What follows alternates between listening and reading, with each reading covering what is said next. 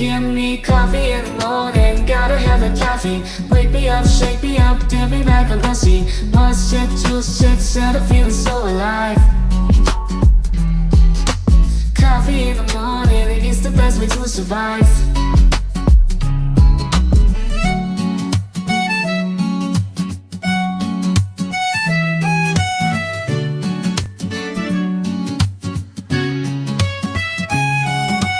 Woke up in the morning, sleepy eyes yawning. Jumped out of bed, started the day, open the curtains. Felt the cool breeze, the sun shining on my face. But something was missing, I needed my job to chase.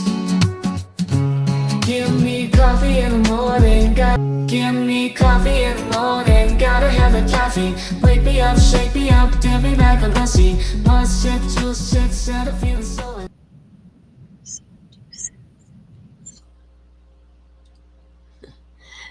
Good morning. Oh, there I am. There's my picture. Good morning. Good morning. Butterflies. Good thing I'm muted because I'll be singing along with the music. Good morning, everybody. Welcome in.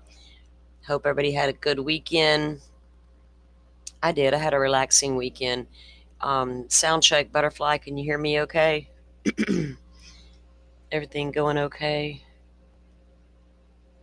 Let me get all my stuff pulled up here on the side so we can keep an eye on what's going on.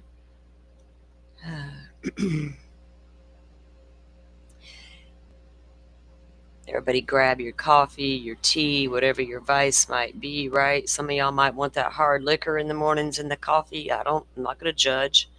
Some mornings be like that. This trial might be like that. Are we all dropping a little whiskey in our coffee? I may not make it through the day if I start putting whiskey in the coffee. I may not make it till lunch. I'd be like, sorry, folks, I'm a little done. Gotta go lie down before I end up in court. Oh, goodness. Yeah. So, Butterfly, I saw you around these YouTube streets this weekend. We were just like having some fun this weekend, trying to have some leisure time.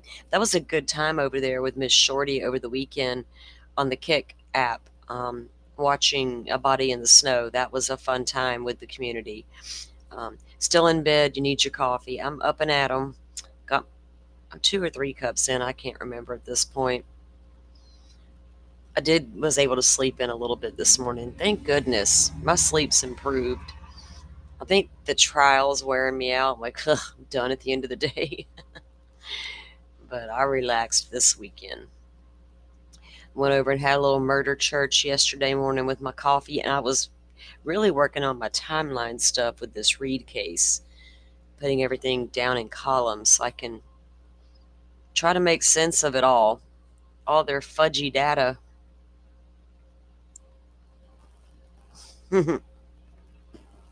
Maybe that's the secret to good sleep, Butterfly. We'll steal Jen Soto's phrase. We need good sleep. So should we start putting the whiskey in our coffee, right? Instead of waking up, we'll just go to sleep. Yeah, it was a good time over there. I kind of like that Kick thing. I'm like, I don't know. Should we venture off into the Kick waters a little bit? Because there are things we'd love to watch, but we can't do it here, right? So I totally get it. I just don't know if I'm there yet. I'll go hang out with them while they do it and see how it works. It's working so far.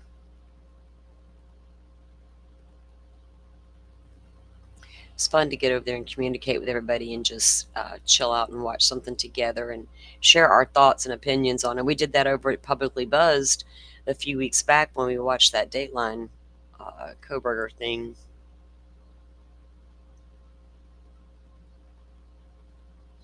Oh no, girl, I have to be careful doing that yard work. There's certain things out there. I love to be in the yard and I don't mind doing yard work, but oh my goodness, my body don't like doing the yard work, right? Fortunately, this property, my son just gets on the riding lawnmower and it's all good. We don't have a ton we have to do, or at least I don't. It's nice. He was always the one as a kid, though, to get out there with me and want to do that. So he enjoys it. So I let him have at it now. I'm like, yeah, I'll just sit back and watch you go, baby.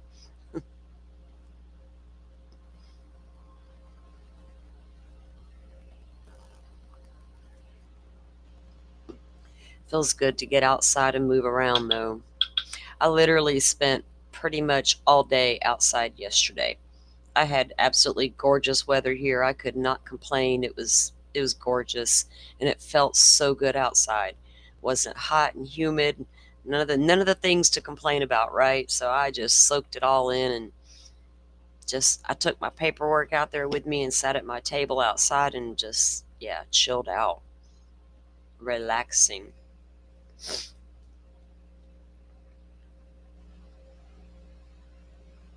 It was gorgeous. We have the OnlyFans up spinning. I think Dolphin's getting up and getting her tea this morning. Joe should be making his way down to the courthouse this morning. If all goes well and nobody is sick, then Lori should have her trial kick off today. We don't know for sure um, what's going to happen there because we don't know what the deal was on Friday when they left early. All the speculation about who was sick, doing what, and I don't, whatever. The judge will figure all that out. So we'll have to see at lunchtime if we get any, because I don't think her court's not going to start for a little while. So we can check in at lunchtime and get an update on what's taking place there. If Joe gets a chance, he'll probably pop in and give us an update as well. Ready for that trial to get on and get over. Oh goodness, my dog just went off.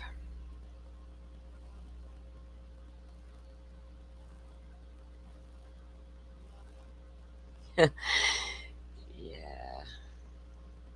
I know I told my son he needs to do he needs to get some sort of weed killer because it felt like every other weekend he's out there riding that lawnmower and I'm like, but maybe it's not really the grass. There's this one area that appears to have like weeds growing. But I think he just likes to get out there and do it. So I'm like, whatever. Girl, those shears will kill you. Those shears will do me in a heartbeat with my right side of my neck. They're like an enemy. Fortunately, here I don't have that kind of yard. I have had that kind of yard in the past, but right now we do not have that here. I think my son bought the only piece of property without a tree. Got one tree. Everybody around me has trees except for these open fields. I got an abundance of birds, though, for somebody with hardly any trees in her yard. It's crazy.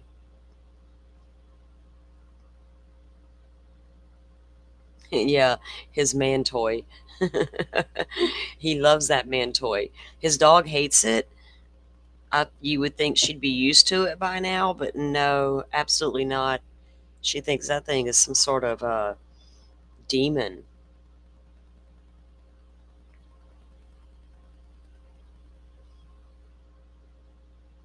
She's not having it.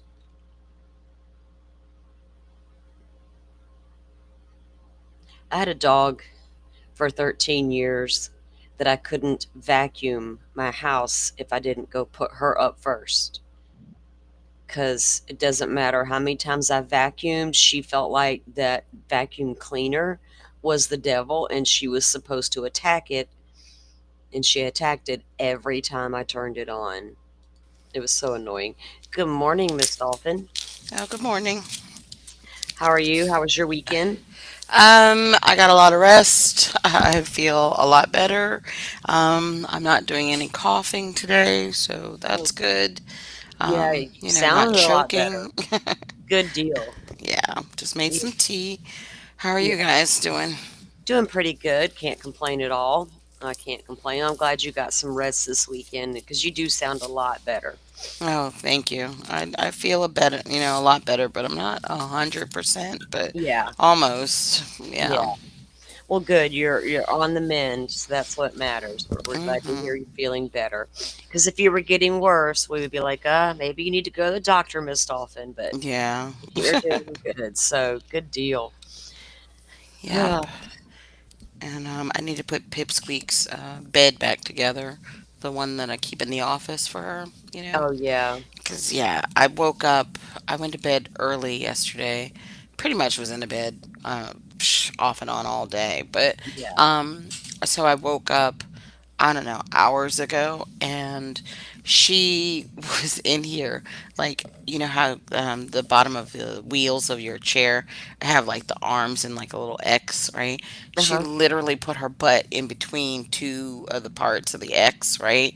And like backed into the chair just to kind of like be near me. And I just was like, okay, now I can't even roll my chair or else I'm gonna Yeah. hit the dog. But Hit the dog. yeah, so but she gave up on me about an hour or two ago. So she's in the den in that chair. So I've got to get this bed. It looks like a miniature sofa. And so it has Oh like, the three sides that come up. yeah, And so, but when I pulled the cover off of it, because I hadn't washed it before, you have to pull the stuffing out of like the arms and the back of it. yeah, And I was just like, so I pulled out the one, what is it, the waffle, stuffing, in the bottom. So that yeah. was like one big pad, right? And then there's all this green stuff inside. And I was just like, oh my goodness. So now I washed it and then I had to let it line dry. So I put Mhm. it out on a sweater rack outside. And yeah, it's That been was out there for a always couple my days. thing, because I've always had large dogs, and so they've Mm-hmm. always had large, thick beds. Mm-hmm. Washing those things was a pain in the butt sometimes. Like, Mm-hmm. they're not very user friendly when it comes to needing to clean them. It can be a pain in Yeah. the butt. It really can. I'm like, y'all cannot think of a better way to do this. Welcome in, Vixie. Glad you're here. Well, I hopefully you had get planned to her. just use a Uh, steamer. Mm-hmm. right, right. Well, yeah, But I don't know what was going on in, the time that I was gone, but I got it back and I noticed when I threw it in the trunk that the sides were mm, like dark chocolate brown and it's like a charcoal gray bed, right? And I yeah, was like, what in the world, right? right, That's not from her. So, because yeah, just her using it, I could have cleaned that thing with a steam iron or, a yeah. steamer and never had to take it apart.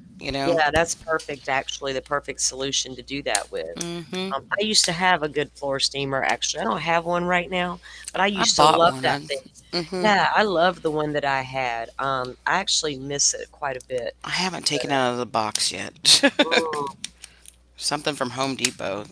yeah, I had one years ago that I had my grandfather's house. He had these old laminate type floors. They were just old. And like Mhm. one day I was like, man, I cannot take this. And I went to the store and I bought one and came home and cleaned the shit out of that floor. It Mhm. was so nice. It was like, I love a good clean floor. I can't help myself. Oh yeah. I do. I'm in the mornings. First thing I do when I'm getting my coffee is brewing. I'm usually sweeping or mopping the kitchen. Like, I can't all day. It needs to be clean.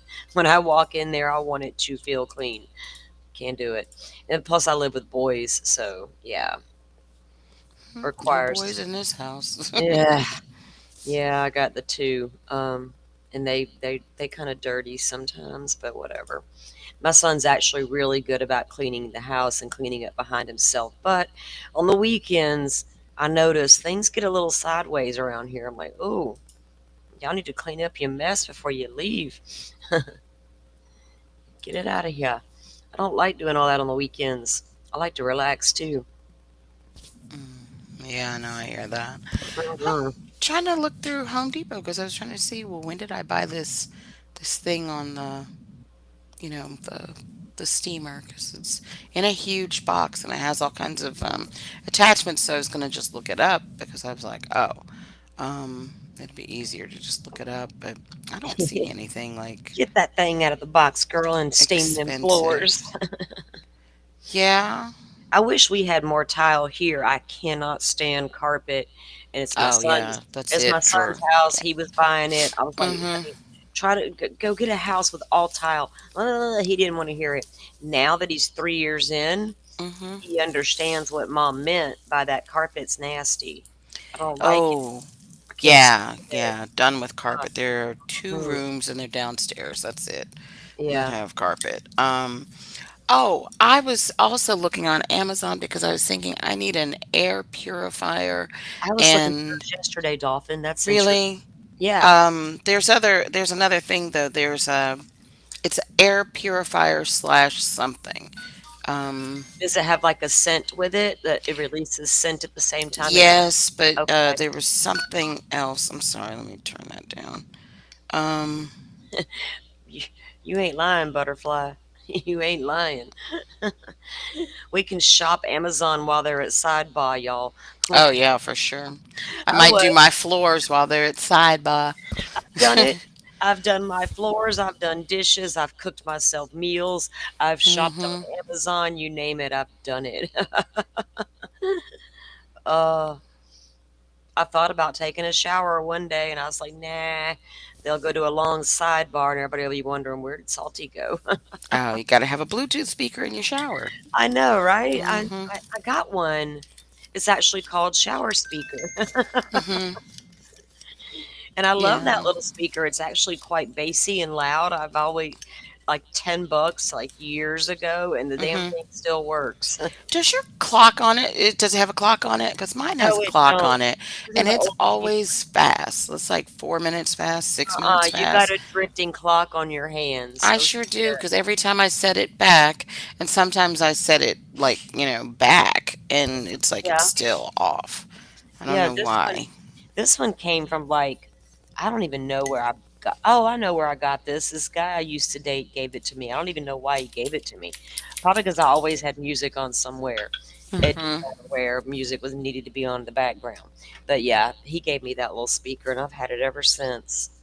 I do need to put it back in my shower though, because sometimes I like to listen to streams. I'm like, I need to go take a shower, and this is a Mhm. 8 hour stream. I do it all the time. Yep. I know I've done it with just took my phone in there, but yeah, butterflies done it to me. I'm outing you, butterfly. Um, we've done it. So yeah, that. Oh, there it is. Thanks for reminding me about my little speaker because now I got to get that bitch in there. Uh, Oh, okay. It's a four-in-one air purifier, an Mm, ionizer, negative ion generator. hmm Da, da, da, da, da. What's the four-in-one? What are the four things? I was definitely looking at those yesterday. They have like even small ones for like a bedroom area for a small space. Yes, I need one for my bedroom, and then I need one for the Yeah, house, like, I want one further for the out. Cause bedroom for yeah. sure. Because now I'm living with a cat, and I've Mhm. never done that. Right? Well, the cat I had before was was he just was outside all the time.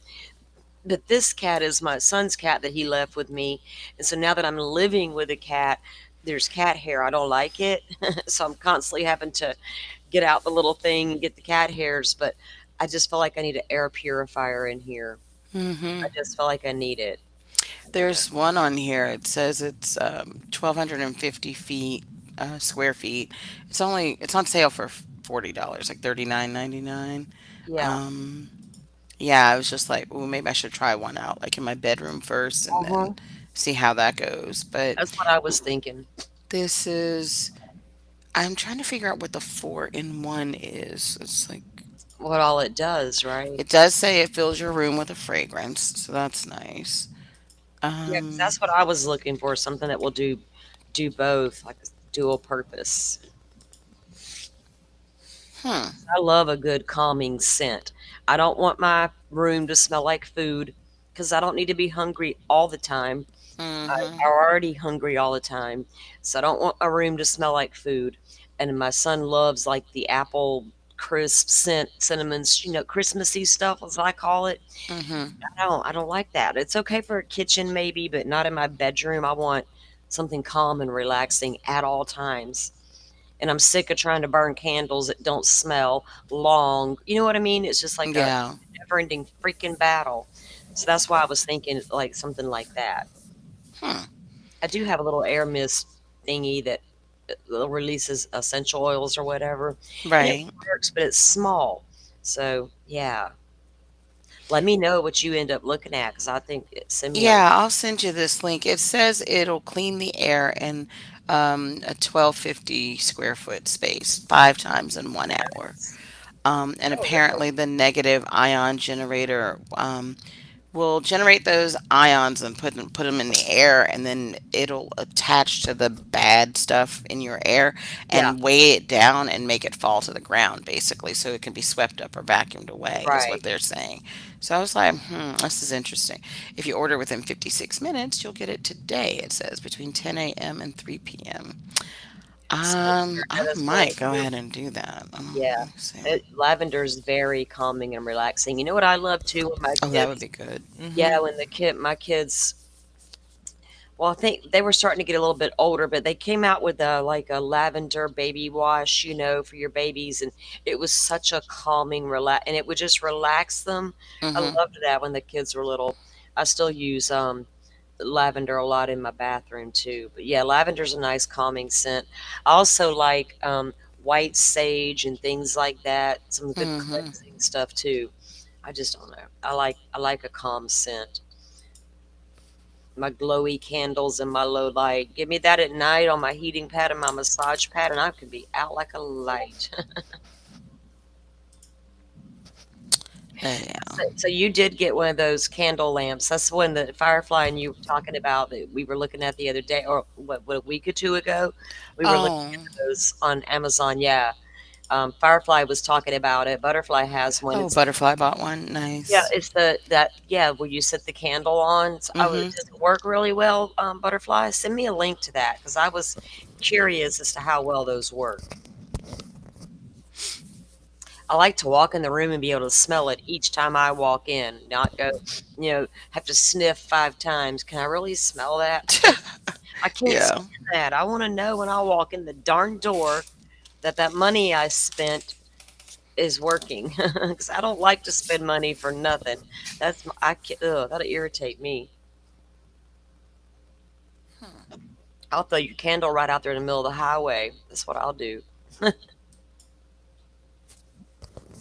Butterfly says, yeah, and she got one of those for her daughter as well. Oh, that's a good idea for Christmas for my daughter too.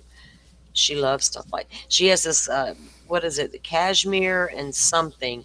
And Target only has it like around the holidays and it is like one of her favorite all-time candles. So I always try to order her some of those. Maybe I'll get her the lamp to go with it. Uh-oh, we have movement in the courtroom. Let me get the share screen up. Uh-oh. Y'all get ready for the first sidebar of the day. I know, really. I had it on mute because Jesse popped up there. All right. I can't believe we're at June 2nd already. I So, know. Mr. Leslie, I was My told you wanted to see granddaughter me. has a birthday in 2 days. Mm. Okay, sure.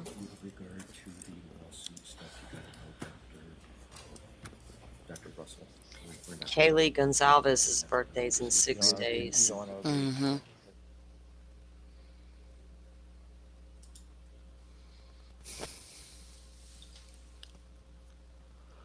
I gotta look and I gotta call my sister or text her and ask her how old she is. I forgot how old I am. Okay, great. Thank you very much. So, I Wait, I think I appreciate know. getting the redacted text messages over the weekend. Ms. Gianetti, this is yours, all right? So, Mr. Brennan, I'm letting the text messages in over the Commonwealth's objection. I find that they're properly authenticated and that they do Nice. go to. Nice. Turn this fan off. Yes, can we turn? Oh, get permission first, mister. Thank you. So I do find Yep. that they're properly authenticated, and I find that they come in as they go to the state of mind of Trooper Proctor, specifically as that goes to potentially reflecting any bias or omissions in the police investigation. So I'll give a limiting instruction at the time they come in. I understand that what was still remaining with disagreement are in orange. So I've got rulings on those. I don't think we need argument. We've heard plenty of argument on this. So So regarding the first page with the numbers, I think we should do it the way I inquired about them last week, with just the last two numbers, not the last four, so those reductions will have to be made. I think the first page with disagreement is on page 02537, is that right? Correct. Okay, so the first one from Bird saying something stinks, I'm going to allow that in. And then there's a message that you both agree to in yellow.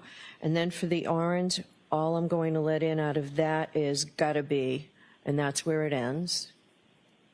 So you'll have to redact out the rest of that, Ms. Giannetti. What? And the next page, and the only other one was 02539, is that right? Correct. So that comes out. All right? Parts That's of the it. conversation. I don't know whose objections they were. Those are my rulings. All right, can we bring the jury in, ruled. please? Fucking- I'm going to get fresh coffee while she goes through this food block. Okay. This tea is so good. Tony, do you want me to? What kind? Earl Grey right now Nice. My with favorite. lemon and sugar. Oh, there you go. Actually, wait, no lemon. I'm still out of lemon juice. Shit, Oh, I forgot no. about that. Order some regular lemons. They're better. I will. I need to clean my refrigerator out and stuff first. You and I are almost the same. You know, it's Yeah. crazy. I get you. I get you. I just cleaned mine out 2 days ago, so I understand.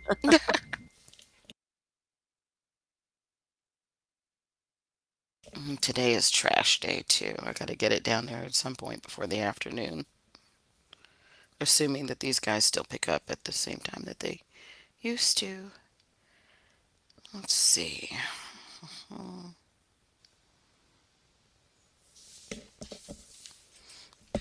I am trying to find like shopping guides, like buying guides for these purifiers and whatnot. Every time I do something, AI wants to answer the question.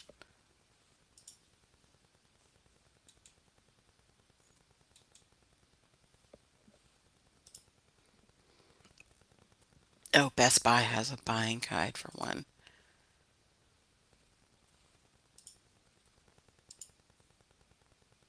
Wait, what are they at sidebar for? These text messages?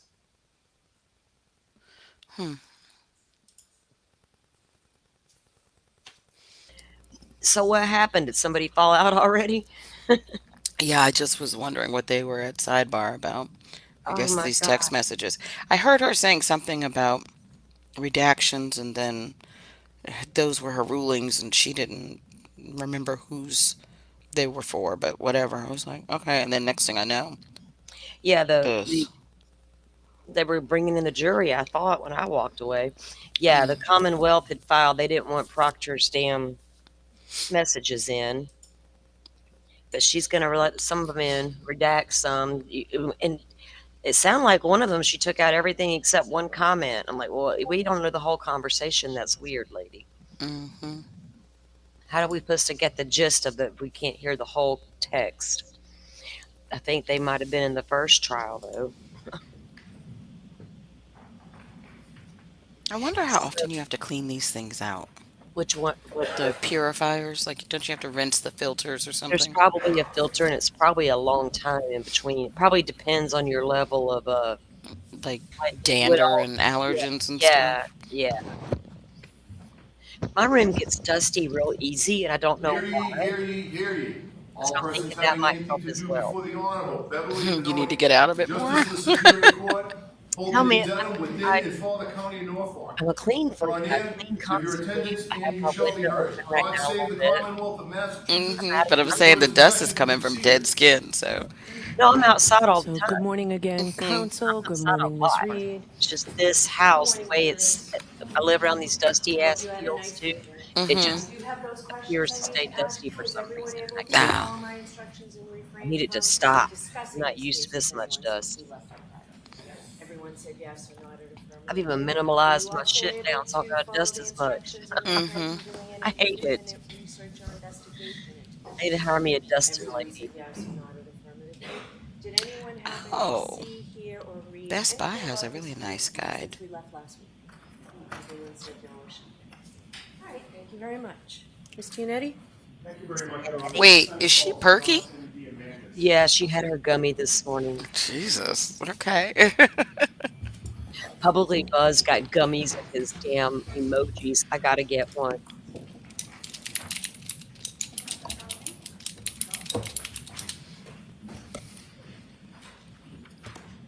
We were throwing the gummies all over the murder church yesterday morning. And Alan Jackson's prosecuting the case against what's that guy's name? They're watching that trial over there at Publicly Buzz Murder Church. Morning. Phil Spector? Yes, May I the proceed, Your Spectre Honor? case. Yeah. Good morning, sir. Would you please state your name and spell your last name? I Jonathan need Diamandis, breakfast. Diamandis. Sir, do you know former trooper Michael Proctor? I do. How do you know him? We've been friends since middle school, approximately 30 years. And in what town? Canton, Massachusetts. Did you graduate high school with Michael Proctor? I did. When was that? 2000. How close did you remain in contact with Michael Proctor after high school? Very close. Do you have his cell number? I do. How often have you texted him over the years? Frequently.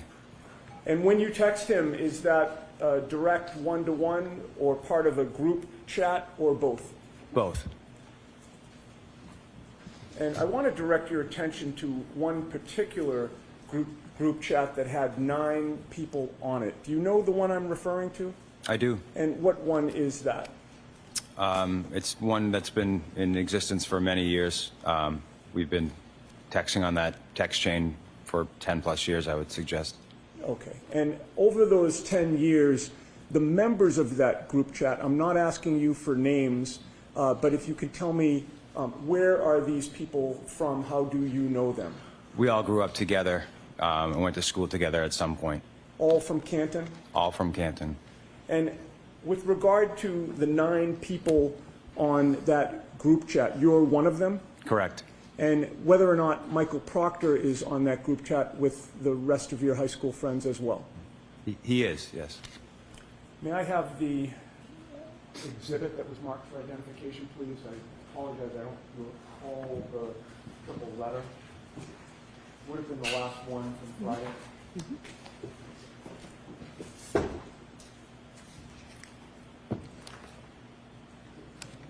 It's triple N as in Nancy.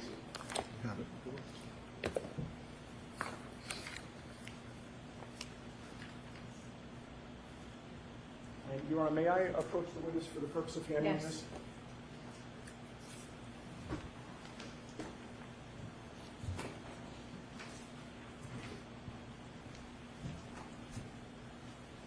And I've handed you what has been marked triple N for identification. Do you recognize that, sir? I do. Have you seen that before? Yes, I was shown it last Friday. And what do you recognize it to be? A portion of our text chain. Okay, and when you say a portion, it's a limited time period within a much longer text chain. Is that fair to say? That's correct. And with regard to how you're able to recognize it, I'd like to just ask you a few questions. First of all, on the first page of that document, do you see a series of phone numbers? I do. And do you recognize your phone number on that text chain? Yes. And having reviewed that text chain on Friday, did you see that you had actually sent one text of the whole body of text that's included in what has been marked triple N for identification? Yes. In order to send that text message as of late January, early February of 2022, did your phone have a passcode on it? Yes. Have you had that for several years? Yes. In order to send a text chain, do you have to enter the passcode to your phone first to unlock it? Correct. And so it would have been you who sent that message. Yes. And having reviewed the content of that text chain, were you able to identify which entries were typed and sent by Michael Proctor? Yes. Who is he on that text chain? He's listed as local user Okay, and it says local user, and there's a bunch of letters and numbers after that. Correct. Everybody else is identified by a phone number, Yes, or a nickname. and actually, even the ones with a nickname have a phone number, correct? Correct, yes. So three of them have nicknames, correct?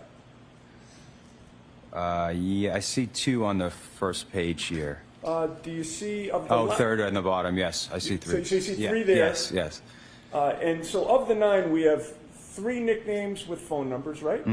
Yes, We have 8 phone numbers total, right?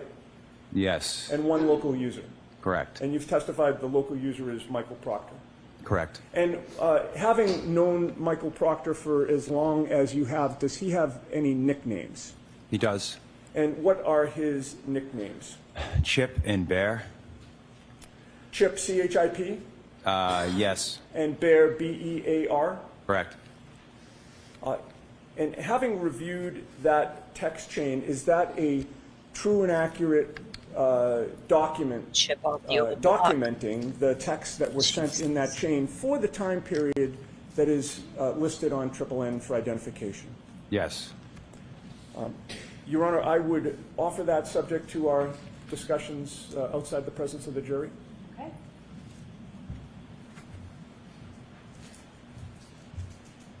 May I take it back from the witness? Yes. Consider 209. Thank you.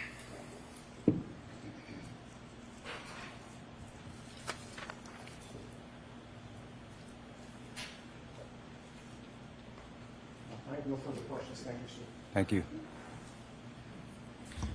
Can I have Exhibit 209 when it's ready, please? Thank you.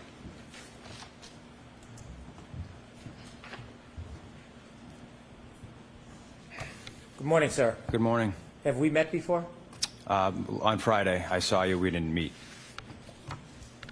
You had been friends with Mr. Proctor for about 30 years. Yes, Are you still friends with him? I am, Are you still close with him? I am, You were on a text chain with Mr. Proctor over the years. correct. Did that include other friends of yours and Mr. Proctor's? Did, The extent of that text chain, did it go back many, many years? yes. Have you ever looked at any records that summarize some of that text chain? Yes, Did it note that there were over 38,000 texts in that group? I did notice the number, but it sounds accurate. When there is conversations in that group, do you always respond to the conversation? No, There's a particular section or segment of those 38,707 text messages that were shown to you. Did you see that document? I did, Are you familiar with it now that you've seen it? now that I've seen it, yes. In that document, are there inappropriate comments that your friend Michael Proctor made about one of his investigations? There are. Was it about this case here? It was. In those inappropriate comments, did other people on that text chain, not you, comment or respond to Mr. Proctor? Yes, In that text chain where Mr. Proctor made inappropriate comments, you did not respond to any of those inappropriate comments, did you? correct. You're on the text chain at a point later on in conversations, but not relevant to the inappropriate comments. Correct. Did you know that Mr. Proctor was fired by the Massachusetts State Police because of his inappropriate comments? Objection.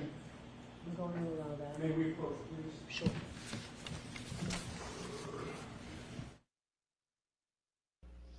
Dolphin, I'm disappointed in the breakfast place.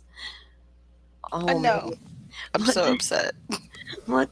They just went and flipped and changed names and menus on you and didn't warn you. The only way I found that out was on Google Maps because I went on their website and their particular location was missing. And I was like, wait, what the hell? You know? And Was they it won't like answer the phone. Oh no. Was it Somebody like on, huh? is it like a little local place or was it a Yeah, like an Atlanta place. They've got like, I don't know, about 8 different locations all Yeah. over the city and the burbs and stuff. And yeah, I saw it on Google Maps. Somebody like one day ago like took a photo of the menu and said that the name has changed to whatever it is now, and but the prices have gone up. The menu's the same, but I'm like the one page that they showed, I was like, that's not quite the same, but okay. hmm. I want my sassy scramble. There's a good place over next to my son's school that just has amazing breakfast foods. Really? Oh yeah, it's I don't have that option out here. Spencer says, "I bet that text chain was full of inappropriate comments." You damn It right it probably was. was. Yeah. Yep, 38,000 plus over a 10-year plus period. These 9 old buddies were on this text chain. How many of Mm-hmm. those old buddies went into law enforcement? I wonder. Last question and answer.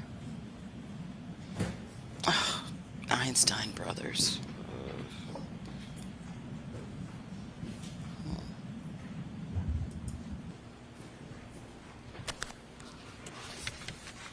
This guy. Sir, do you know if Mr. Proctor was fired from the Massachusetts State Police? I do. Did he tell you why? It was in connection to this case. I believe it was based on his text messages that were sent to us. Based on these comments that are in exhibit? Correct. Did you at any time ever defend or endorse these comments? I did not. Did you ever encourage him in his comments? I did not.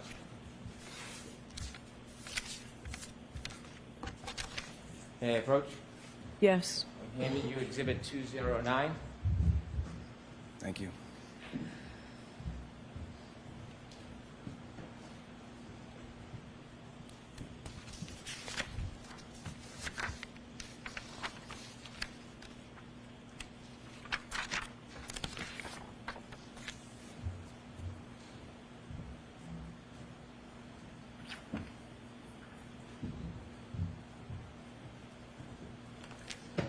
On the first page, ending in the numbers 27, there's a fuller number, but I'll just use the last 2 numbers. Bottom right, 27. Is there a number of redacted phone numbers? I'm sorry. On the first page on the bottom of the page? If you look to the bottom right of the page, there's a number on it? Oh, yes. And then it's blacked out next to it? Yes. Yes. The last 2 numbers, is it 27? Yes, it is. When you look at that first page, does it have a number of redacted phone numbers of different people? I don't see anything redacted. The top box, are there numbers? There Phone are numbers, yes. Are they partially blacked out? No, the display names, it just lists phone numbers. Okay. Are those numbers you recognize as the group of friends, including Michael Proctor? They are. As you read down that first box and go down to number of messages, do you see that? Oh, yes.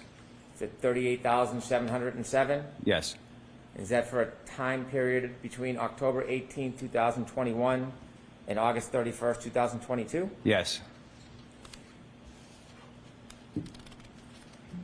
I'd like you to look at the third text message that begins with Chip. Without saying who it is, do you recognize that as one of the people in the group? I do. And what did the person write? Chip, name of that BPD cop. And at the time this conversation was happening, were you part of this immediate conversation? I was not. Turn the page. Bottom right number is ending in 28. Do you see that page? Yes. Okay. Instead of a name, there's a local user with an ID. Is that Mr. Proctor's? Yes, it is. And does he respond to Chip, name of that BPD cop? He does. What does he say? John O'Keefe. What is the next question from somebody in the group?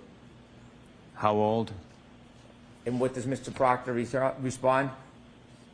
He took custody of his sister's kids. The next one? She died of cancer, and the father overdosed on her grave. And then one of the What? group sends a message. What do they say? Oh, man, that's rough. And what's Mr. Proctor's response? Mid-40s. Does somebody in the group then post a Facebook posting? Yes. Do you know what that's about? I do not. If you could turn the page ending bottom right 29. Yes. Somebody in the group ask another question. Yes. What do they say?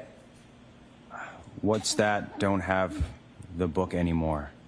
If you could just speak up just a little so it's hard to hear with the fan on, not your Sure. fault. What's that? Don't have the book anymore. How does Mr. Proctor respond? This one is a nightmare. Forget about the kids. That's awful. And then I'd like you to go down to Mr. Proctor's next comment. But all the powers that be want answer ASAP. And what does one of the group respond with? Gotcha. Mr. Proctor, Couldn't open it either. do you know what he was talking about when he said he couldn't open it? I'm guessing the Facebook link. I'd like you to turn forward to bottom right, 3-1. Do you see what that is? Yes, I do. What is it? John O'Keefe's Facebook page. What does it tell us about John O'Keefe? He went to Braintree High School, studied criminal justice at Northeastern, joined Facebook in 2008. Turn the page, please.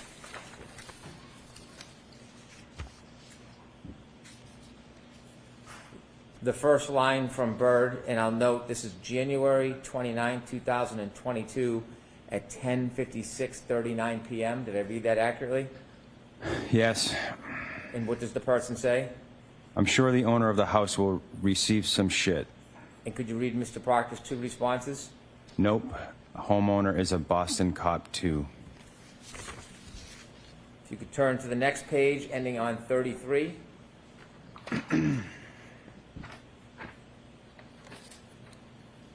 This is January 29, 2022 at 10:57:21 p.m. Could you read Mr. Proctor's two comments?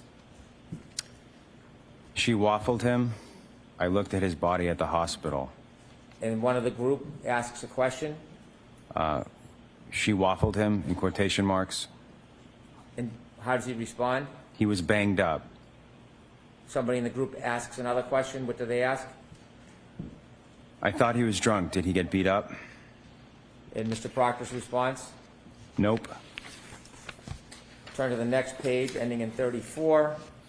This is at around 10:58:06 p.m., running through 10:59 p.m. Another question from the group. What did they ask? So the owner of the house was a woman cop that beat him? And Mr. Proctor's two responses. That's what I initially thought after talking to Canton paramedic. Then I saw the guy. One of the group asks further down, what does...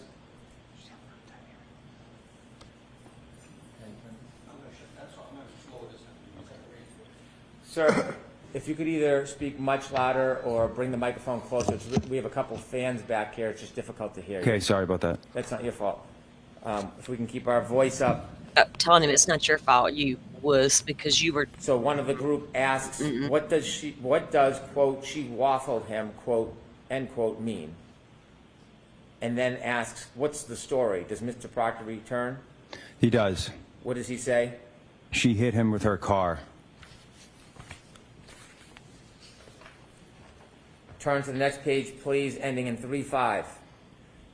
And these texts are from 10:59:13 p.m. to 11:08 p.m. The person by the name of Bird asks a question. What does he ask? Or what does he say? Okay, that's fucked up. How does Mr. Proctor respond? Intentional or not? And somebody in the group again? Gotcha, he was frozen in the driveway and she didn't see him. And Mr. Proctor's two responses? That's another animal we won't be able to prove. And the next one? Oh. They arrived at the house together, got into an argument. She was driving and left. What does the friend say? What's the name of the Canton cop living in Canton? The other one involved. What does Mr. Proctor say? Biffed him.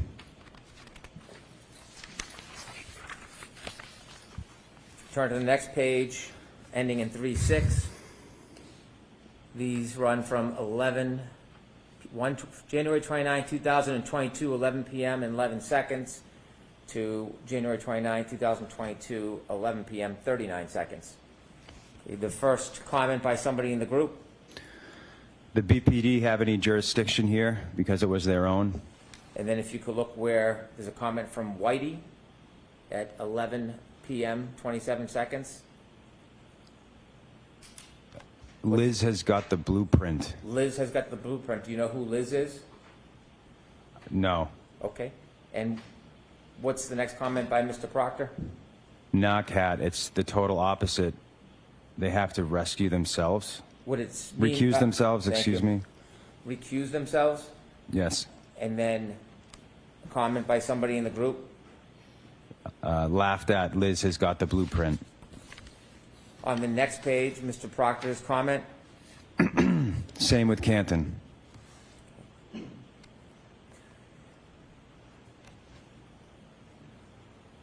At January 29, 2022, 11:02 p.m. and 15 seconds, there's a comment from one person in the group, number ending in 5051. Could you read that? But I assume you guys are out to make it cut and dry since it involves cops. Next comment by Bird, Something stinks. and the comment by Mr. Proctor. Yeah, but there will be some serious charges brought on the girl. And the beginning of the next sentence is gotta be. And finally, the last comment on that page, She hot at least. and that's a question mark. Yes. Turn the page, please. Ending in 3-8. These messages begin at 11:05:57 p.m., run through 11:06:39 p.m. on January 29, 2022.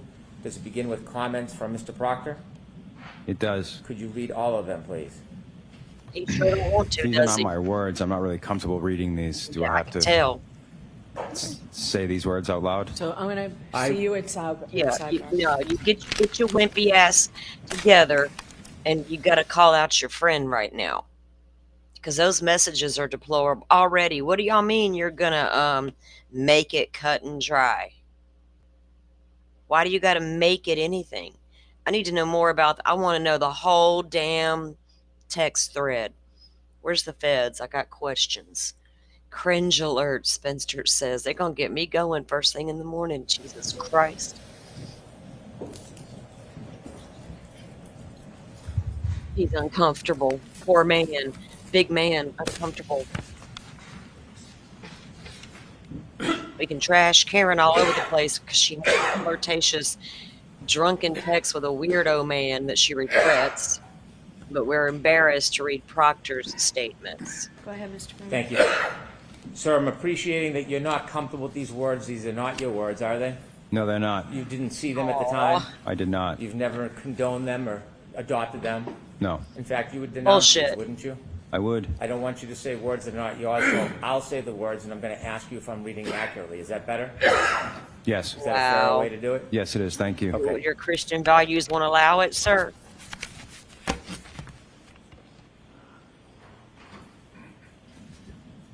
On January 29, Feel bad for your 2022, wife. 11 p.m., 5 minutes, 57 seconds.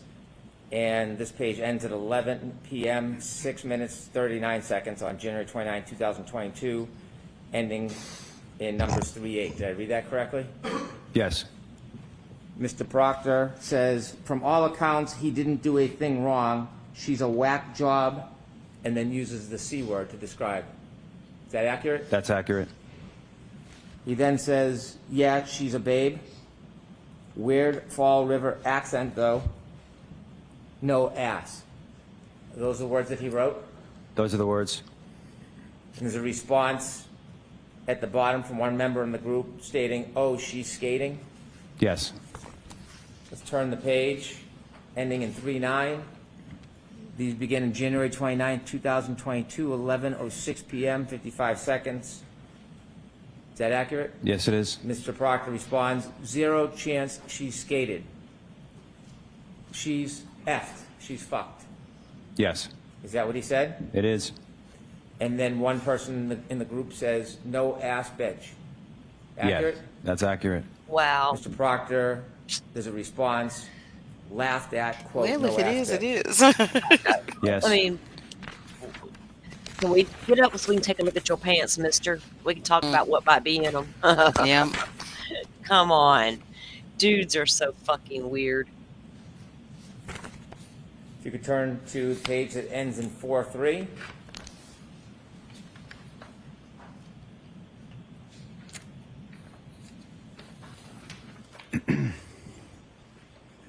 You ready? Yes. Somebody in the group says, is that chick a smoke? And then the same person follows up with a question mark. Accurate? Accurate. Mr. Proctor responds, E-H. Yes. Nut bag, as my chief would say. Yes. She's got a Chief? leaky balloon knot. Yes. Leaks poo. Yes. Are those the words of Mr. Proctor? They are. Did I read those accurately? You did.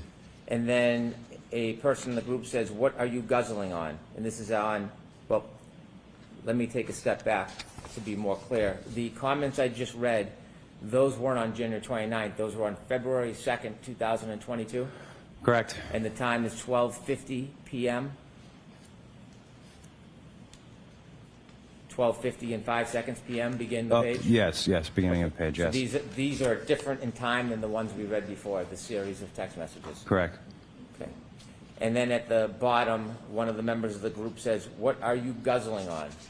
Correct. And that's still February 2nd, 2022, and that's at 1:51:33 p.m. Yes. And then if you can turn to page that ends on with numbers 44. Yes. And this is on February 2nd, 2022, 1:52:24. Mr. Proctor says, nothing, writing a warrant. That's accurate. There are no further text messages? From Mr. Proctor? Yes, or anybody in this group that you have as part of this exhibit? That was not the last comment. Okay, let me look. Okay. Is there another YouTube video? There is. You were not part of any of these conversations with Mr. Proctor, No, but you're still friends with him? I am.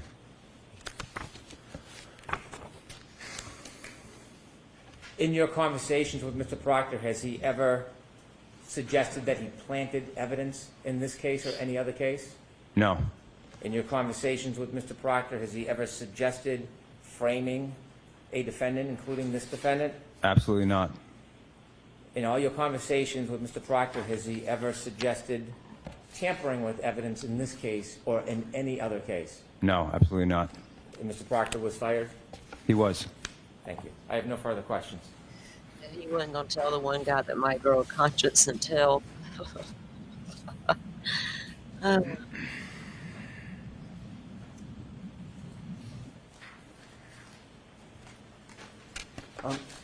Sir, at the time Michael Proctor was revealing this information on this high school group chat, was this information public? I have no memory, one way or the other.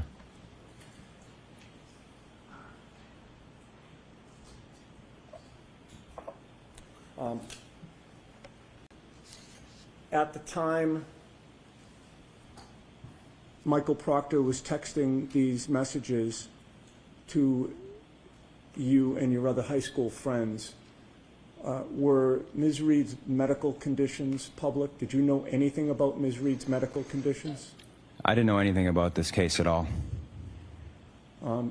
Michael Proctor was the one revealing those details about the case to you and anybody on the chat who cared to read them, correct? Correct. And you were asked questions about why Michael Proctor was fired, and I believe you answered in a shorthand way for these text messages. Were you aware he was fired for being biased? I'm not aware of that. Objection. So the answer will stand. He's not aware. Were you aware that he was fired for revealing confidential information about an investigation? I was not aware of that. And were you aware that he was also fired for conduct unbecoming a state trooper and a lead investigator in this case? I was not aware of that. I have no further questions.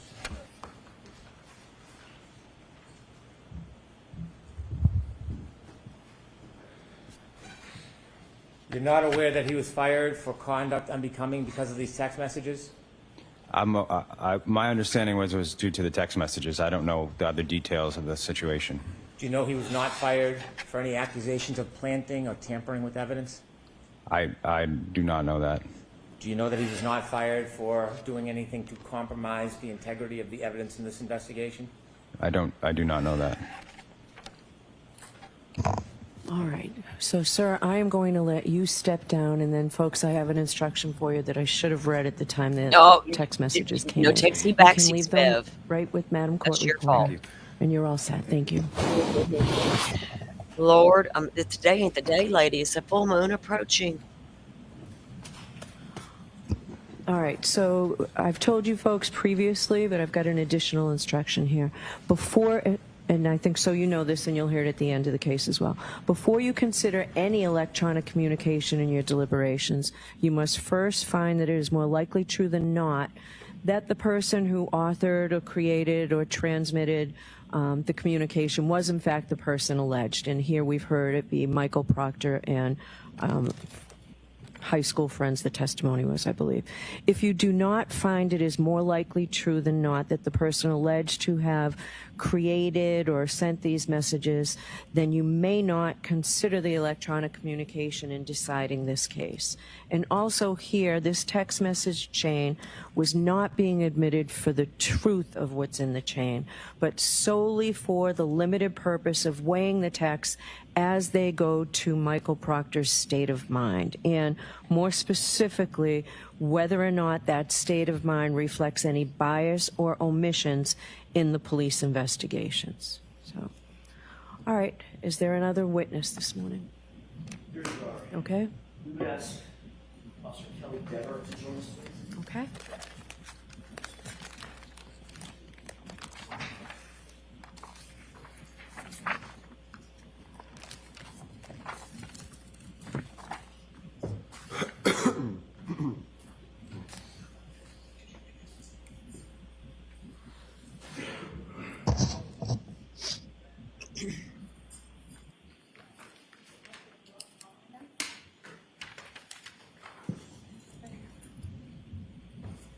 Yeah, if she goes to prison, her quality of medical care to control her MS and everything else is going to be gone.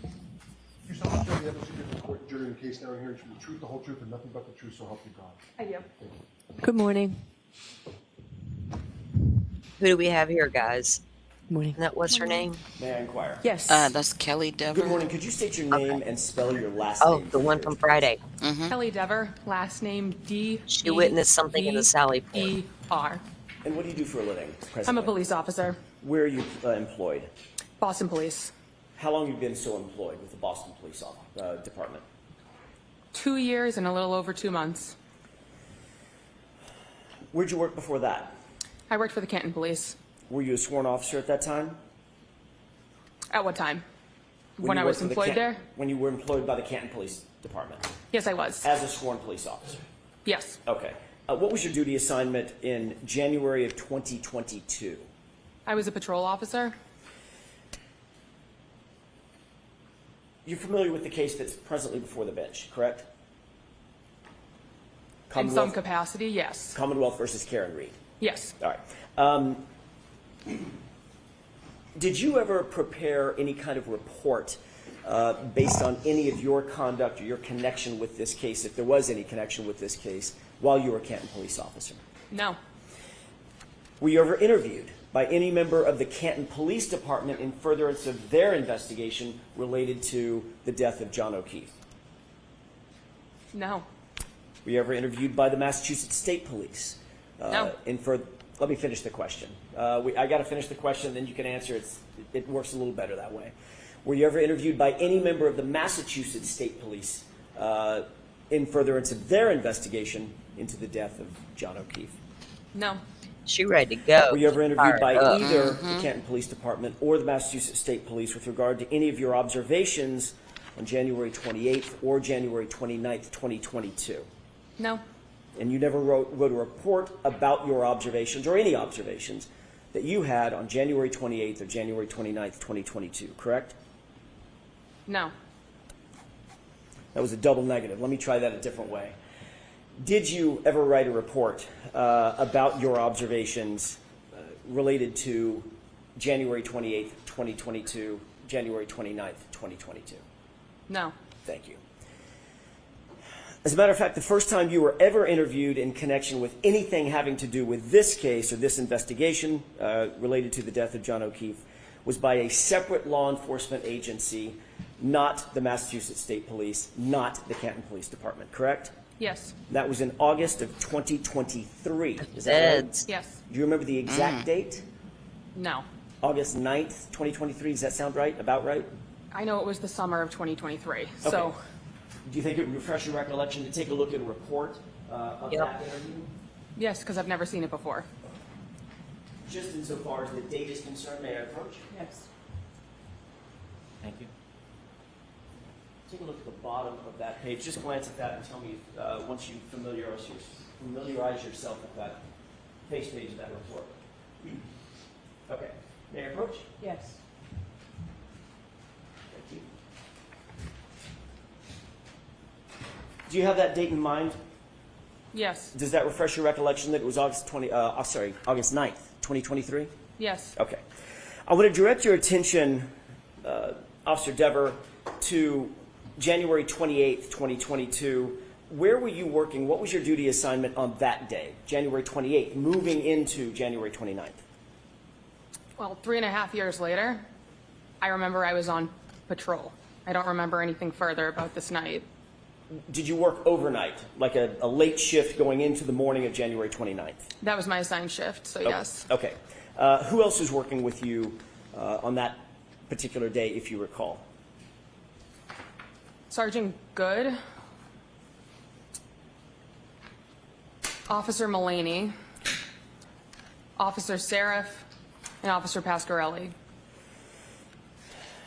And what generally was your assignment when you went into work that night on January 28th? Patrol. At some point, either that evening in the early morning hours of January 29th, did you note that a call came in related to a person found in the snow, unresponsive in the snow? Yes. Tell me about that, the nature of the call, and where were you? I was in my cruiser. A call came in that said person in a snowbank, something along those lines. Immediately followed by that transmission, my sergeant requested that I come to take over dispatch. Is that Sergeant Good? Yes. Okay. Did you, in fact, respond back to Canton PD to take over dispatch? Yes, so I was already in the parking lot of the Canton Police while this took place, so I was already at the station. Did you note whether or not Sergeant Good and or any of the others responded to the location while you stayed back to handle dispatch at the police department? Yes, that's why I went inside so he could respond. Were you aware that Sergeant Good, did you have any knowledge at that time that Sergeant Good was familiar with or knew who Brian Albert was? Objection. Sustained. Did you know who Brian Albert was at No. that time? No. Do you now? At least Because of familiar this with the case, name? yes. I spoke over you. I'm so sorry. Based on this case, are you familiar with the name? The name, yes. Did you know Kevin Albert? No. Oh, the detective Kevin Albert. Yes, I did. Correct. How did you know Kevin Albert? He was a detective for the Canton Police. Were you aware of his relationship to Brian Albert at that time? No.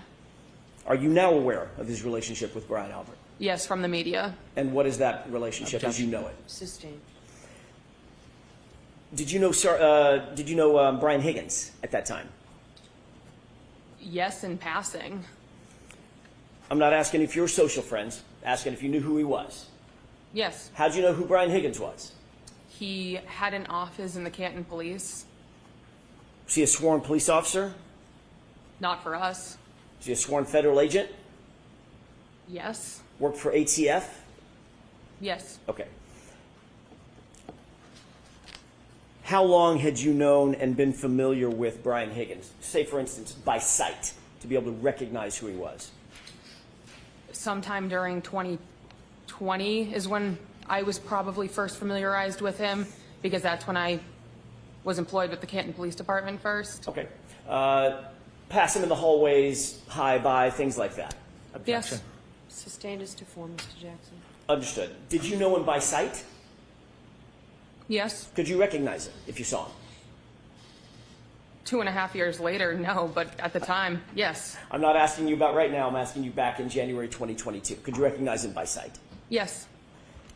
Did you know who Kenneth Berkowitz was? Yes. Who's Kenneth Berkowitz? He was the chief of the Canton Police. Obviously very familiar with him. He was your boss, correct? Yes.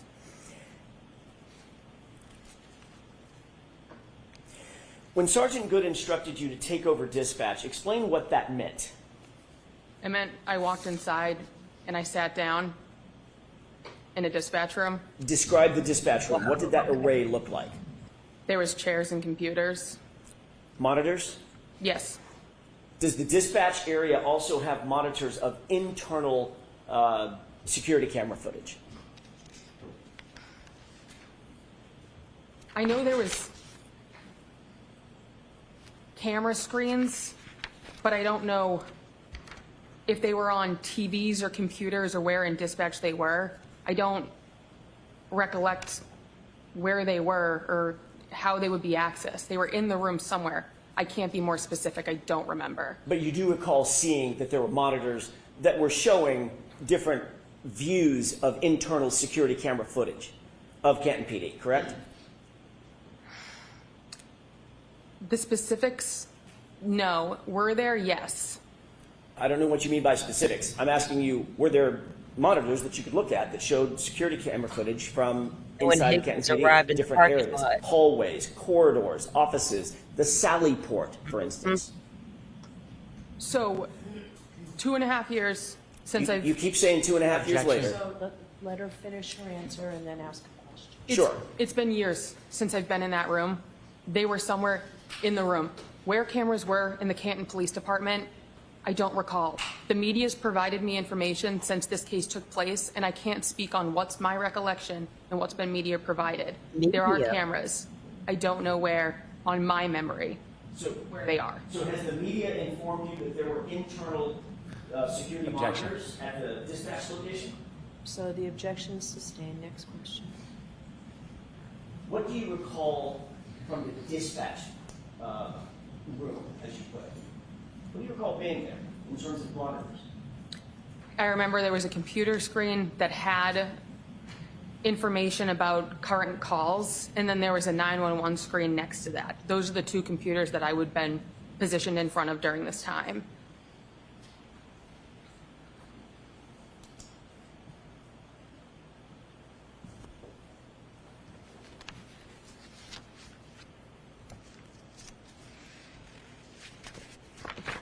As a dispatch officer, by the way, you were a sworn officer at Yes. that time, correct? Uniform, badge, gun, the whole works, right? Yes.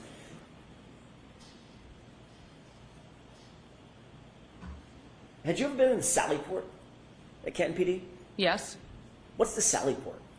A Sally Port is a garage, essentially. Okay. You were aware that the Sally Port garage had a camera, a security camera?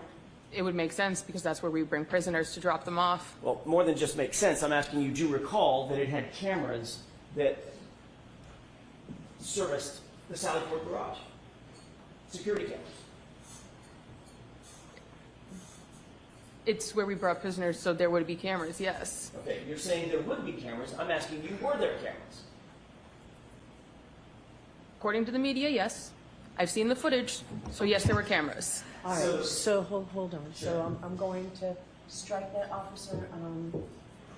You have to answer the question based on your own independent knowledge, okay? And if you don't have them, tell us. But you can't reference what you know from the media. All right. There were cameras in the Sally Port. Thank you.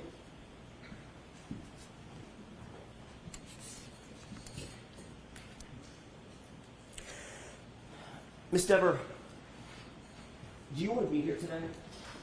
I have no relation to this case, I so didn't ask you that. I asked you if you want to be here today. Objection, this isn't direct. So it's your witness. I understand. She can, no comments, just questions. Not, I understand that. Do you want to be here today now?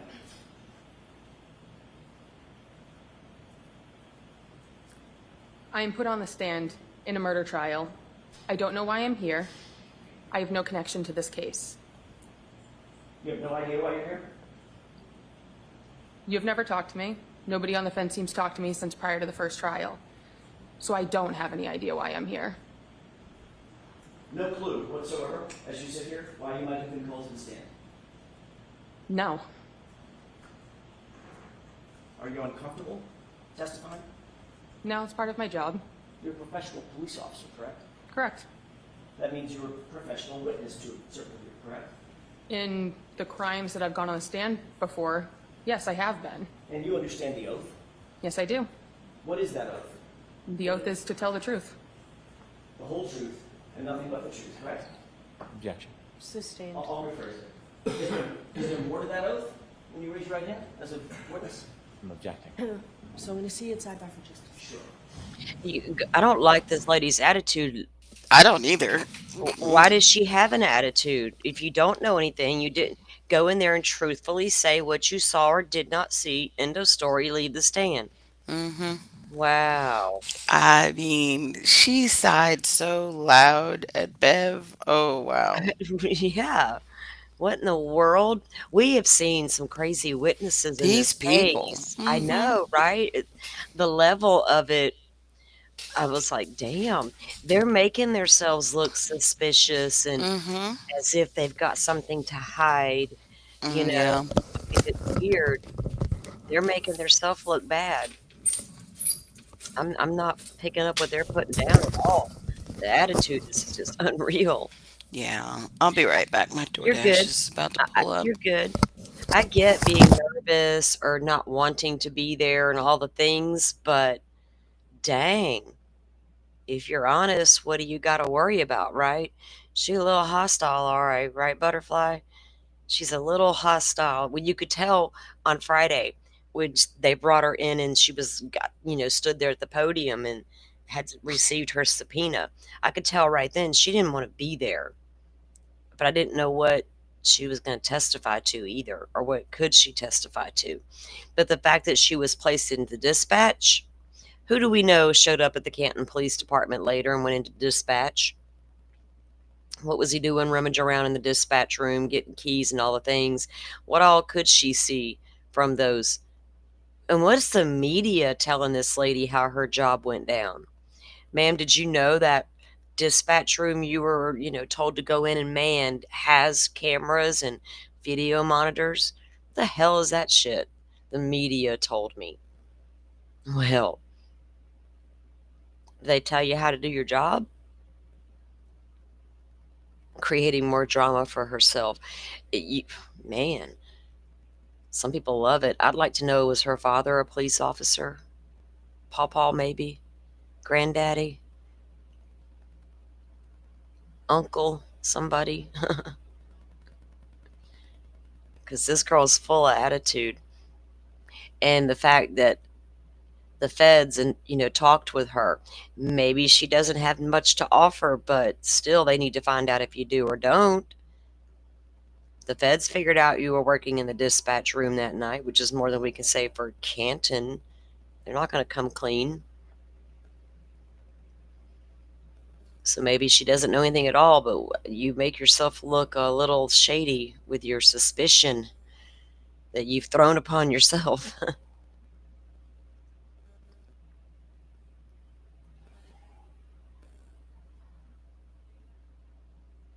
She's unprofessional. I don't like the way the defense is not really allowed to go directly at her. Just ask, what did you see? What did you witness?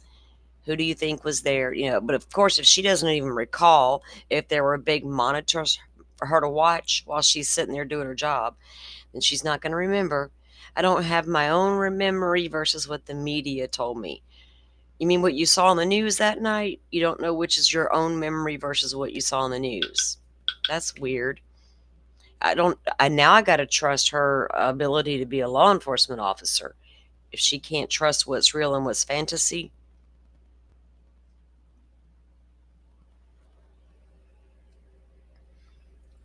Bev's not going to take too kindly to that dissing.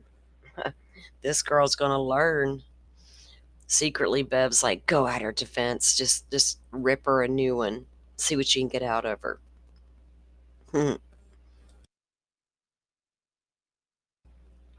You know, that's how Bev might roll in the end.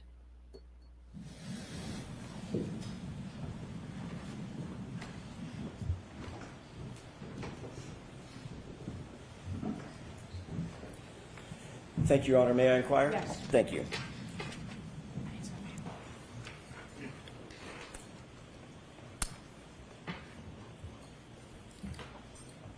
One of the cameras, one of the monitors that you had access to back on January 29th did show the footage from, or did it show the footage from that, one of the other Sallyport garage cameras? Can you rephrase the question? Sure, it was a little bit clunky on my part. Did one of the monitors that you looked at, that you had access to at the dispatch area, did it show the video footage or the video feed from the Sallyport garage?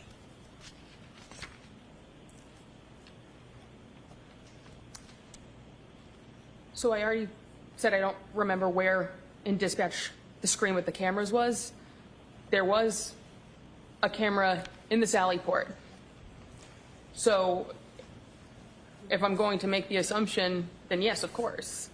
But now that's an assumption. I'm not asking you for an assumption now. I'm asking you, did one of the feeds, now we've talked about the camera, the other side of the camera is the feed. Do you recall whether or not there was footage that you could see on a monitor in the dispatch area that showed the Sallyport?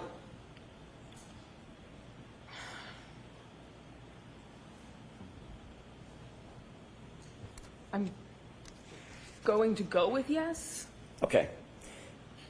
My clarification. How long? So I don't know what that means. So what do you mean you're going to go with yes? Is your answer yes?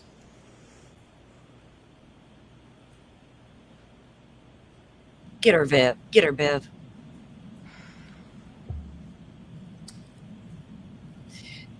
Don't be a liar, honey. You're young. Yes. Thank you. Damn.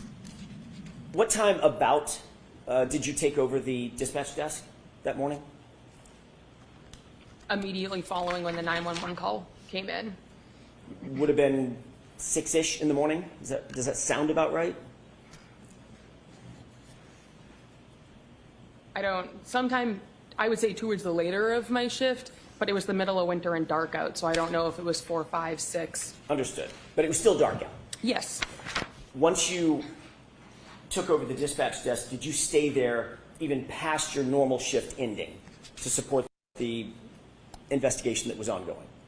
Not to support the investigation. I was just on overtime. Okay. So you stayed past your normal end time of your shift that day? Yes, on overtime. You stayed into the afternoon, correct? I believe the shift ended at 3:45 p.m. for the Canton Police. But you stayed past your ending shift time, correct? Action. I'm sorry, I'll rephrase it.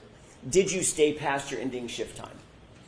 For my regular shift, yes, because I was on overtime on the day shift. Did you observe anything unusual that stood out in your mind that occurred, pardon me, in the Sallyport while you were on that shift? So we've discussed this previously. I can't make that statement on the stand because I've been provided information released by the defense that it was not a memory, that it was a distorted memory. Therefore, I can't state it because at this point it would be a lie. What? I cannot make that statement that you're wanting me to make on the stand because I've advised that that would be a lie. Ms. Dever, I've never asked you to make a statement one way or the other on the stand. I'm asking you an open-ended question. Okay, Did so you, prior let to me the ask first, the question. Did you observe something in the Sallyport garage on January 29th, 2022 that you found unusual, that stuck out in your mind? given factual information that makes it so I know I did not, no. So the answer is no. Correct. Do you remember being interviewed on August 9th, 2023? I do. That was by a separate law enforcement agency, correct? Yes. 2 separate law enforcement agents, is that right? Yes. And you were advised during the course of that interview on August 29th of something, correct? Can you rephrase I'm sorry, that? August 9th. So what was I advised of? Can you rephrase that? Sure. Were you advised that lying to those officers would be a crime? So it was a willing conversation. I've spoken with their legal team. Because of the fact I was provided factual information that showed a statement of mine was a false memory, it was not a lie. Therefore, I made it in good faith, and I retracted given information that it could not be accurate. Ms. Dever, did you understand my question? Yes, I did. You threatened to charge me with perjury during our phone call prior to the first trial if I didn't lie on the stand right now. Oh my God. I'm telling you, I did not see anything. Factually, I've been provided evidence by a timeline that it is not correct.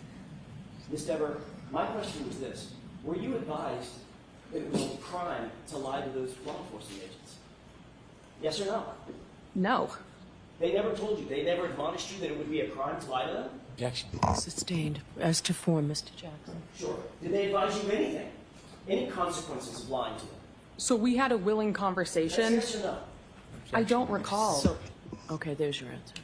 You don't recall if they advised you of anything? No, because it Okay, wasn't. As a trained law enforcement agent, Go ahead and ask a question, but What both statement of you did she only one at retract? a time, okay? as a trained law enforcement officer, are you aware that it's a crime to lie to certain other law enforcement agents? When you have intent to lie, yes. Okay. So you knew that when you spoke to these law enforcement officers, correct? Yes.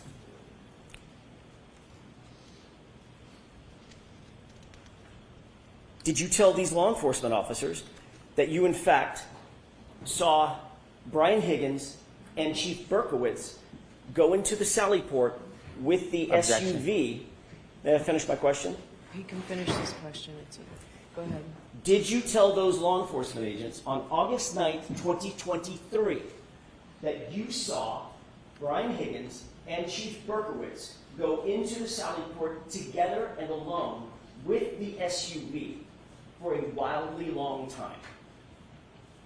That was my recollection at the time. So you did say that? At the time, that is what I recollected. Okay.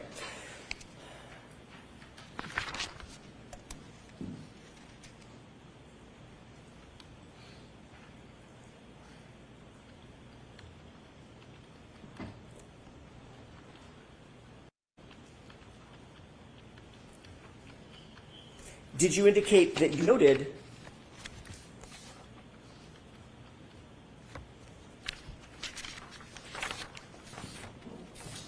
Let me have just a moment, Your Honor. Sure.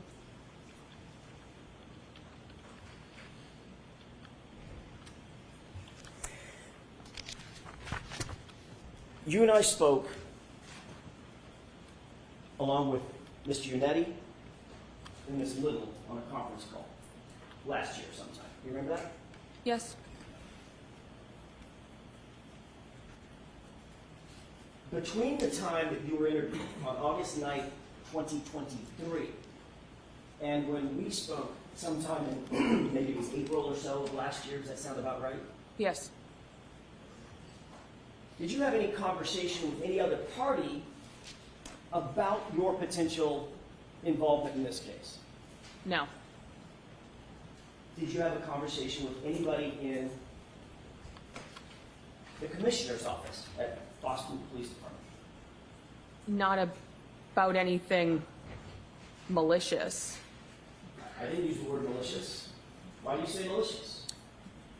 I had a conversation, but it was my department saying, regardless of what I need to say on the stand, they support me. You were asked to go to the commissioner's office, correct? Yes. How long had you been on the Boston Police Department at the time that you were invited to go up to the Commissioner Michael Cox's office?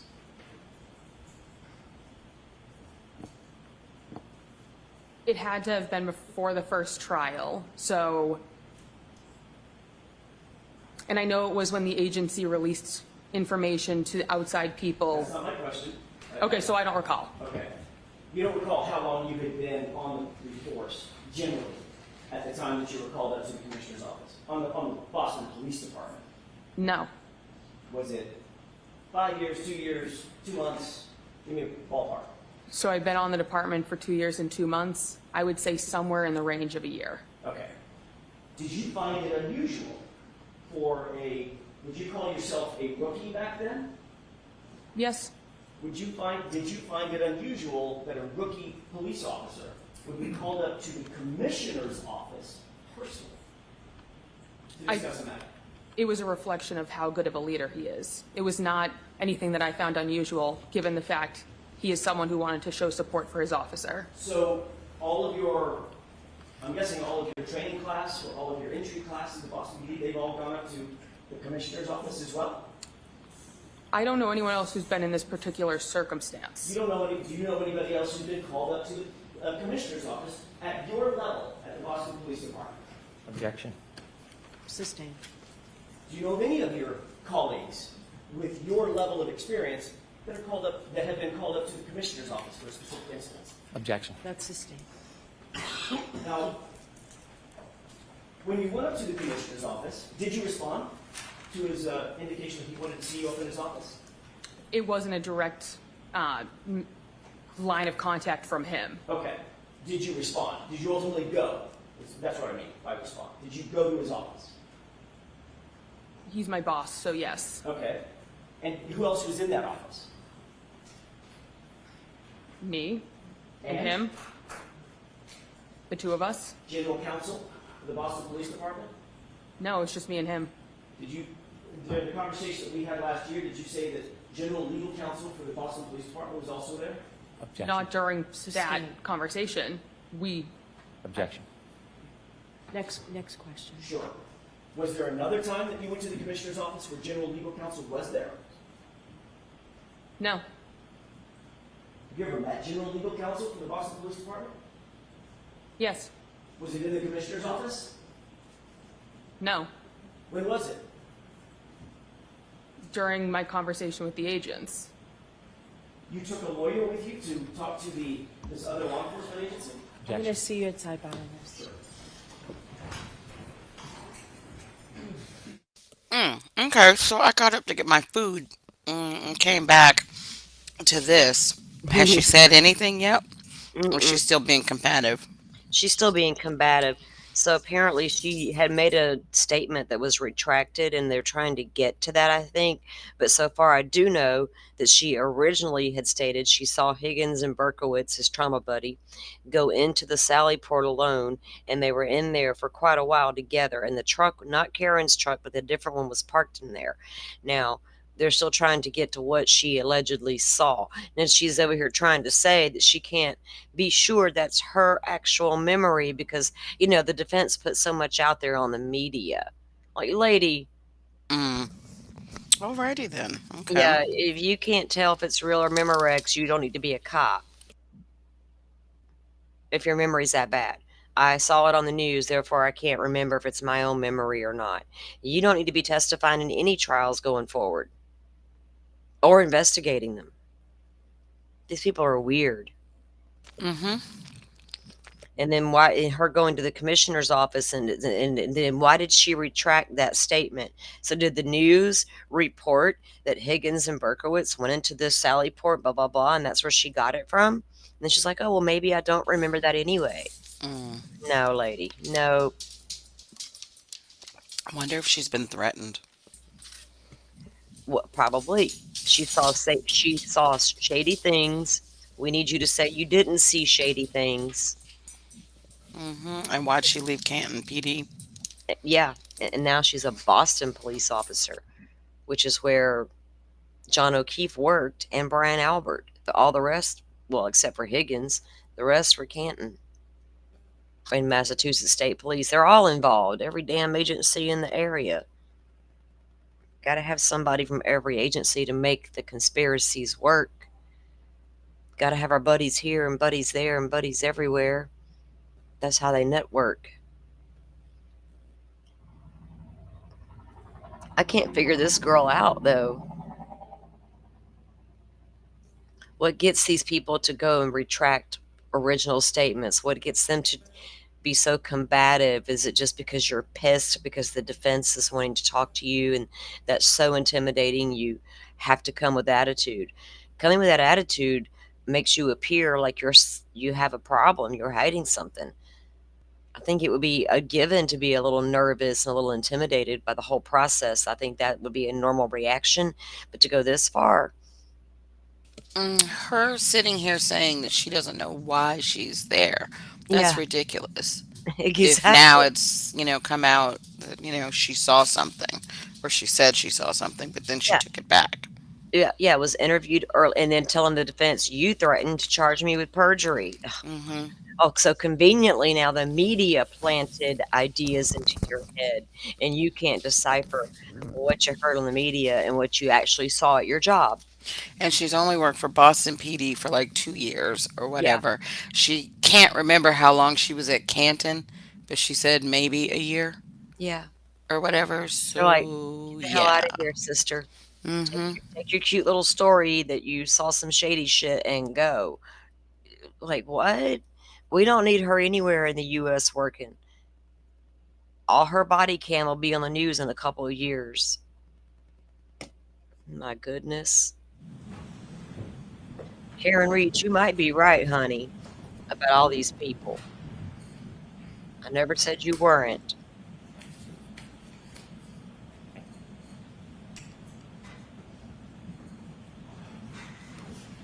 May I continue, Your Honor?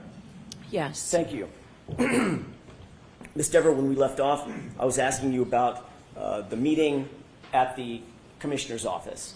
And I want to clear this up. Was general legal counsel in that office or not when you had the meeting with the commissioner, Michael Cox? No, it was just me and the commissioner. At some point, did the commissioner say to you that Boston Police Department, insofar as your connection to this case is concerned, Boston Police Department fully supports you? Yes. Did he also say, do the right thing?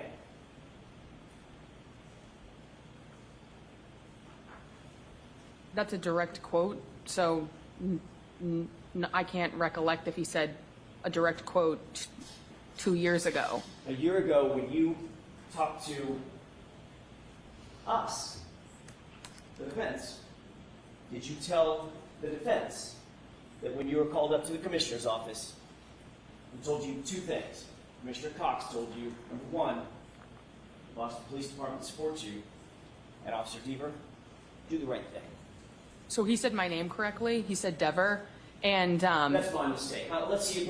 Oh, you bitch. So, Mr. Jackson, let's go ahead and answer, please. yes, and he said nothing with the intent of guiding me one way or the I didn't ask you other. what his intent was, madam.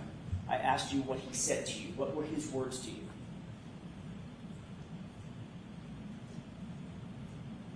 That he supports me. And Just wanted me to tell the truth up here. his words were, do the right thing, correct? I don't recall.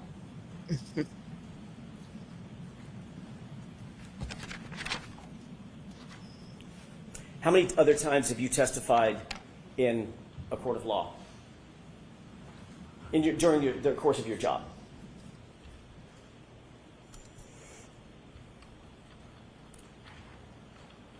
Two dozen, 3 dozen. And Actually testified probably ballpark a dozen times. in any of those other cases, has Commissioner Michael Cox called you up to his office to discuss your testimony in any of those cases? Yes or no?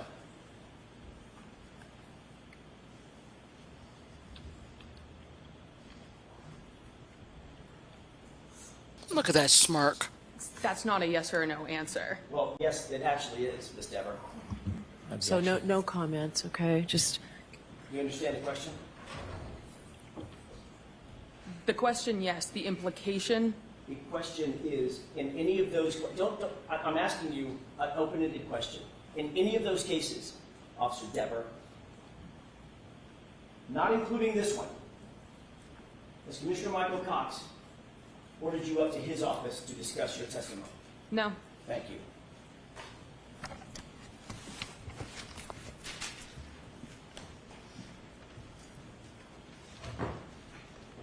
all right, Mr. Brennan.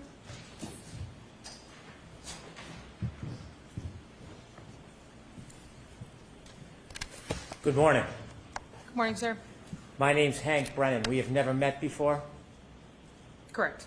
Have you ever spoken to me before? No.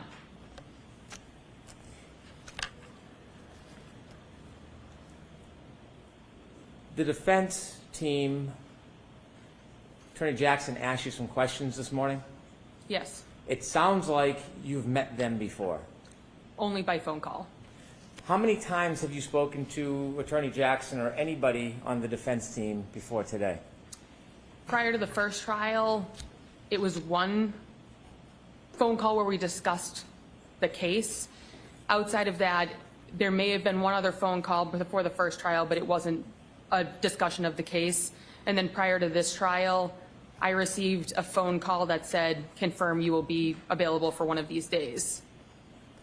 Other than confirming you'd be available, was there any discussion before this trial with anybody on the defense? Not about this case, no. So the conversation, the substantive conversation, was before the past event last year? Yes, a year and a few months ago. You worked at the Canton Police Department? Yes, I did. You were a police officer? Yes, I was. And it sounds like on January 29, 2022, at some point you were asked to attend the desk? Yes. The desk is at the front of the police department where you see people coming in and out of the police station? Yes, there's glass windows. That night, did you have any difficulty with your memory of the specific things that you saw that night? I was never on the scene. I never spoke to a witness. I never met a victim. I never spoke with a suspect. This was just a random shift for me 3.5 years ago at a desk that I wasn't asked to recollect for about 1.5 years after the occurrences of that night. Did law enforcement, not the state police or Canton Police, did law enforcement ask you about your memory sometime after that night? The agents asked me about 1.5 years later. It was the August of 2023 meeting. So actually 1 year and 8 months later was the first time I ever spoke about this case. When they spoke to you 1 year and 8 months later, did you suggest or share or tell them that you might have seen Chief Berkowitz and Mr. Higgins near the Sally Court area? I told them on the day of that I saw that. I didn't make any indications there was anything bad. I just said I saw them. And it was in good faith that I believed I saw that. That was the extent of that comment. So you had told them you believed you saw Mr. Berkowitz and Mr. Higgins in the Sally Court area that day? On January 29th during my day shift, yes. Did you then learn any information that helped you remember when your shift ended that day? So I know my shift ended at 3:45 p.m. So I know that I left then. That wasn't ever one of my questions.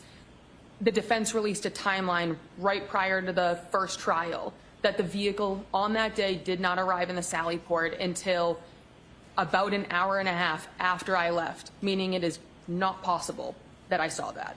When you saw this information, did you think about your memory?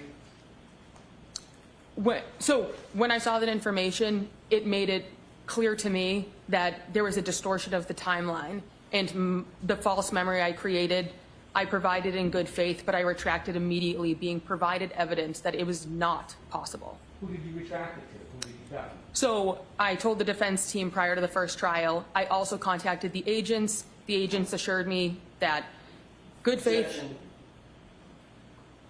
Not what they said, but what you thought.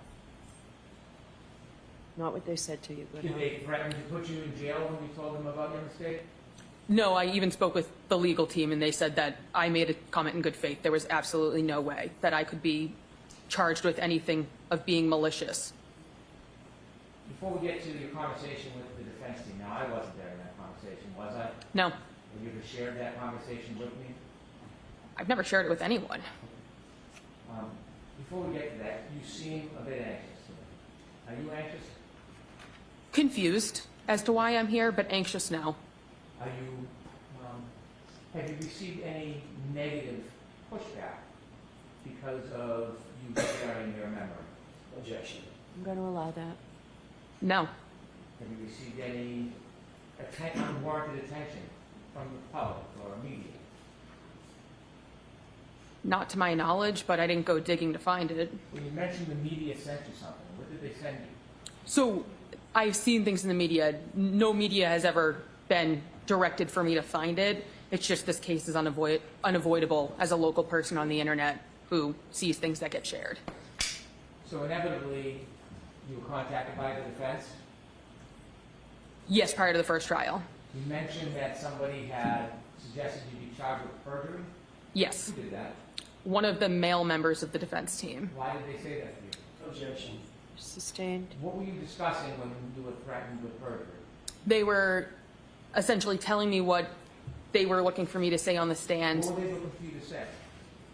They were looking for me to say that I saw Higgins and Berkowitz in the garage with the car.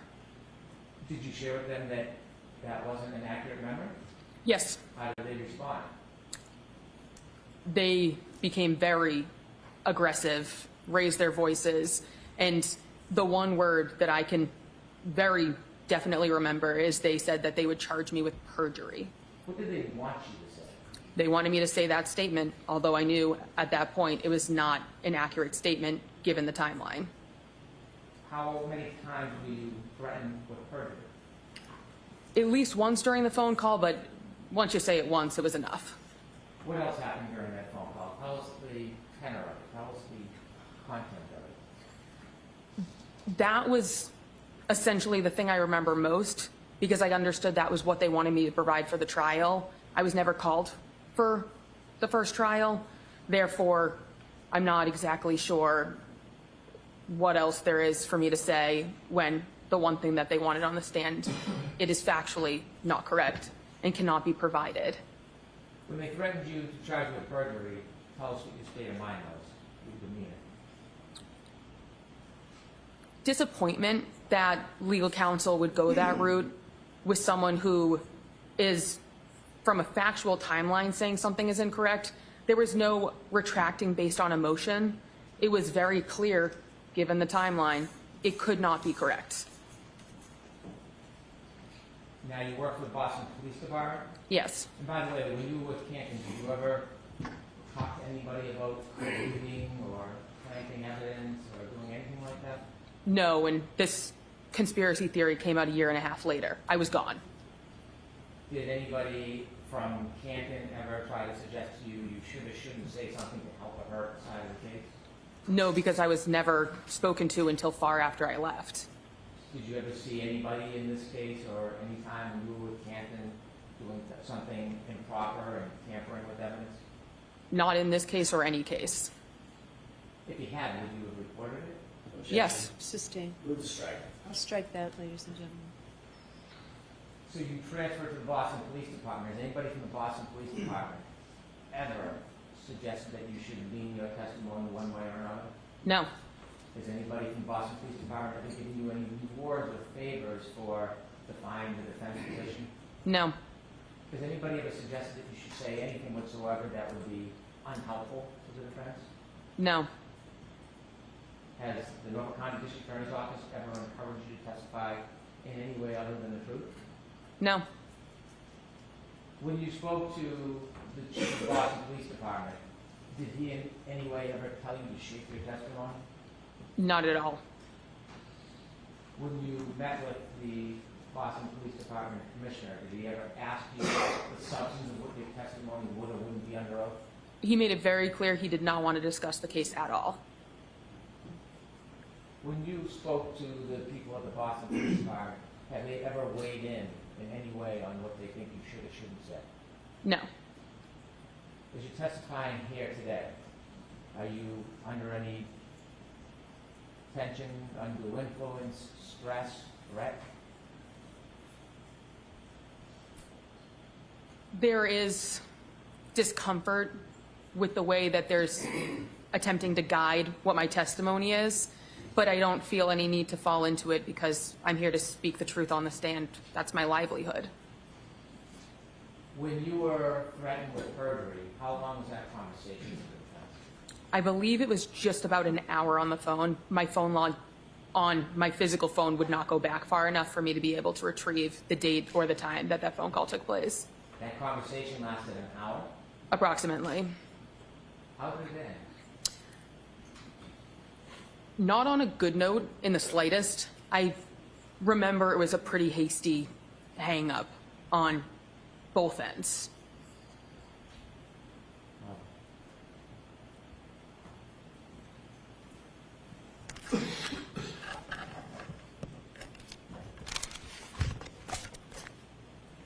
Thank you for your time. they didn't object when she was saying they were leading her, they better come back at her hard right now. Oh, May we approach briefly? Yes.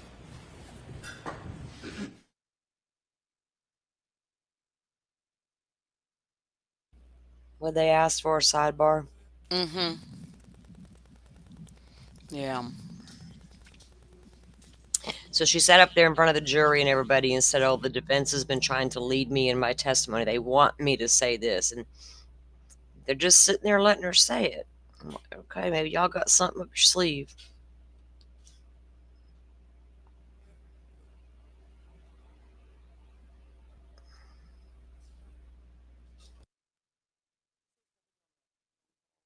A male voice on that phone call threatened to charge you with perjury. Yes, You're a police officer, correct? yes. Who charges people with crimes? If a crime is committed, there can be a report of it. Who So charges people with crimes?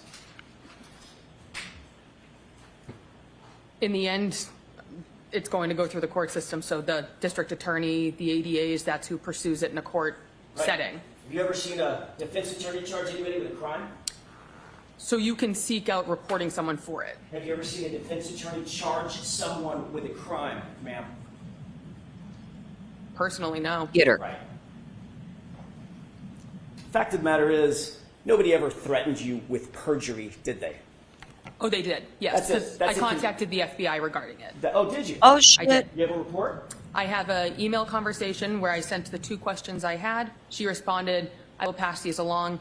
I was contacted by their legal team. They reassured me perjury was not applicable because I made a statement in good faith. Upon further information, I retracted it, corrected it, and made it clear that I could no longer say it because I knew that it was not a clear reflection of the events that took place. That's a mouthful. Yes, My question is, do you have a report from the FBI saying that you reported that someone on the Karen Reed defense team threatened to charge you, your words, with perjury? You have a No. report to that effect? no. No. Get her. Your job as a police officer is to be objective, isn't it? Yes, You're not supposed to take an adversarial position against one side or the other, correct? I don't. Just right down the middle, just the facts as you know them, correct? Yes, You feel like you're being unbiased in your testimony here today in front of these jurors? I'm telling the truth. You think you're being fair to both sides? All I have to do is tell the truth. If it's not perceived to be fair, that's someone else's opinion. Let's talk about that truth for a second. What you told those law enforcement agents on August 9th, 2023 was, quote, you recalled seeing Higgins at the station later that day on Saturday. Dever thought it was also weird that Higgins and Chief Kenny Berkowitz were by themselves in the Sallyport of the police department, by themselves while Karen Reed's car was parked inside. Higgins was a witness and present at the gathering where O'Keefe was found dead outside, and then he was in the presence of important evidence. You were sitting at dispatch by yourself and saw on the camera outside of the Sallyport when they walked in. Objection to the entire reading. So beyond the scope, so you have to keep it. There's more to the statement, Your Honor. Do you remember making that statement to the officers? My recollection of the time was that, so yes. Okay, great. Did you go on to say, speaking of being truthful, did you go on to say, I'm objecting. All right, so you have to ask differently, but I need to see you for a minute with this and bring that with you, please. Why do you need to see him for a minute? Like, Pretty descriptive statement to me. For I'm her saying, to all of a sudden say, oh, well, that couldn't have happened. exactly. Now all of a sudden she doesn't have her own recollection because she watches the damn news. Mm-hmm.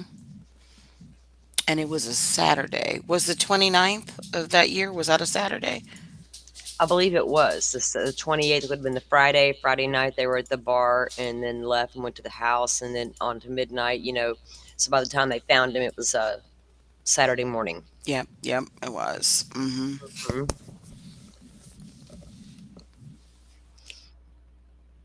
This girl, this heifer, Yeah, she is. she really is. Attitude is strong with this one. Like, calm down, baby girl. Life's rough. You better pace yourself. Yeah, well, it sounds like the commissioner threatened her, you know? It kind of does, doesn't it? I'm waiting for him to ask, why did you leave Canton PD? Yeah. Why did you leave and go transfer to another department or go get a job with a new department or whatever? And Boston's like, ah, Canton, we don't want her either. They're like, nah, you take her.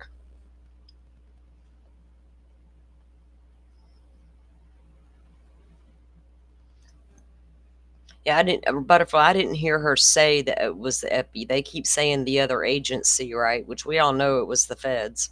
There is no other agency because you would be able to say Yeah, mass. no, she did. She said she called the FBI. Oh, yeah, Hmm. she said but that wasn't the federal investigation. That was because she was reporting the defense. Hmm.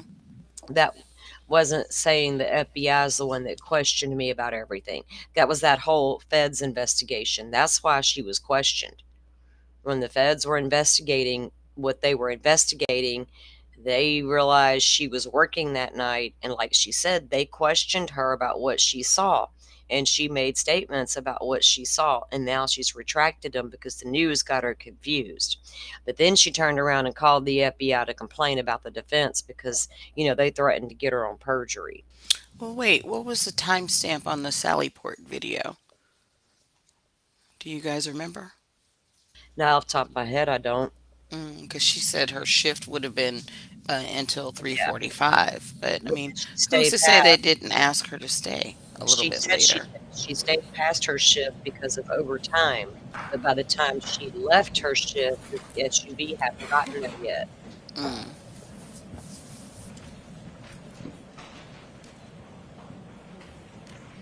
May I inquire? Yes. Thank you. Officer Dever, did you go on to say in that interview, That's right. quote, you never saw them leave, them being Brian Higgins and Chief Ken Berkowitz. You never saw them leave, but you recalled thinking to yourself that they were in the Sallyport for a wildly long time together in there, end quote. Did you say that? That was my recollection of the time. Okay. So yes. Have you ever heard of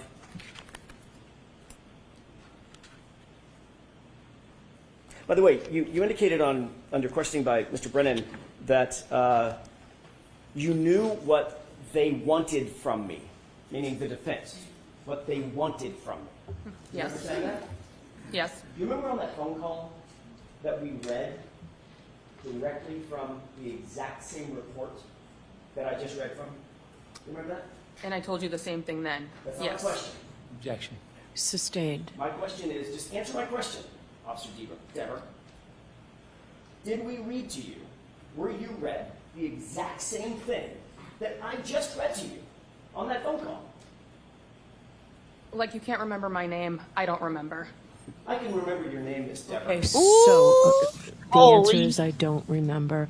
No The answer is a comments. little more than that, Judge. Contempt of court. All right, so no comments, just questions, please. Do you recall us telling you that we were looking for the truth about your Objection. comments? I'm going to allow it. That we were looking for the truth? Which I gave you, yes.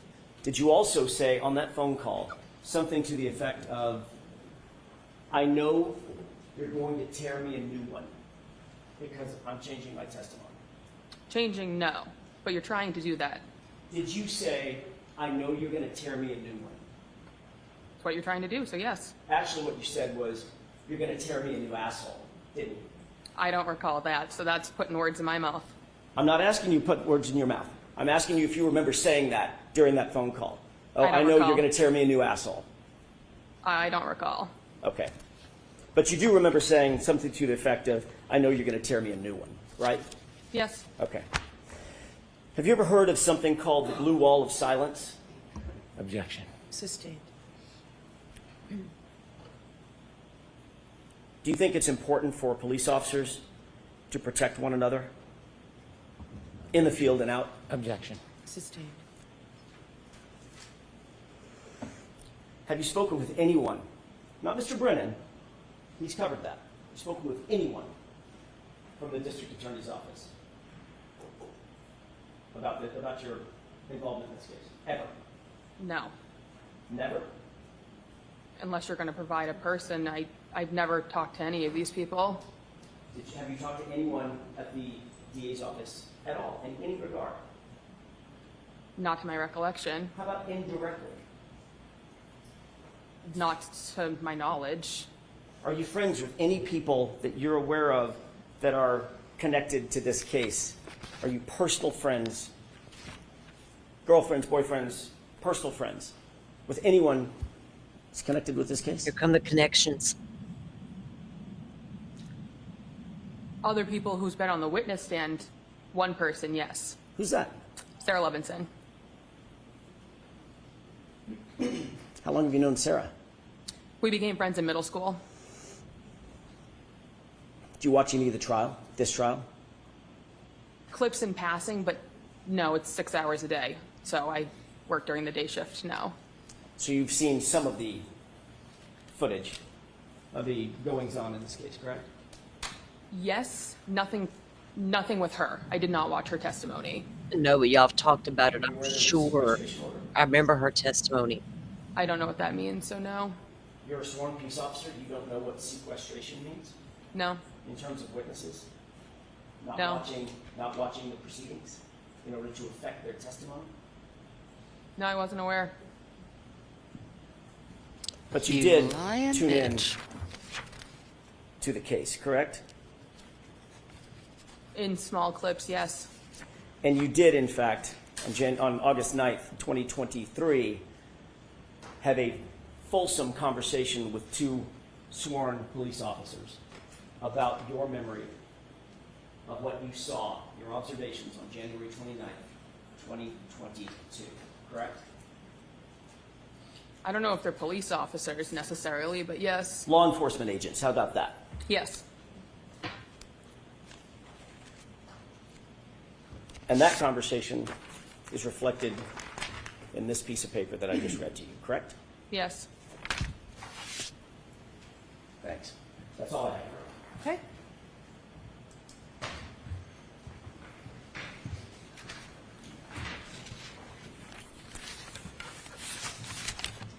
Were you subpoenaed by the Commonwealth in this case? No. You were subpoenaed by the defense.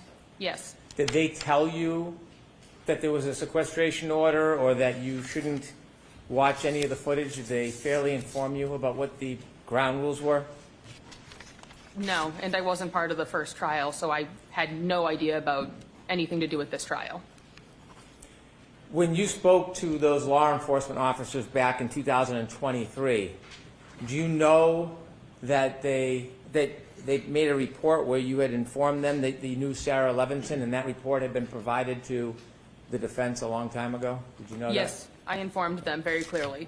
So the question about if you know Sarah Levinson, that's no secret in your world, is it? In that form, I'll sustain it. That isn't a secret, is it? Not at all. That's something you were open and candid about? Yes. You understand that regardless of what you say, it doesn't matter as long as it's the truth. Do you understand that? Yes. The Commonwealth in no way is asking you to accommodate it or please it in any way. Do you understand that? Yes. If there was something that may be perceived by others as adverse to the Commonwealth, you understand we would want you to tell that if it was the truth, don't you? Sustained. You understand Well, the Commonwealth has never intimated, suggested, or advised you to say anything other than the truth, have they? No, Have you been given any consideration or reward because you remedied your memory? no, After being shown the evidence that you left that day, January 29, 2022 at 3:45, and learning that the defendant's car did not get to the Sallyport at 5:30 or so p.m., is there any way you could have seen Mr. Berkowitz and Mr. Higgins in the Sallyport with the defendant's car that night before you left for work? there is no way. Understanding you made a mistake, was the defense receptive to your explanation that you made a mistake? Objection. Sustained in that form. Did the defense pressure you when you told them you were going to come into this court and tell the truth about your mistake? Objection. No, allow it.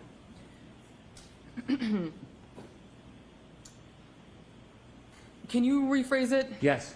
When you told the defense you had made a mistake about your memory, did they pressure you? Yes. Did they pressure you to say something other than the truth?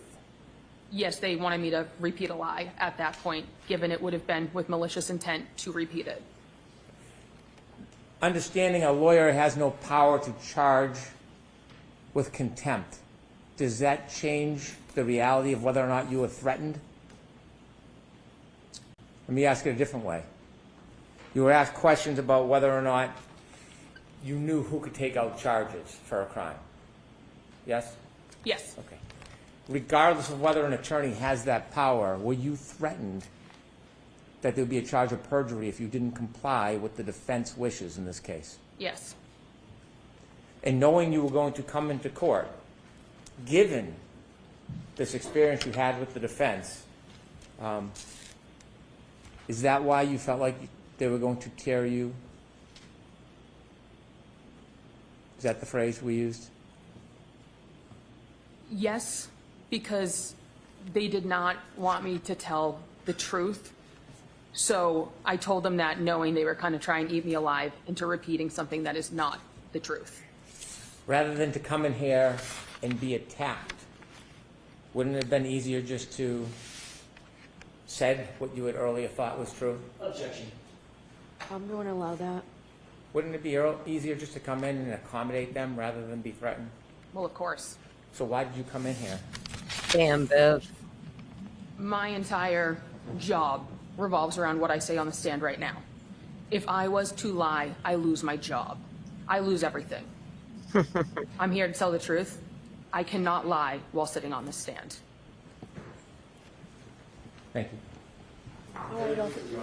One question. Okay. Your entire job revolves around what you say on the witness stand. Is that what you just testified to? Yes. And Sure if did. you agree that what you said to those two law enforcement agents on August 9th, 2023, you would be implicating not one, but two police officers, law enforcement officers, correct? If So- you agreed with what you said in August of 2023 on this witness stand, you would be implicating two officers, fellow officers, correct?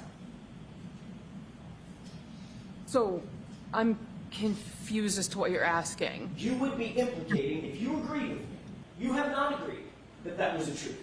You've now indicated that what you told to law enforcement agents in August of 2023 was a lie.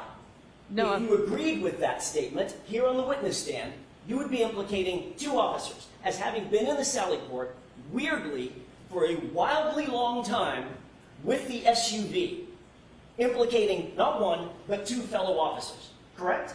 That's what you would be doing. it's not possible I saw If that. you agreed with me, Objection. would you be implicating the reputations of two officers? If I was to lie, then yes. And your entire job revolves around what you say on that witness stand. That's what you said, correct? I'm still, That's what you just said, Officer Dever, correct? I still don't really understand the question. You just said, all I'm asking you is what you just said. I wrote it down. You just said, my entire job revolves around what I say on the witness stand, correct? Yes to that Thank question. you. That's all I got.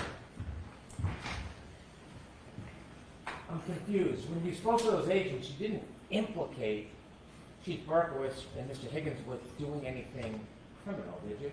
No, they were friends. That's why Higgins had an office there. You didn't implicate them ever suggesting they had tampered with evidence, did you? No, You never implicated them saying that they had framed anybody, did you? no, So when you talked to those agents, did you ever suggest that Mr. Higgins and Mr. Berkowitz did anything to touch or tamper with the defendant's Lexus at all? no, Never. no. Is there anybody you're protecting? I have no one to protect. Do you need to protect anybody? No. All right, Officer Deborah, you are awesome. Thank you, Your Honor. All right, jurors will take our morning recess, 20 minutes. All rise, please. Close your notebooks and follow me. Close your notebooks and follow me. It was morning break time, almost 10 a.m. my time. Oh, goodness.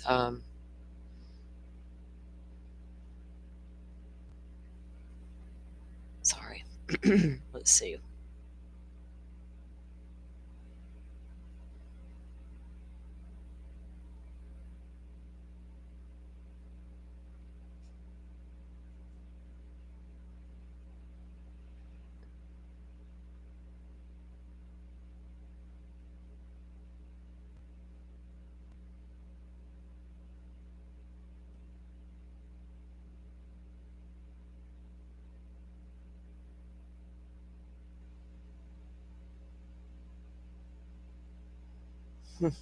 Sorry, I was reading a message, guys. Oh no, Sinead. Let me get here where I can see. Yeah, Firefly. This girl has been something else since the moment she took the stand. Very combative, very anti-defense friendly, I guess you could say. We know that the feds talk to her, and and she's just seems like she's got a whole lot to hide for whatever reason. And she is not being honest. She's a piece of work, I'll tell you. These people to come in with such attitudes. You're the one that changed your story, ma'am, that because you watched the news and realized you were confused. That's all on you. Be humble, take it like a champ, and get in there and just tell the truth now. But I am. I got a problem with a law enforcement officer who can't recall if her memory is her own or if it's stuff she saw on the news. How fast did you see all that on the news? You obviously didn't tell anybody about what you saw until there was a grand jury investigation and the feds got involved and they questioned you. And now you're friends with Sarah Levinson. Well, I'll just have to go back to Miss Levinson's testimony and who may have influenced her. Man. Even if she didn't have a lot to offer testimony-wise, what it was able to show the defense or the jury, hopefully, is how they were able to incorporate certain people into this, right? To get them to, like the paramedic, Sarah Levinson, like this lady. It's crazy. I can't believe her level of attitude she brought with her to this courtroom.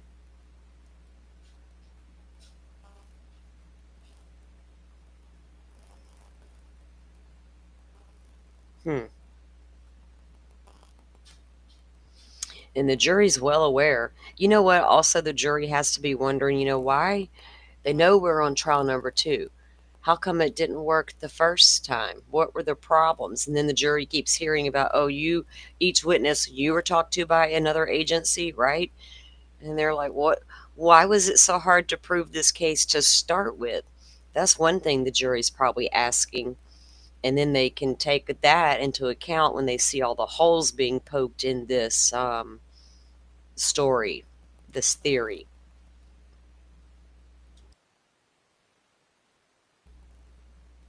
That's another thing I have to remind myself sometimes that the jury is aware that there was a prior trial. A lot of times they don't know that, um, are not supposed to know. This one they are aware, but that's about as far as that's supposed to go, right? But here, Sarah, or not Sarah, what's her name here? Kelly, saying, "Well, I'm local. I live here. It's all over the news. We all know everything." Oh, really? Aren't all those jurors are from the area, right? How many of them lied and knew way more than they are letting on? How many are secretly Karen Reed supporters, right? I don't know. They're like, "Let me in there. Just let me in there." I think the jury can see how there are at least four witnesses so far that have just really been assholes on the stand for no reason, no good reason. Just get up there and answer the questions being asked. And so you're taking it all personal, right? Oh, the defense team came at me. They threatened me. Well, they doing their job. And notice the way Hank is all pleasurable with some of these witnesses. Oh, it's not your fault. We can't hear you, sir. There's a fan going. But let the defense get a witness up there, and he's like, "Are you sure you understand? Or we're going to forget all these PhDs and degrees you hold and call you stupid. To, let's let's pretend Burgess didn't happen. Like, Hank, you're weird. We see through you as well." At least the defense team's being consistent in their behavior to where wishy-washy Hank over there, you don't know what you're about to get. You just don't know.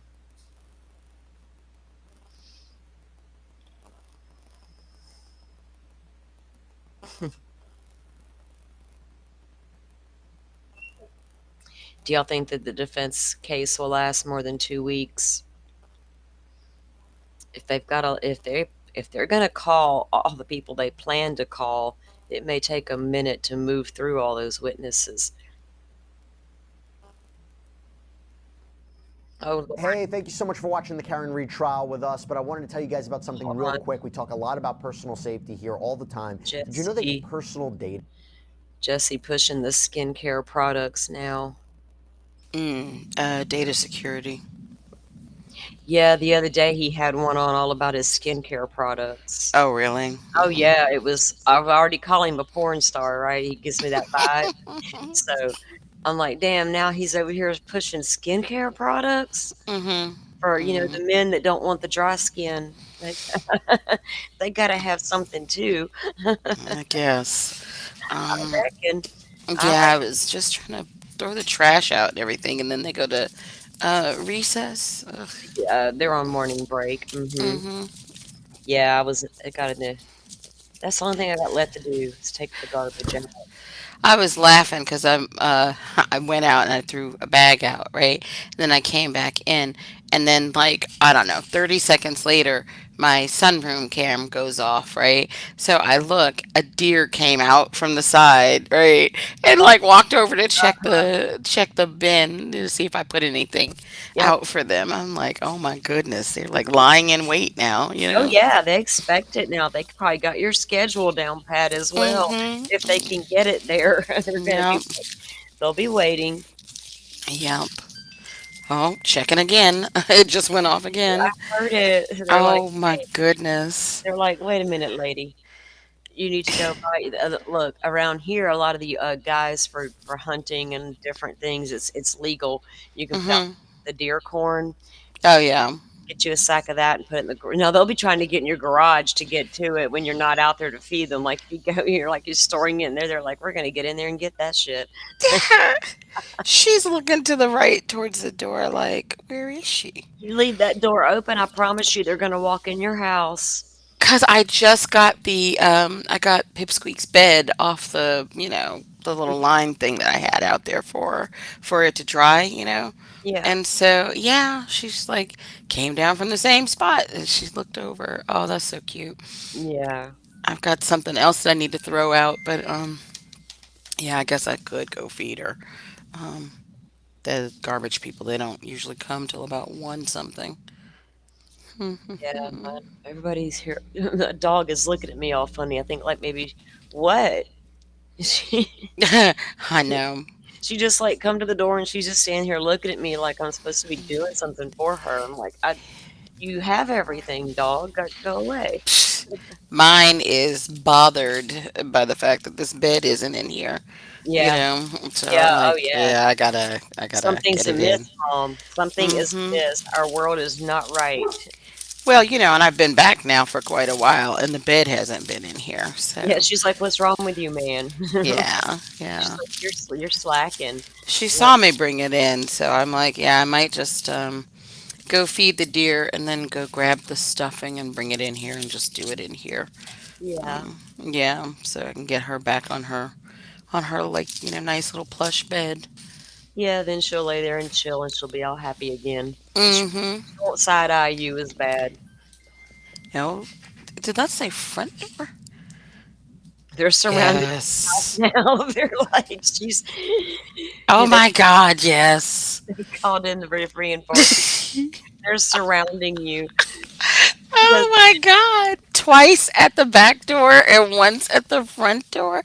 There she is. Oh my that is goodness. so funny. They're never gonna leave. You might as well get your little deer bed. She is staring at me in the window.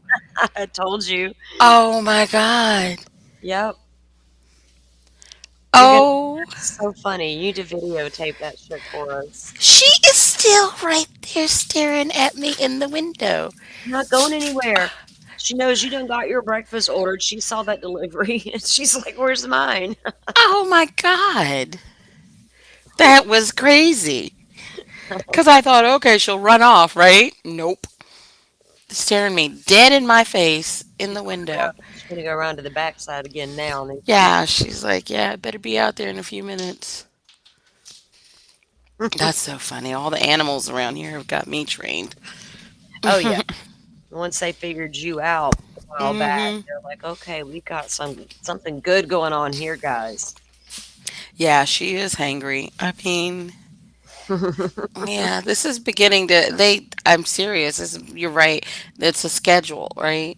Yeah, yeah, Because she did that around this time the other day, too. yeah. I know the ones that were living in the woods right back here, there were certain times of the morning and the evening that I would see them the most when they were coming out of the woods. Um, there was like early morning and especially in the late evening and the afternoon sun when it was getting ready to set, they loved to come out there and frolic around during that time of day. Firefly says pics dolphin or it didn't happen. Oh, I've got pics.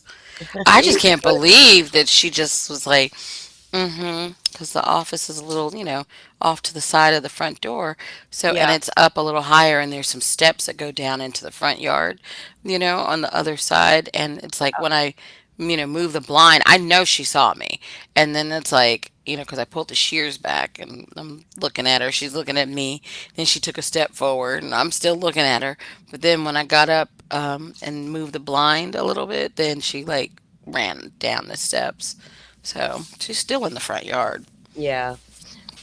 I have to go let my dog out. I'll be right back. Okay. Let me go feed her real quick. I'll be back.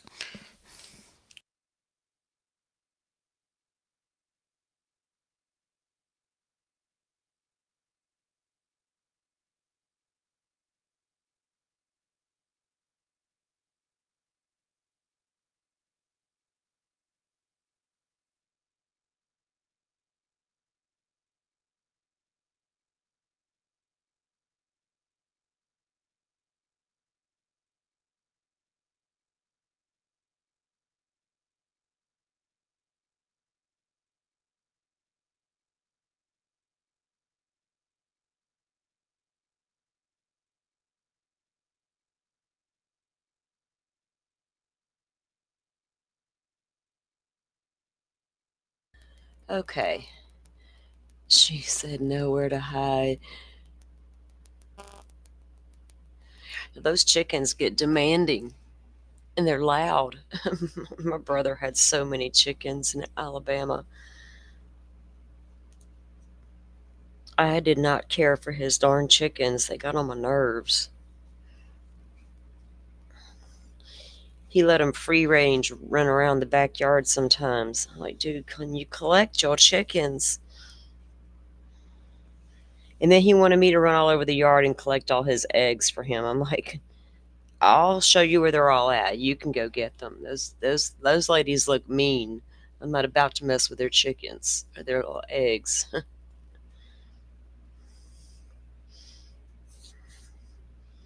My sister had a really nice coop for a few years. I got eggs from her.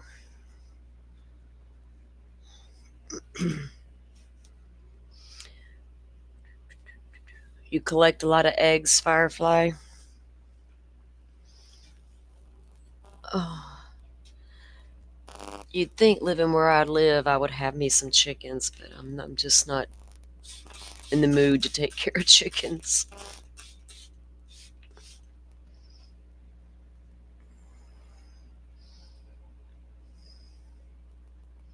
That one rooster would bother me on the mornings I do try to sleep in. I'll be like, dude, for real.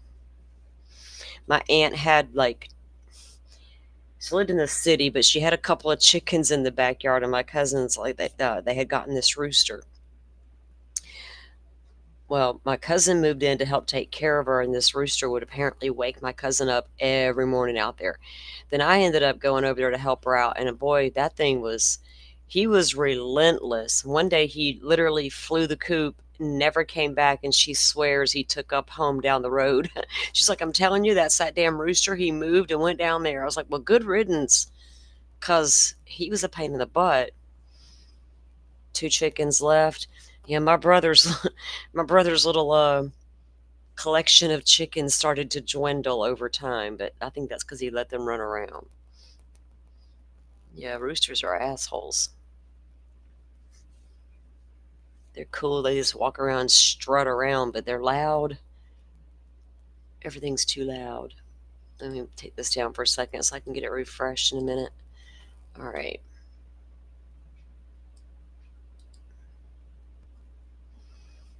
So I still cannot. I'm just trying to process some of these darn witnesses that come on this stand. I get if y'all are seriously thinking you're right and the defense is all wrong, but to have that much attitude is a little much. That's just a little much.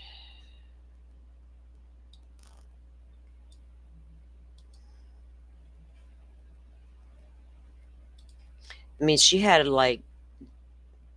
Jen McCabe vibe attitude, maybe even a little bit worse. Especially with her, I don't have a good memory recall. I don't know if I saw it on the news or if that really happened at my job. Well, we can't even trust her to drive the police car.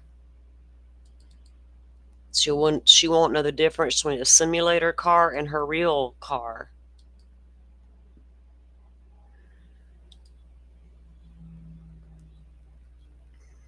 They would have put her on desk duty, right? She's not cut out for street work.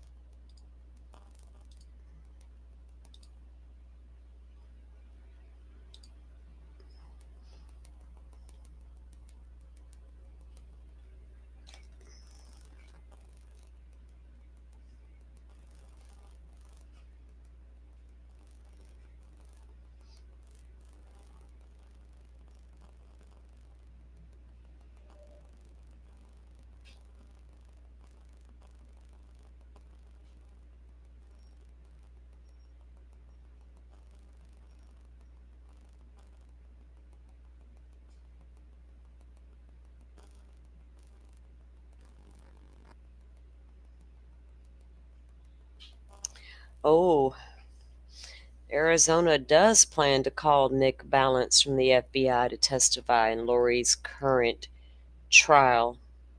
Interesting. Nick Balance did a lot of excellent work in that case. I wonder if he was just as good at doing it in the Idaho 4 case. And there's been no update on what's going on with Lori's trial this morning because we went Friday. There was a reason they called it early. So they still had some jury stuff to take care of, I think, this morning, I would assume, because they didn't get to finish it on Friday. Joe is down there, as far as I know, but he hasn't reported anything yet, so I don't know.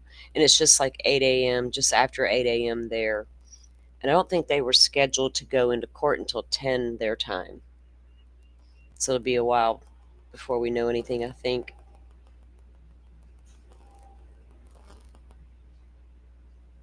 Yeah, because just like in Idaho, Arizona's not going to show Nick Balance's face when he testifies.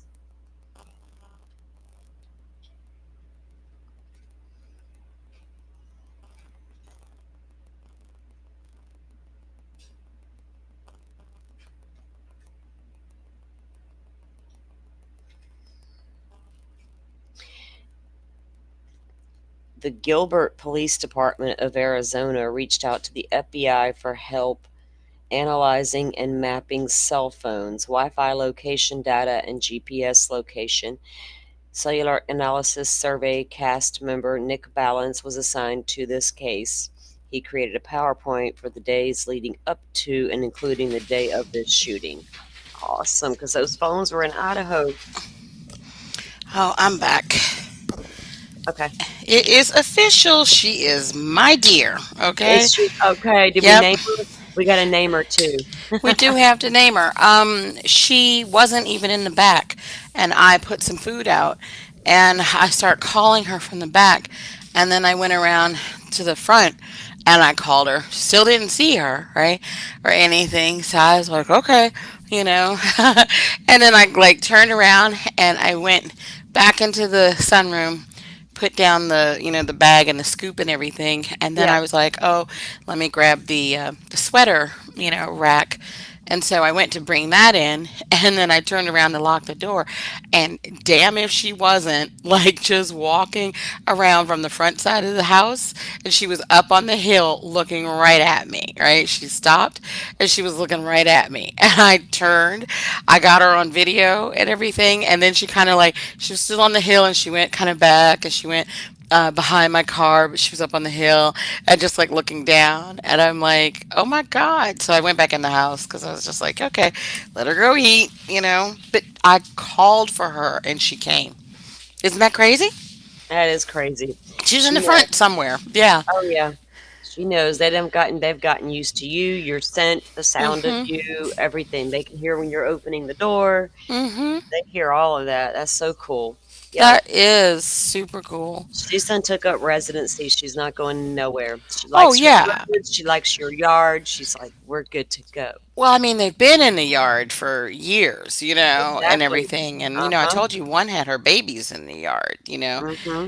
and everything. And so, but I just am like, wow, the fact that now I'm like calling for them and they're coming to eat, it's so funny. Yeah. That is so cool. They've Hmm. gotten so, like I said, they like their home already, and now they even like yours even better, and now they've really got it made now. Hmm. Yeah, I gotta go get some more feed because I'm almost to the bottom of my Aw. little food container for her. Yep, I started to put some water out there because I bought one of these really tall red buckets, Yeah. for them. And yeah, I just need to set it out next to that container. Ooh, you need to get you like a really cool water feature, like a little tiny pump, Hmm. little water feature deal, and they can just come up and, oh, that's what I'd do. And they could just drink water right out of the little pond. Dolphin's like, girl, There is a pond back there where kind of right? like where she's Okay. standing, but a little further over. It's a big Japanese pond. It's just not filled. It There used you to be go. filled with fish and water Yeah, and the stuff. koi pond or Hmm. whatever. Yep. Get it back going. Just don't put no koi in it. Just put some water in a little pump. Get you some water with a pump so it just stays clean and fresh. Yeah, yeah. Oh, there's a pump and all that stuff. My dad did it a long, long time ago. Yeah. I just am like, oh, I don't know. Would that be like too much work for me? But yeah. No, Um, probably not. Once you get it going, you just clean the filter all the time or whatever. hmm. I've had water features in the yard before with little pumps. They do good for a long time. It depends on how expensive you go or cheap you go. Hmm. But I don't know. That could be an option versus you having to put a fresh bucket of water. Oh yeah, yeah. Cute and Um, natural. Make them a natural spring. They would never leave your backyard. There's like we're just gonna crash right here. Shoot, Dolphins they don't as it is, you know. they're gonna be ordering deer beds next. Yeah. They're gonna need cush little beds, guys. We can't Well, have them she's got her flat. spot up in the yard too Yeah, on that hill. Because, like I said, I turned around the other day and there she was. yeah. Um, She feels safe back there. hmm I guess. Oh, she's eating out of Yeah. it.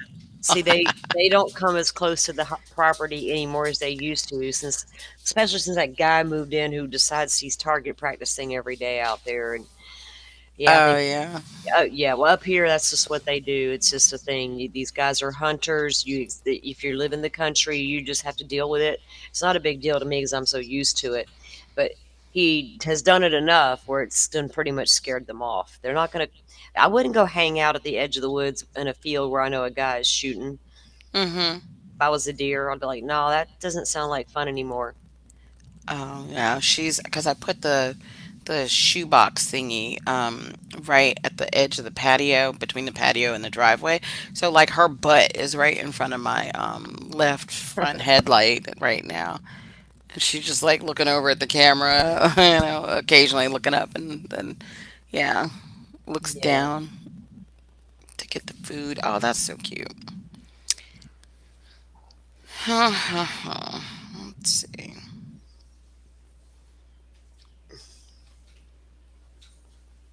I guess I'll wait for a little bit to do the trash again.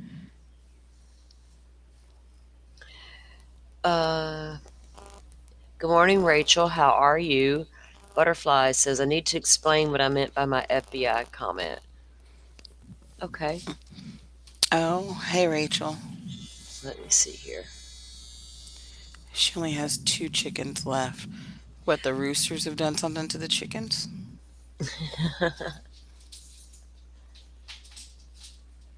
Sometimes, I don't know, them chickens have a mind of their damn own. Mm. No, the chickens will squawk by the side door if no food. Oh, that's so funny. Butterfly, check your DM. Okay.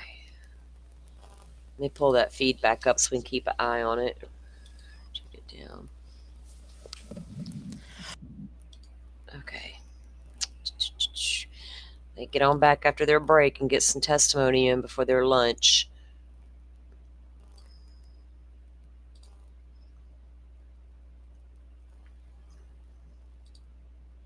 Oh, wow, that made my screen really big. Oh, I didn't mean to do that. Oh, there we go.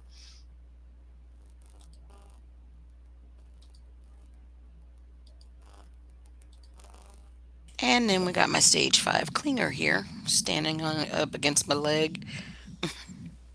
Oh, yeah. She's gotten into something because it's like something wet has dried on her ears or whatever. I Uh-oh. don't know what she's gotten into. Stuck her head into something and her ears flopped in. Yeah. Can't imagine what that would be though.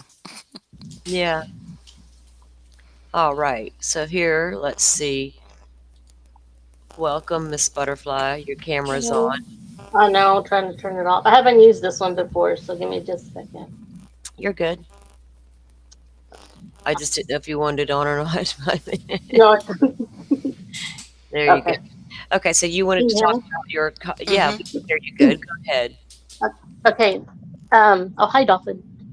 Hey. The reason why I said she brought up the FBI is not just because she said she reported Yeah. the defense to them, but she, in that same statement, she said that she also asked them about her initial statement.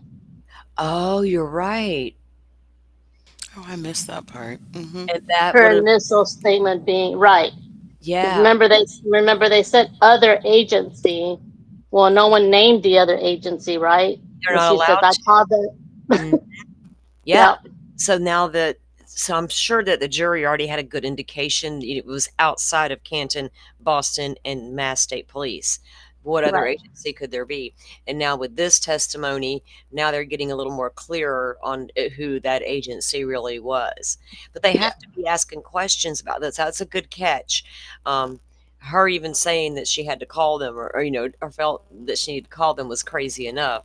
But yeah, So it wasn't just that she right. reported them to the FBI, which No, thanks they for were clarifying.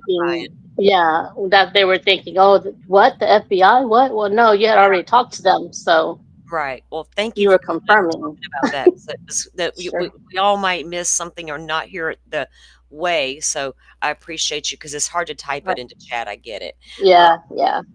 Good morning, Joe. How are you? How's things going down there? Are you in the courthouse? Let us know something in chat.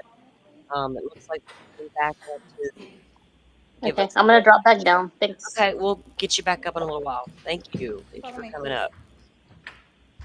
So yeah, Joe, let us know how's it going. Have y'all heard anything yet this morning?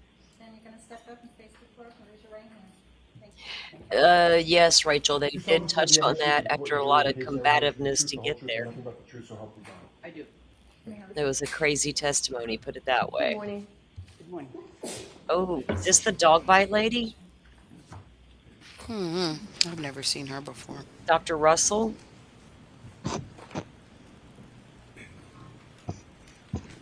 All right, morning. Mr. Alessi, whenever you're ready. Thank you, Your Honor. Good morning. Good morning. Could you please state your full name and spell your last name and introduce yourself to the jury? Yes. Marie Russell. Russell. Can you summarize your professional background? Yes, I am an emergency physician and a forensic pathologist. How long have you been an emergency medicine physician? For over 30 years. How long have you been a forensic pathologist? For over 30 years. Do you have a medical license? I do, several. When were you first licensed to practice medicine? In 1988. What medical licenses do you currently hold? Well, I have a physician and surgeon license in California. I have a medical license in Massachusetts, New York, and Idaho. Where did you attend college? I attended both MIT and Northeastern University here in Massachusetts. I'm sorry. Oh, I said Pardon in my Massachusetts. Right. When did you attend pre-med and what was your major for MIT? Yes, when I was at MIT, that was in 1972 to early 1974, I took pre-med courses. My major was biology, but I took pre-med courses. Did you obtain a degree from MIT? No. Why not? Unfortunately, my mother became sick with cancer, and I ended up going back to New York. Where did you ultimately obtain your bachelor's degree, and which degree was it? Well, after my mother passed away, I came back to Massachusetts, and ultimately I obtained my degree at Northeastern University. And what was the other part of the question? Did you have any distinction with regard to your degree that you achieved from Northeastern? Yes, I obtained a bachelor's degree with highest honors. After college, did you go on to receive a Doctor of Medicine? Yes. Where did you attend medical school and when did you obtain your medical degree? I attended the University of Massachusetts in Worcester medical school, and I obtained the medical degree in 1987. Did you complete any residencies? And if you also could just explain to the jury very briefly what a residency is. Yes. I completed an internship and residency in emergency medicine initially. And what that is internship is and residency both are very intense years of study and training and getting experience in a particular area. So I obtained the internship, I completed the internship and residency in emergency medicine. Where did you obtain those internships and residencies? Well, I was interested in emergency medicine, so I went to Los Angeles because they had a very, very busy emergency medicine program. And it may be obvious, but let's just make it perfectly clear. Why is Los Angeles very busy for an emergency medicine practice? Well, it's a big city, and in this particular hospital that I was at, it was right in the heart of the city. It was in the, well, near the downtown, but it was in a very, very busy and underserved area, so it was very busy. Did you complete any fellowships, and could you please explain to the jury the significance and prestige of a fellowship?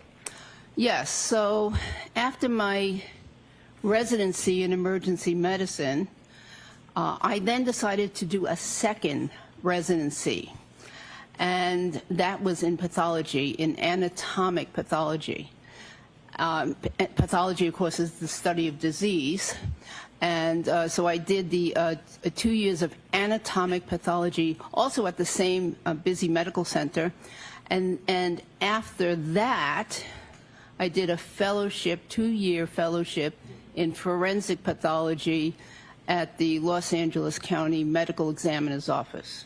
What did your forensic pathology fellowship involve? Well, forensic pathology training involves the investigation of deaths, usually sudden and unexpected deaths. And so, I investigated many death cases. I performed over 500 autopsies at the medical examiner's office for sudden and unexplained, sometimes unexplained, sometimes very obvious deaths, but sudden deaths. And then in addition to that, there were classroom hours, there was on-scene time, there was time in the crime lab. We spent a week at the crime lab. I spent some time at the FBI. So it was a very, very comprehensive training program. Approximately how many autopsies were you performing a day? Oh, usually 1 to 2, unless there was another assignment. In addition to performing the 1 or 2 autopsies a day, did you attend any conferences or participate in any forensic case discussions as part of the fellowship? Yes, so it was very organized, and we had conferences on some, mostly Thursdays, but also sometimes on Tuesdays. Interesting case conferences or very structured lectures. You spoke of cases. Can you briefly tell the jury so they have an understanding of the type of cases that you would typically work on as part of your forensic pathology fellowship? Well, there were many unexplained deaths, so some of them would be natural deaths in somebody who might be a little younger than usual old age. And then there were cases where there might be a drug overdose. Many cases were accident victims, including car accident victims and other kinds of accidents. There were quite a few homicides, and in fact, many homicides, and quite a few suicides. Did any of those cases deal with wounds and wound patterns and wound identification? Many of them, in fact, I would say almost most of them, because part of the examination, and a very important part of the examination, is the external examination of the body. So before I was allowed to even start an autopsy, I had to do a complete external examination of the decedent's body, looking for any kinds of wounds or abnormalities. We'll come back to wound pattern recognition a little later. But again, I think it's probably clear to most people, but just to be ultimately clear, when you talk about external, can you just elaborate a little what you mean by that? So the external examination is of the exterior of the body, the skin, the hair, the eyes, looking for amongst things looking for also would be rashes and scars and those sorts of things. So that's the external examination. In external, Dr. Russell, is to be contrasted with what? Oh, with an internal examination. So after all that is done, and there were some other things that had to be done too, like looking at examining the clothing, or looking at X-rays if there were X-rays available from the medical examiner's office, and of course reading the medical record that was available. After all that was done, then I would proceed with the examination of the internal structures of the body, including the organs, the soft tissues and muscles underneath the skin, the bones, etc. Do you have any certifications? Quite a few. Can you name them, please? Well, I'm board certification. I'm sorry to interrupt you, doctor. Okay, so I'm board certified in emergency medicine, and that was after the residency training, had to take a qualifying examination, and then I've had to be recertified. I think it's 3 times now. I just recertified again, so I'm certified for another 5 years. What do you have to do to get board certified and maintain that significant certification? Well, presently, to get board certified, one has to complete a residency in emergency medicine. And so that is, depending on the program, either 3 or 4 years long. I went to a 4-year program. And then I had to take examination, both a written examination, very long written examination, and then an oral examination where I was questioned by many established emergency physicians on the various kinds of cases that might present to the emergency department. They would give you an unknown, and you would have to talk about how you would care for that person. Do you have any affiliations with any professional organizations? Yes. I'm a fellow of the American College of Emergency Physicians. I'm a fellow of the American Academy of Forensic Science. I'm a fellow of the the National Association of Medical Examiners, and then I have some memberships in some other organizations. What does it take to achieve fellow status that you just mentioned? So in order to be a fellow, it depends on the organization, but in order to be a fellow, you usually have to be a member for a certain number of years, member in good standing. And then for some of the organizations, you have to have attended some of their national meetings. For some of the other organizations, and possibly have presented a study or a paper or something at the national meeting.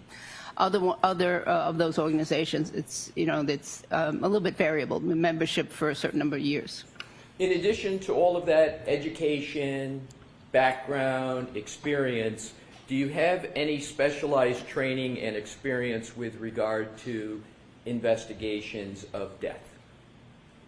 Well, yes. So, again, the focus of the forensic pathology was investigations of death, but also in my job as an emergency physician at the hospital I was at for 29 years, I had both clinical responsibilities, meaning in the ER, taking care of patients, and administrative responsibilities, meaning committees and, office-type work.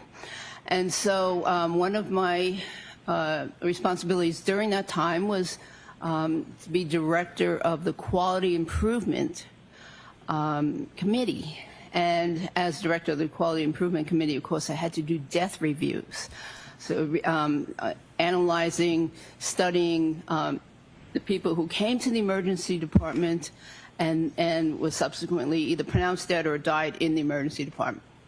So now let's move to a slightly different topic. Let's discuss your work experience. What do you currently do for work?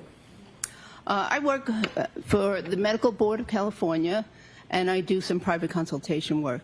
Describe your work briefly for the Medical Board of California, including what is the board, what's its responsibilities, and what do you do in your role in working for the Medical Board of California? So the medical board is a part of government, I think, that is established to basically police the doctors and some other health professionals. So what the role of the medical board is to protect the public health, to protect them from misdeeds by healthcare professionals, particularly doctors. So, would you like me to go on? So in terms of the medical board, just a last question with regard to that. What type of knowledge do you have to have with regard to the practice of medicine to be able to assist the board in evaluating whether certain doctors have met the standard of care in a whole host of areas of the practice of medicine? What type of knowledge do you have to have? Well, you certainly have to be up to date. You have to be quite knowledgeable on current treatment standards, what is considered the actual standard practice of medicine, and be up to date on literature and what things that are currently accepted as the good practice of medicine. Prior to your current role, where did you work and when? Well, before becoming a doctor, just so we can do it for maybe a little more for the jury, if you could go just before the medical board where you worked, or do you want to do it from the beginning? Whatever way is best for you, doctor. Doesn't really matter. Most recently, I worked for the state of California, the prison system. I was the medical director of the, or what they call the chief medical executive of one of the high security prisons in California. I did that for 5 years after retiring from my Los Angeles County job, which I held for 29 years. And briefly describe generally your duties in that role. So as chief medical executive, it was my duty basically to run the medical department. So I hired physicians, I supervised the physicians, made sure that they were providing the standard of care to the inmates that they were assigned to take care of. I reviewed many of their charts. I reviewed transfers and requests for services outside, such as specialty services, orthopedic services, and other kinds of services. And I reviewed every single death that occurred during my years there. So you just said you investigated every single death that occurred at the prison during your time in that role? Yes. Approximately how many death investigations were there that you performed? I think approximately 60. Now, did you have any involvement there in examining or identifying wounds of deceased individuals? I did. My office was in the medical building, and it was very close to what was the equivalent of the urgent care center on site. And so when the patients would come in with an extreme injury, a very serious injury, or near death, I would frequently go over right to the urgent care because that was my specialty. That was, my interest. And even though there was a doctor or another practitioner assigned to care for the patient, I would oversee that. And I would also, examine the patients, look for wounds, look for, signs of injuries. There were some, in some of these cases, there were some deaths, and I would examine those bodies very carefully for any kinds of wounds, just like I had done in the coroner's office for those years. To move this along, before you became the chief medical executive at Corcoran, where did you work and what did you do? So I worked for 29 years, I worked at what's called the Los Angeles County USC Medical Center. Now, I know that's a lot to say, It was a county hospital that was affiliated with a medical school.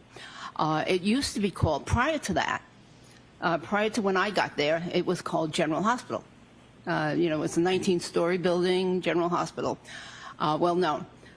And now it's actually called LA General or something of that nature. So, anyways, that's where I worked for 29 years. And as I said, I had a variety of different roles there. Can you just briefly name off the roles that you had while at the General Hospital?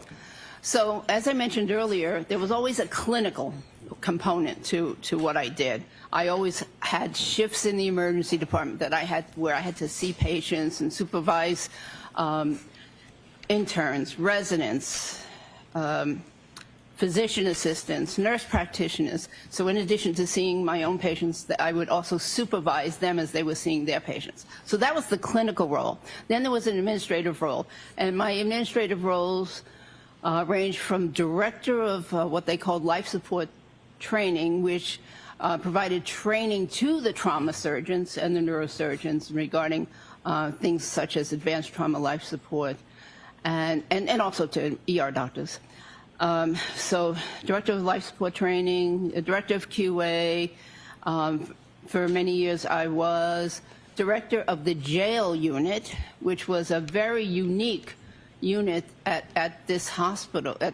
For a hospital, it was a very unique unit in that it had three components: a dedicated ER, for jail patients or patients in custody, a dedicated clinic for in custody patients, and a dedicated inpatient. So it's three sections dedicated to in custody services. I was medical director of that for a while.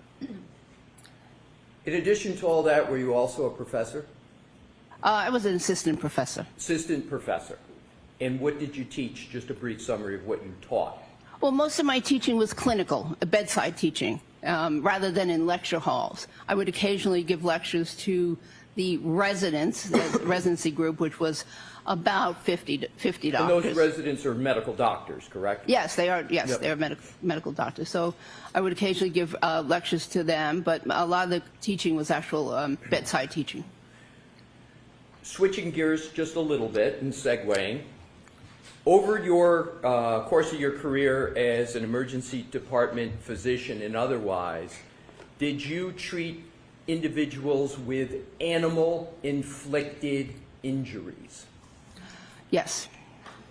And did any of those animal-inflicted injuries involve dogs? Yes. And generally, is it correct to say that in terms of dogs, there's sort of the canine police dogs, and then there's the civilian dogs with which most people have experience? Yes. Are those two categories that you're familiar with, you're comfortable, as we discuss dogs, to have canine versus civilian? Yes, because the injury patterns are a little different. Okay. So what is the difference between a canine dog on the one hand and a civilian dog on the other? Well, generally, civilian dog bites are rather minor, generally. Puncture wounds, maybe, some slight avulsions, skin defects, slight skin defects, usually not major.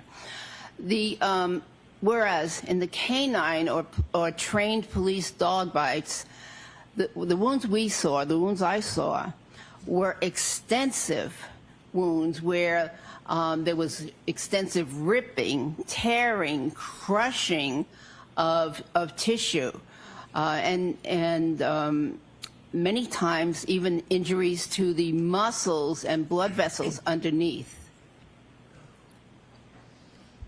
From your experience, do you know why the injuries from a canine dog are as you describe them, as opposed to injuries from a civilian dog? Well, in the LA area at that time, the dogs were taught to bite and hold. So they would, the canine dogs would get a grip on the individual, that they were pursuing, and then hold on, even if the individual was trying to pull away. And so there were oftentimes tearing injuries to those, because that's how the dogs were trained at that time. Even with canine dogs, did you ever see injuries from canine dogs on humans that were not a complete bite, that were an incomplete bite? Yes, so if the dog missed on the first attempt at a grab, the teeth might only scratch the surface of the, usually extremity, by the way. And so you get what I consider an incomplete dog bite, because it was just scratch marks from the teeth. But the dog would then, try a second time and third time. Now let's go to civilian dogs, a term used for more dogs of household pets that people have. Can you describe from your experience the type of wounds from those civilian dogs that you would see, and contrast it with what you just described for a canine dog? Generally, they were minor. So a scratch, a puncture wound, maybe a little tearing of the skin, a little skin flap, but generally much, much different. In your 30, did you say about over 30 years experience in the emergency medicine department? Mm-hmm. What did you see more of? Civilian dog wounds on humans or canine wounds? Actually, it depended on where I was assigned at the time. So in the very beginning, because the jail unit was one of my first assignments, I saw these terrific, horrific wounds, many of them,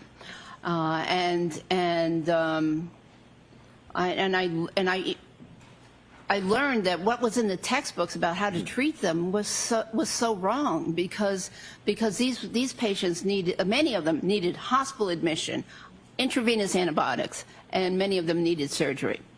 And what I was reading in the textbook was, that you could patch them up and clean up the wound and send them home with, sometimes with antibiotics, sometimes without. But anyway, so initially what I was seeing a lot of in the very beginning was the law enforcement dog bites, because I was assigned to jail ward. And also I was very interested in this because I used to be a police officer. And before going to medical school, I was a full-time police officer here in Massachusetts for 7 years.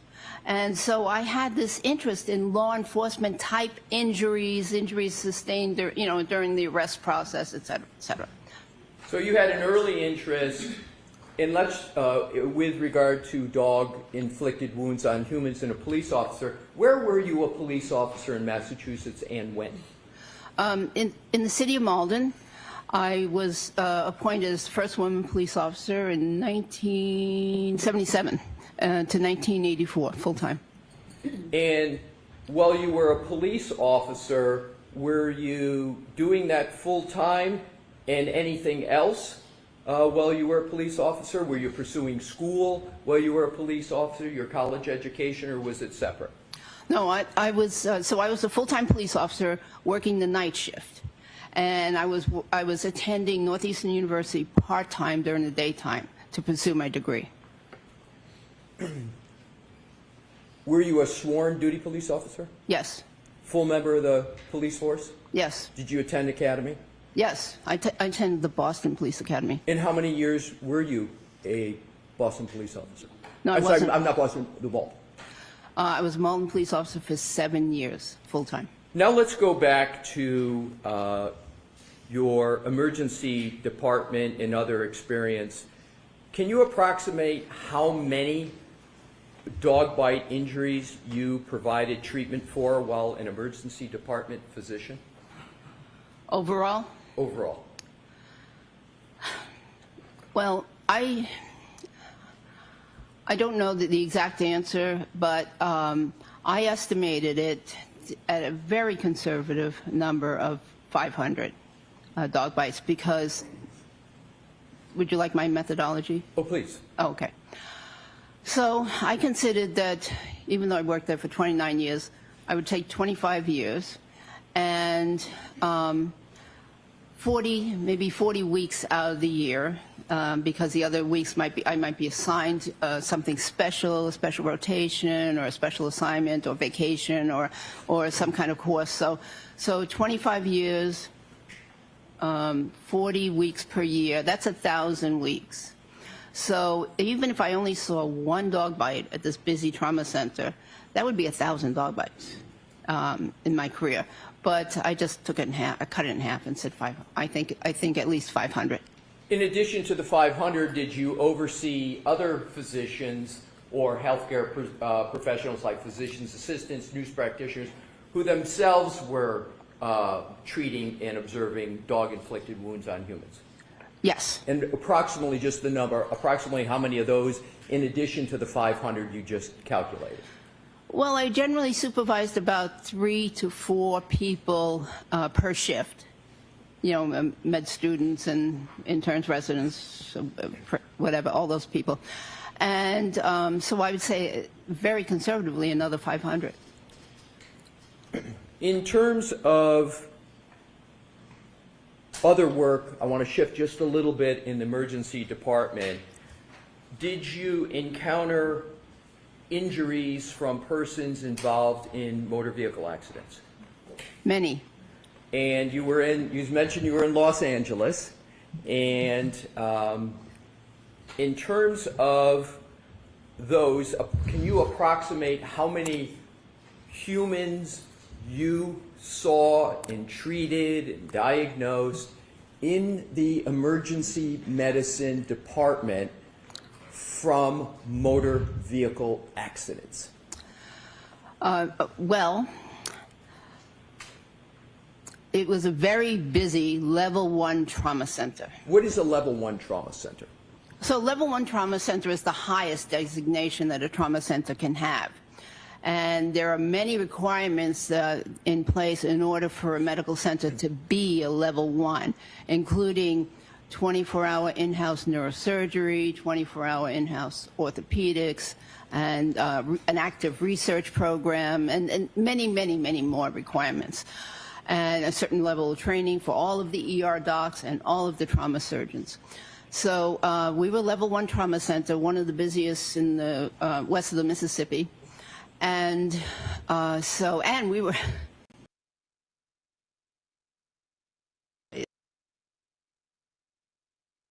we saw lots of things. But if I were I would say, if I took the 1,000-week number again, if I saw, at least 3, motor vehicle accidents per week, that's 3,000 at least. And that's just me. That's not the interns, residents that I'm working with.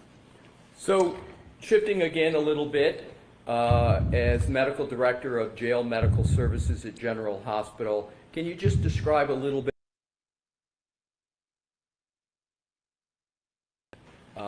Or is it a little different? In the jail medical services, we dealt with people who were in custody. Some of them were also, drunk drivers and under arrest. Some were, they were arrested for a variety of reasons. Anyways, and if they were in custody, rather than have them in the main emergency department, we had a special emergency department for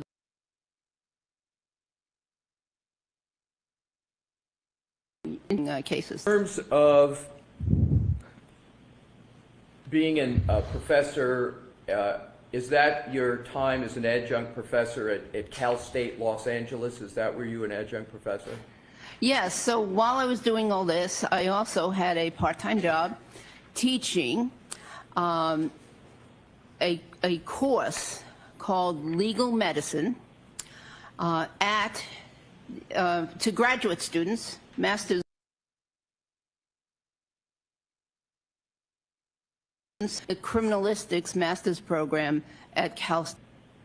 And in terms of topics, just briefly, some of the topics you would have taught them, and particularly any that may be apropos to why you're here today.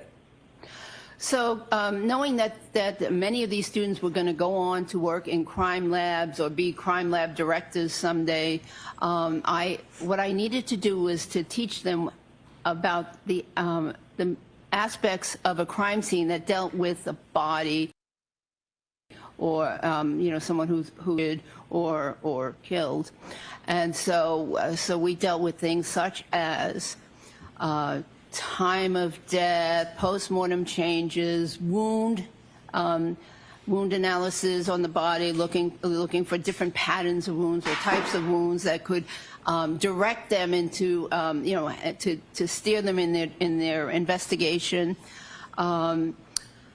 Let's see, so many other things. Yeah. There was a little bit of a noise here when you were talking about wounds.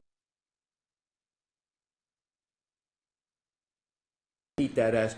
So when a criminalist or investigator goes to the scene, they have certain duties to attend to, and they need to be aware, that certain kinds of wounds, might indicate certain types of deaths. For instance, gunshot wounds in certain locations, or lacerations or stab wounds in certain locations might mean that this could be a suicide, this could be a homicide.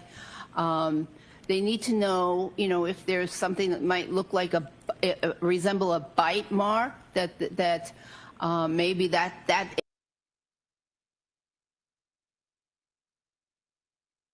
or photographed, especially, and etc. But that's what. Let's now shift again to your work at the County of Los Angeles Department of the Medical Examiner's Office, or is sometimes called the Coroner's Office. When did you have that work, and what did that position involve? So that was from 1993 to 1995. And as I mentioned,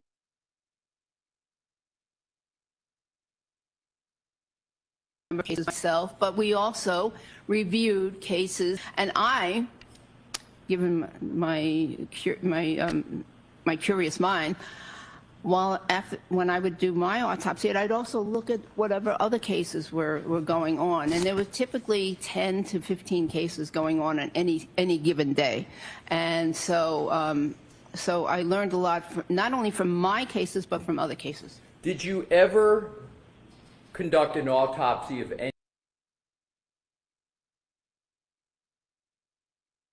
that sustained dog? Yes. Please describe that autopsy. That was a case I'll never forget. It was a young boy who had been attacked by 3 dogs, large dogs, but not specifically canine, law enforcement trained dogs. And the wounds there were extensive wounds, all of them, or as best I can remember, including a wide variety, puncture wounds, some scratches, abrasions, contusions. There were a number of different types of wounds.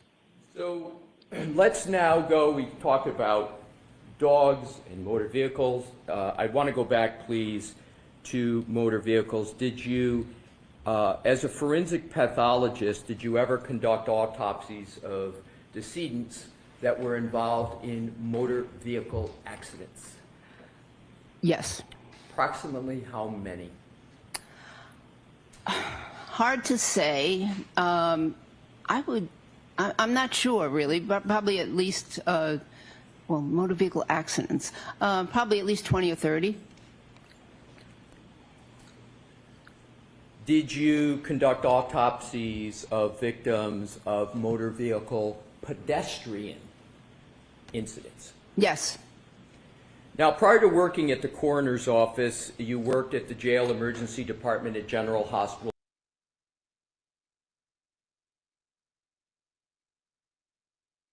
To persons that suffered dog-inflicted injuries. Yes. And just approximately how many? And then we'll move on to the next topic. Approximately, personally myself, about 40, but I was involved I worked as part of a team, and so I think we saw probably about 60 of these severe dog bites.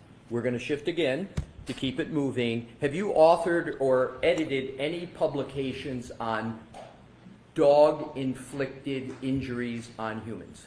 Yes. And what publications, please? So I was a co-author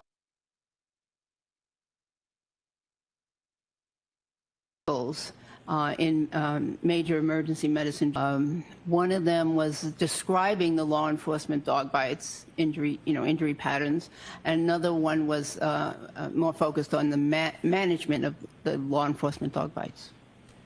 And did you, those are ones you co-authored, correct? Yes. Did you ever edit the work of others, articles or books, as part of a peer review process? Yes. Yes. I was asked to be a co-ed a series on forensic emergency medicine in a peer review article series.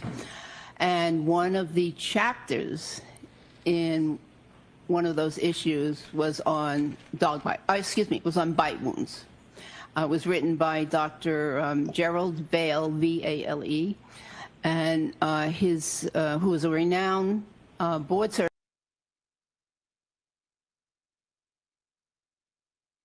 In terms of viewed articles you co-authored, peer-reviewed books and articles you edited, have you attended any seminars or talks or lectures on wound identification and or bite wounds? Yes. Just briefly describe a couple to give the jury a flavor of what those were. Well, there have been many lectures on wounds of all sorts, and there were wounds from and how to treat them. In the forensic arena and at some of the professional organizations, there were lectures or talks on wounds, and also there was a yearly talk on bite wounds given by Dr. Vale at the coroner's office. State perhaps the obvious. Have you had a lifelong interest in dogs and dog-inflicted wounds? Yes. And is that a professional and a personal interest? It's professional. Right, mostly professional, as you've described it. Let's now keep moving and go to another topic. Have you testified as an expert in court before? Yes. Is that in state and federal court? Yes. What topics have you testified to in state and federal court? Causes of death, wounds, child abuse, domestic violence.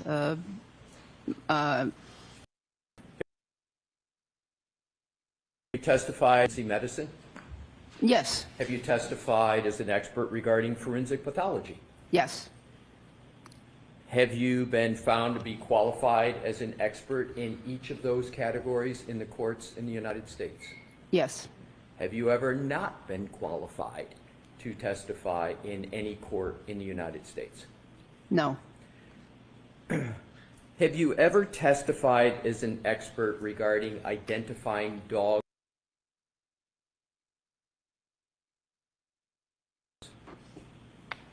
No. And why? Because it's, prior to this case, because it's not a topic that comes up very often. So although it comes up often in your practice, in terms of whether it's an issue in court, is it, my understanding from your answer, it just doesn't come up that frequently?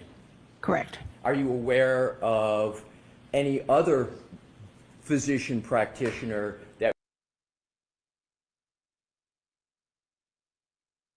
in a lot on this topic, given what you just said about? No, I'm not. Now let's go on to what were in the last question on this line, give a general idea of the types of wounds that were at issue and whether there were any pattern wound issues in those cases that you've testified in court about. Well, many of them were stab wounds.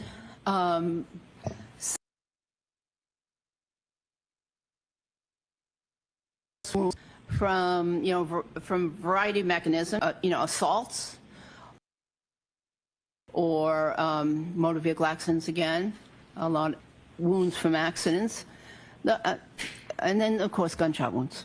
Were those the topics both living persons as well as deceased? Yes. Let's now move to, you've mentioned wound pattern, right? And are you familiar with the topic in the area of wound pattern recognition? Yes. Can you please describe for the jury what you mean by wound pattern recognition in your practice and from your experience? What is it generally, and we'll get to some more specifics as we go through. Well, generally, pattern recognition is very important in medicine. It's important in a lot of different fields of medicine, including radiology. They look for patterns on x-rays. Pathologists under a microscope looks for certain patterns to identify cancerous cells, for instance. So pattern recognition. And then as a subset, wound pattern recognition is of course very important to physicians that deal with patients that come in from from the street, so to speak, from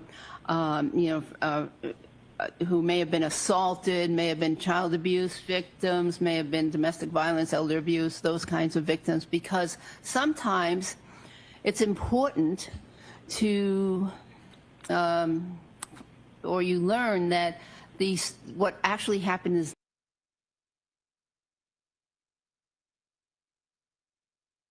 or the presenter said happened.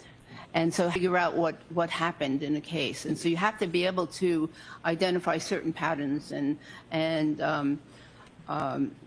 regions of the body, for instance, where wounds are, in order to make that happen. And so it's very important. It's emphasized in emergency medicine. When you were in residency, were you taught wound pattern recognition methodologies? Yes. And is wound pattern recognition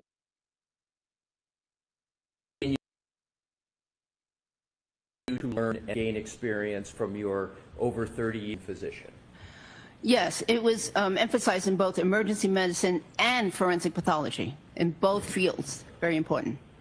Is wound pattern recognition a generally accepted methodology that is applied in the practice of medicine? Yes. And you've given a few examples of that pattern recognition methodology. Is that pattern recognition methodology and discussed? It is in certain articles. Yes. And we'll, in terms of wound pattern recognition, just roughly how frequently in your experience as an emergency medicine physician did you have to exercise your skills in wound pattern recognition? I would say probably weekly, because I always questioned, what the patient was telling me, and did it fit? Did the story make sense? So I did it quite often. And was that particularly important in child abuse cases where you may not be getting the story and you'd have to look at wounds and make your own determination? Yes. Now let's go and slightly move on to a very similar topic as to whether you ever had to determine the source of the wound without any input.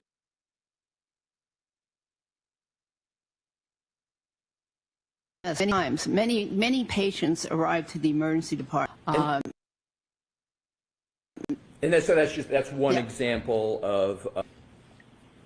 With regard to language barriers, did you ever encounter that as an obstacle to you understanding what may have happened, and you therefore had to exercise your pattern recognition skills? Yes. So now, in terms of dog bites specifically, how often, if at all, did you have to look at a patient without input from anyone to determine whether it was from a dog? Occasionally.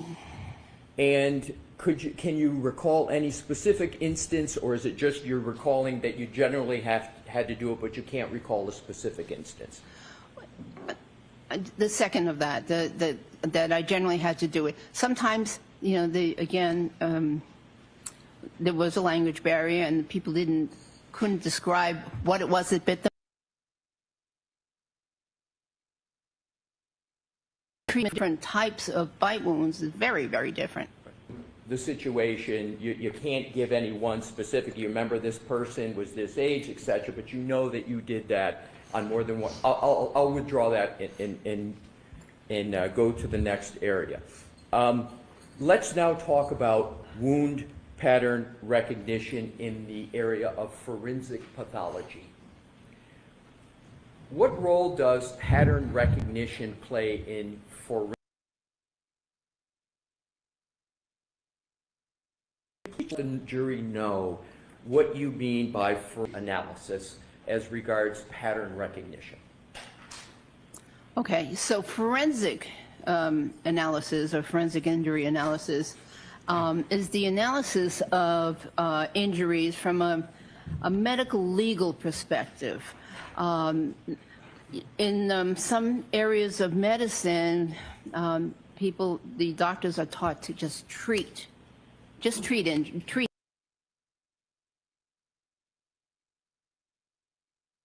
how it happened, or what caused the injuries. So much in my case, both the emergency department and the forensic pathology training, I was interested in how the injury happened.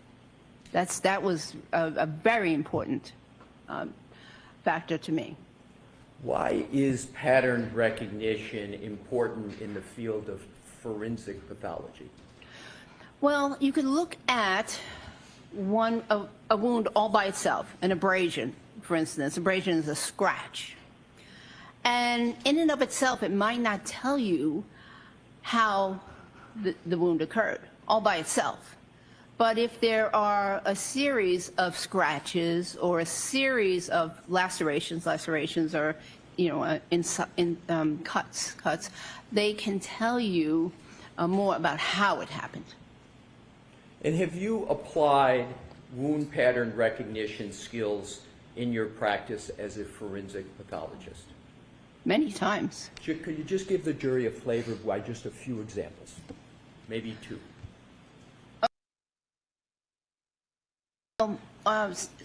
Self-defense wounds, for instance. If certain wounds were inflicted on purpose versus were they inflicted self-defense, and things like appearance and location can help you determine that. What was the question again? It's just a few examples of applying pattern recognition.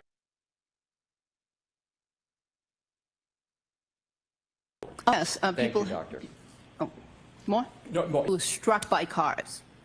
There are certain patterns that one expects to see when a individual is struck by a car, and we're taught to look for certain patterns, and that can help you determine if they were struck by a car. In terms of motor vehicle accidents and patterns, can you give an example of some of the patterns you would expect to see in one that is struck? Oftentimes lower extremity fractures, for instance. Lower extremity bruises and fractures are commonplace for someone who is struck by a car. And in your practice as an emergency medicine physician, a rough approximation of how many lower extremity injuries you have examined and evaluated with regard to motor vehicle accidents, including in the Los Angeles area? Oh, I think probably hundreds. Now let's topic that you were talking about. You called it defense injuries and wounds. I want to cover that topic. Are you familiar with the term posterior surface? Yes, in terms of anatomy? In terms of human anatomy, and with Your Honor's permission, could Dr. Russell point to her arm to show what she's referring to with regard to posterior surface for a defense injury? Sure, go right ahead. Let me explain just in general. Sure. Anterior is the front of the body. And Excuse me, Dr. Russell, I'm sorry, if you want to stand up so the Yeah, jury, with Your Honor's yeah. permission? Yes, are you comfortable standing up and doing this? Yes. Okay. So, anatomists decided on a nomenclature for describing parts of the body, and so the way the body, the descriptions go is that you take a person in what they call the standard anatomic position, which is upright, with their arms, their palms facing forward. Palms facing forward. So that is the standard anatomic position. So anything in the front is anterior. Anything in the back is posterior. Could you point to the arm when you talk about anterior and posterior, please? Yes. So with regard to the arm, if the palm is facing forward, that's the anterior. So the posterior part of the arm would be the back part that I'm touching right now. This back part of the arm and the back part of the forearm would be right here of the arm. And does the posterior of the arm have in determining whether or not a wound is a defensive wound? Well, oftentimes, when someone is being attacked, they will put their arm up to defend or protect their face, their neck, their chest, their vital organs, their vital parts of their body. So they put their arms up. And in doing so, the post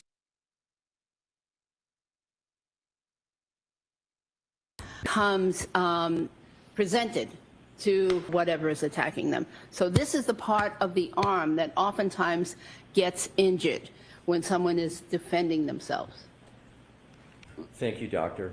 How often have you observed and concluded regarding defensive wounds to the forearm? Many times. I don't know. I don't have a number. In terms of decedents, many, many more. And if we just start with the posterior part of the forearm that you've described and you encounter wounds there, are those wounds indicative or highly indicative of anything? Well, they're indicative of defensive wounds being caused in a during a defensive action. In your experience as a resident, a fellow, emergency room physician, and a forensic pathologist, and your time at Cochrane, have you experienced and taught the topic of defensive wounds? Yes. Now let's move on to another topic. Do you have knowledge of the dental features of dogs? Yes. Where did you gain your knowledge about the dental features of dogs? Generally from reading articles. And in terms of examining patients with dog-inflicted wounds, did that inform you anything about dog dentition or not? Not specifically. In terms of dog dentition, Your Honor, may I approach? Okay. Thank you.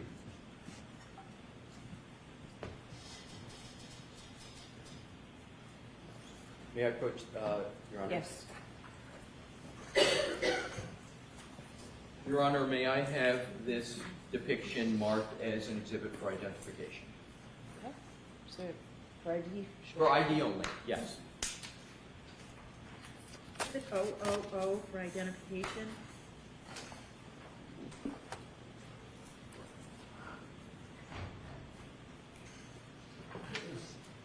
court reporter.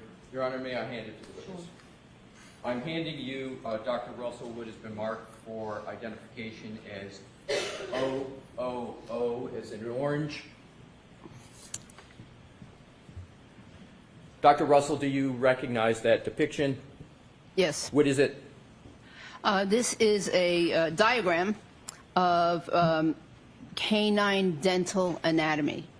And could you please, just for the jury, briefly describe dog dentition and what we mean by the term dentition? I think most know, but just for the record. So I believe dentition just means the teeth and the shape of the teeth and of the mouth of the animal or person. And what this diagram shows is that in general, dogs tend to have a triangular mouth, meaning it comes to a narrowing towards the front of the mouth. It shows how many teeth a normal dog will have, and what they look like. There are different kinds of teeth, just like humans have different kinds of teeth. In Your Honor, to assist the jury in the understanding of what Dr. Russell is speaking about, publish this as a chalk for the jury. Is there any objection? Sure. Thank you, Your Honor. And enlarge, Mr. Woke, Dr. Russell, where would you like to start with regard to this, just to give the jury a brief discussion of dog dentition? Which part of this should we zoom in on? I think the lower half, around the triangular upper and lower jaws, right there. Right there? Very Yeah. good. And Mr. Woke, if you could just, to start with, see the headings, and more importantly, the jury can see the headings of those two diagrams that Dr. Russell has pointed out. Yes, and just enlarge that. Can you read what's on the left and what's on the right? It's slightly blurry. It's slightly blurry. Mandible, lower jaw, maxilla, upper jaw? Yes, I can read it. Right. Alrighty. So if we could then just reduce it back down so it's a little. Dr. Russell, if you could just talk about it. Dr. Russell, we can go to the depiction up above just to get the overall picture up above there of the dog. All right. Is that that's an overall picture, correct? Do you want to point out anything generally on that picture? I don't have a pointer, but generally it's a side view, and it shows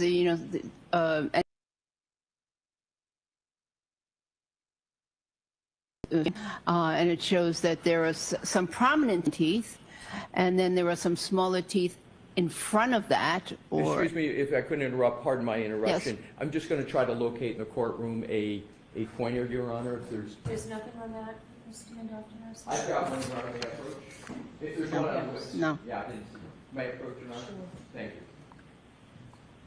Here, Dr. Russell. Hopefully Okay. that will work for you. Thank you.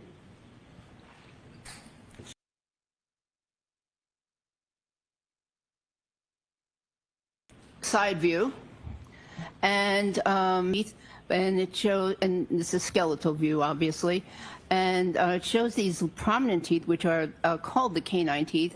Humans also have canine teeth, and ours are not quite as prominent. And then there are some teeth in front of that, which are called incisors.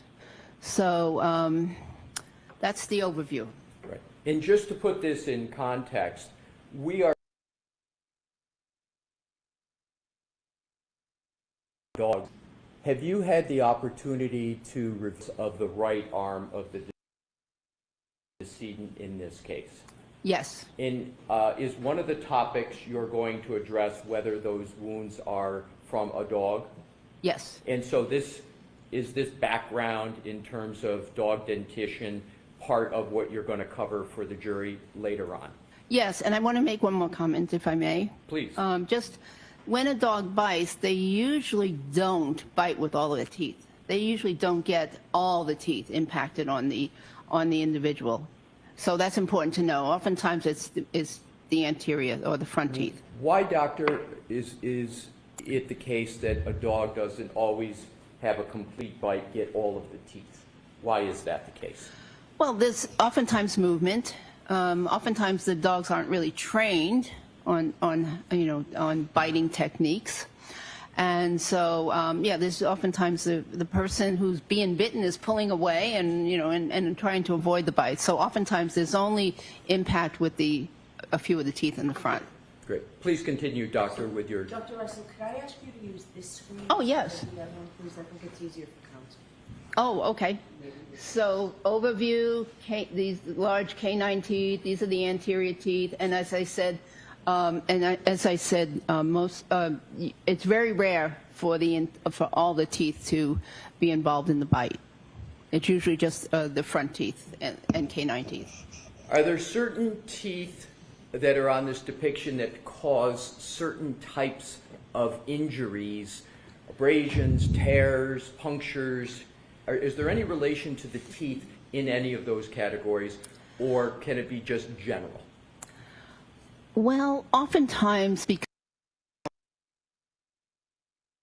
compared to the others, they cause the the puncture wounds, and those are the ones that appear to get the grip on the person's skin. Is there a medical term for a puncture wound from a canine? Or is it just it's a punctate wound from canines? I'm not sure there's a medical term. Okay, please continue. Okay. Well, that's about it.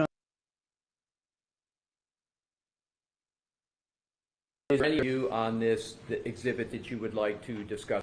Well, I was going to show that it's triangular. Again, here the upper and lower jaws. Yeah, they tend to be somewhat triangular. Is that also sometimes the shape referred to as an hourglass, or is it triangular, or you prefer triangular? I've heard it referred to as hourglass. I don't see an hourglass, but some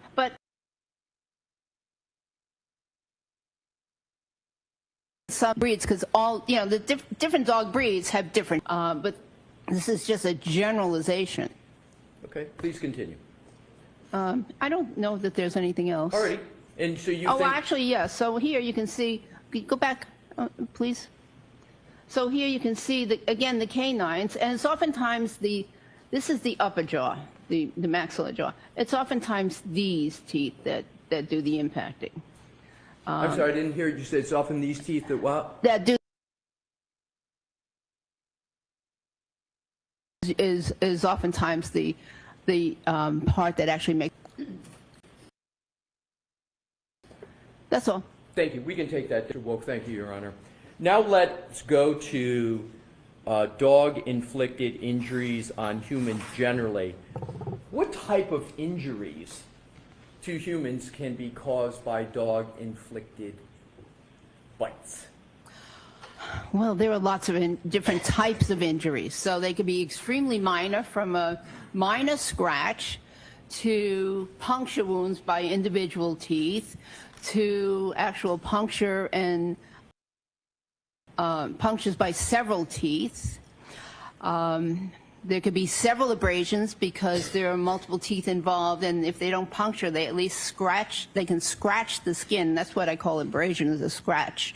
So they scratch the skin, but in parallel, because the teeth are lined up. So they oftentimes have parallel lines. And then, of course, there are bruises that could occur because of the crushing injury, and there can be what we call avulsions, which are where an actual flap of the skin is removed. And I can go further, but there's a wide extent of injuries. So there's a wide extent, a wide range, and can you just give one or two factors that are going to determine whether you're on the more minor side of the range to the more major part as regard to the type of bite that the dog is able to get?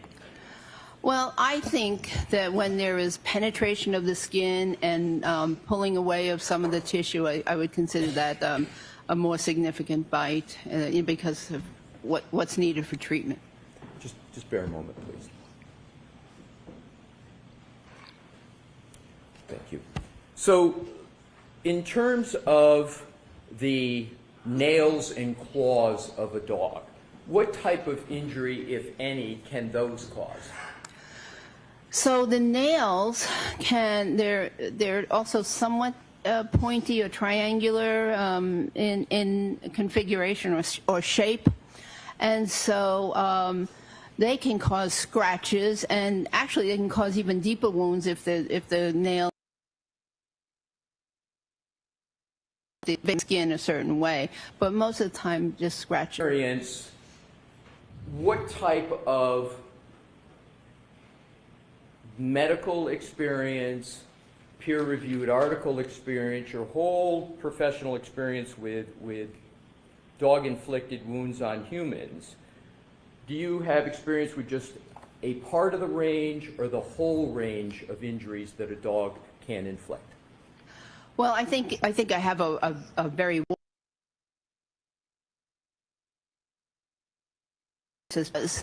those very serious ones we talked about in the very beginning, ripping injuries, or those with the trained canine dog bites. Most emergency physicians don't even get to see those. They're so so uncommon.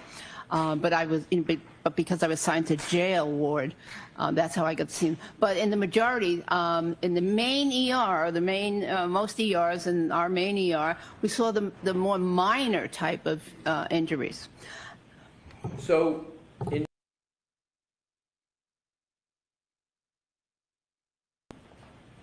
if someone is bitten by it, again, I think most people understand this, but just to be clear for the record, when someone gets a dog-inflicted wound, where do they usually go? Well, Sustained. Ask it. Doctor, are you aware of the medical facility, from your experience, where people go who have dog-inflicted wounds?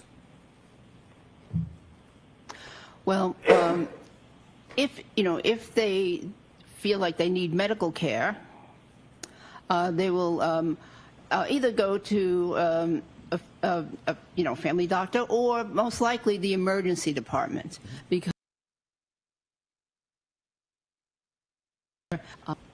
the resource experience, they go to the emergency department in general. From your experience for people in your literature review and authoring of documents, do people with dog-inflicted wounds go to a veterinarian for treatment? I'll let you answer it. Not from my experience.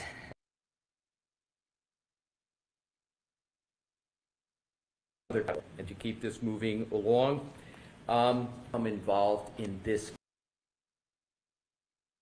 case. Well, I live in Los Angeles, and I saw something in the Boston Globe about this case, but I really didn't pay much attention to it. And then eventually I saw or heard something, because I'm not from this part of Massachusetts. I'm from a different part of Massachusetts. So anyways, eventually I heard or saw something about there being an issue with some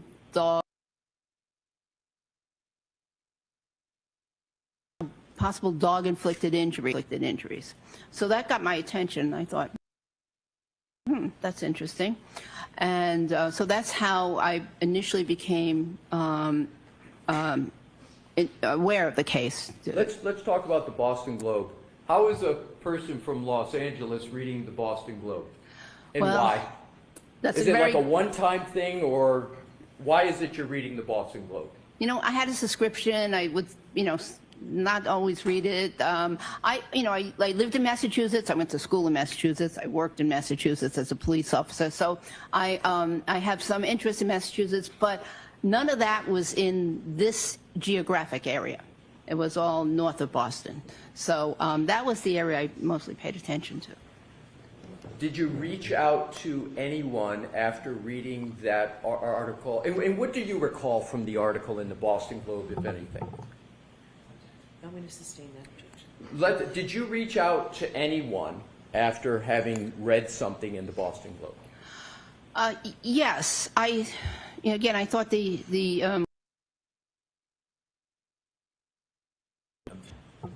I'll let that stand, but just answer. I did.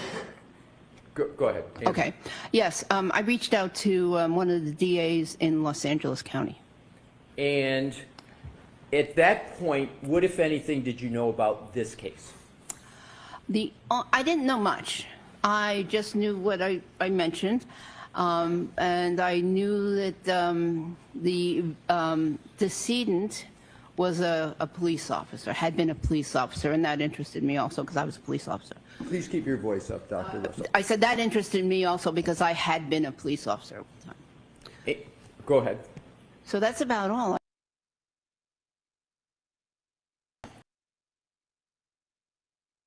Did you know anything about prosecution was claiming or the defense was claiming at all? Did you know anything? Sustain. What did you know, if anything, about the case? I'm going to see its eyebrow really quickly on this.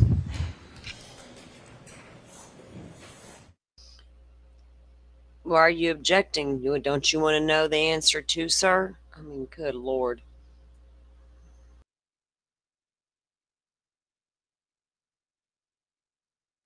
Goodness, Jessa.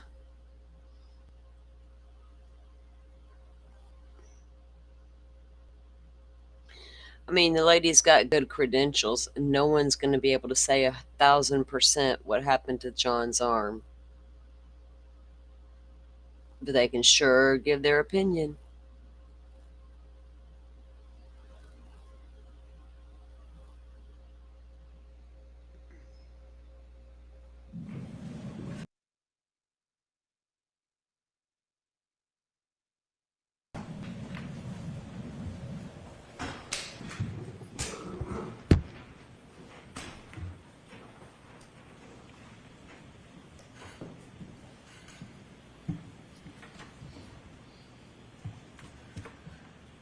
Moment, Your Honor.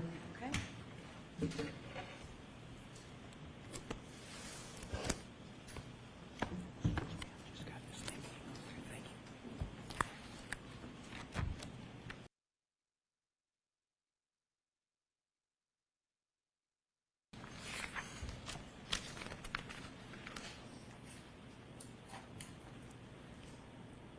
Doctor, in terms of Mr. Wolk, if we could please, and Your Honor, may we publish what is already in evidence, which is Exhibit 167? Okay.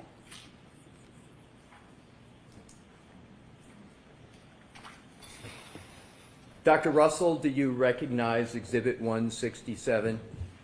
Yes. And how do you recognize that? Well, first let's start, what is it, and then how do you recognize it? It is a picture of the decedent's right arm and forearm. Now, without stating what it is, have you been able to form an opinion as to the source and nature of the wounds that are depicted in that exhibit? Yes. Now, in terms the next area, what method you used in forming your opinion without yet stating what your opinion is? Well, I used pattern recognition and differential diagnosis. So let's start with wound pattern recognition. Is that the wound pattern recognition you've been discussing up to this point?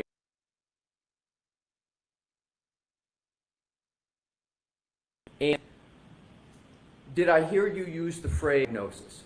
Yes. please tell the jury what you mean by the term differential diagnosis as a physician, emergency medicine physician and forensic pathologist. So when a patient, when a physician sees a patient, and or an Imogen's case, and is make a diagnosis that not only do they consider what they believe is the obvious, but also in their mind go through other possible diagnoses and determine if they can rule them out, so to speak. If they can rule them in, rule them out, so that they are not just focused on one thing, but they've actually given consideration to other Mr. Wolk, if you could take that, we're going to do this back and forth, but I'd like to have it taken down until we do have the need to, and if we could have the lights go back on, Your Honor. Thank you. So, does applying a differential diagnosis, well, let me start out. Do you understand what confirmation bias is? I believe so. Yes, and does differential diagnosis assist or not assist in avoiding confirmation bias? I believe it assists in avoiding confirmation bias. So, in terms of differential diagnosis, did you apply that concept in the beginning of your analysis of this case? Yes. How did you apply differential diagnosis to, among other things, avoid confirmation bias in this case? Well, in my mind, I went through other possible things or causes of wounds on an arm, and what they would look like, and the configuration, the patterns, etc. And then I figured out why these other potential causes of wounds in the arm, did not fit this case. So is a phraseology a synonym for differential diagnosis, what doctors call ruling out something? Is that another way to say it as well? Yes. So we're going to come back to the differential diagnosis. I just wanted to have that question first. Now let's switch to the materials that you considered in forming your opinion about the nature and source of the wounds to Mr. O'Keefe. Describe what you looked at in terms of coming to your opinion, conducting a differential diagnosis, and avoiding confirmation bias. What did you look at? Well, I looked at pictures similar to this. So there were pictures taken at the hospital. There were pictures taken at the medical examiner's office.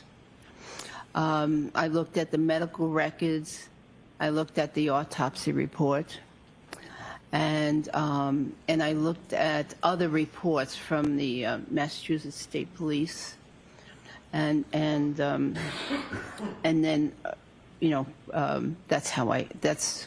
those are some of the things I looked at. Did you look at any photographs, including of clothing? Of what? Clothing? Oh, yeah, clothing. Clothing, of course. What clothing did you look at? So there was a shirt, like a hoodie shirt.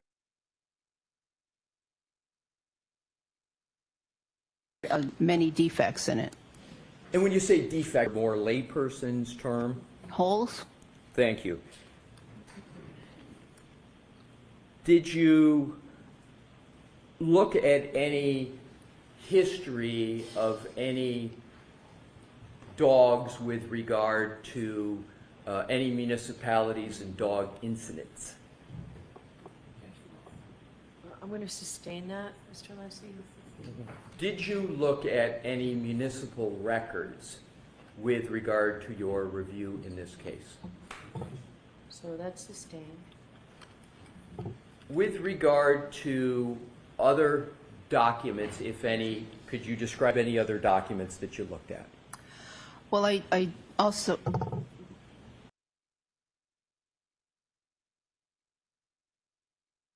going to see you at sidebar.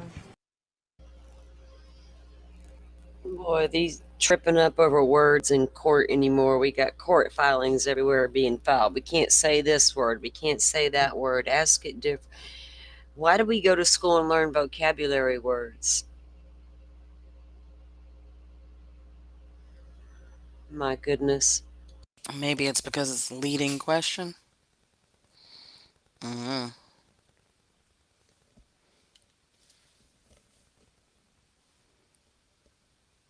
Did she call him up? Yes, she wanted to see them at some. Oh, okay. I missed that part. Yeah. It's always ask it differently. All they do is change one word. It's a little excessive. I mean, it's their procedures, though. Yeah, but this far in the case, I've heard it so many damn times for no reason. It's I'm a little over it. That's all. That's how her.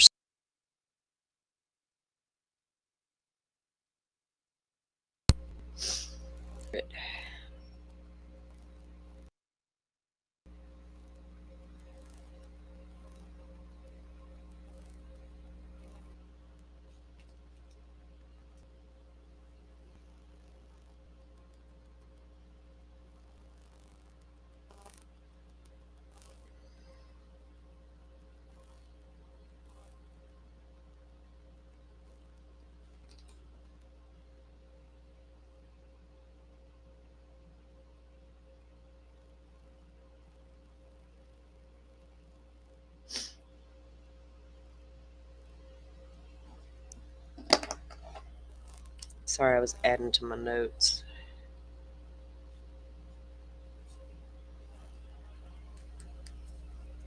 For those of you interested, about 11 minutes ago, they still don't know they're having court in Lori Vallow's trial. They assume they are because nobody's heard differently yet.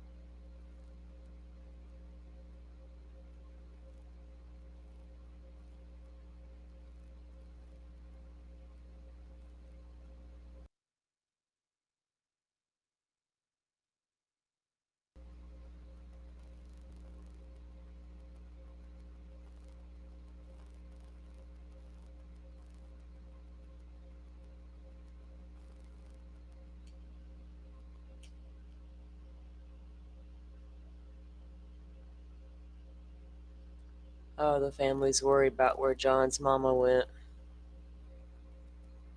I happened to look up, and I was reading a court document and looked up to make sure I was still on track.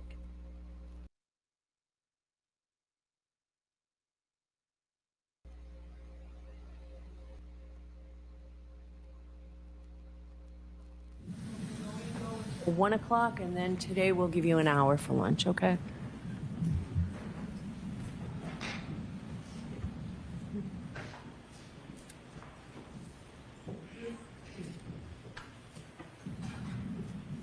Don't know, Butterfly. They haven't said if they're going to have in court or not. I'm going by Justin Lund's reporting. I haven't seen Joe report anything. So.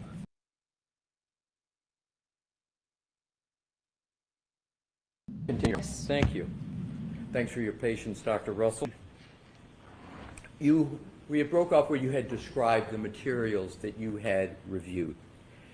Based on your, and Mr. Woke, if we could please put the exhibit that we just had, and with your Honor's permission, republish it. Thank you. Based on your review of all the materials that you had described and your experience that you had described, without stating it, were you able to come to any conclusions or opinions about the source and nature of the injuries that you see depicted on that exhibit? Yes. And what is your opinion and conclusion concerning those injuries? Those wounds were inflicted as the result of a dog attack. I'm sorry, I didn't hear you. Can you speak a little louder? They were inflicted as the result of a dog attack. And how did you form that opinion? Just describe your thought process to the jury. Well, there are multiple groupings of wounds. Do you have the pointer? I there? do. And if you could use the screen that Her Honor has requested. So there are multiple groupings of wounds right here. Here's one on the what I'll consider the upper arm, which is above the elbow. Here's another grouping. Here's an interesting, complex grouping at the elbow. These are all at the posterior surface of the arm. And there's another grouping down here on the forearm. These multiple groupings are patterns.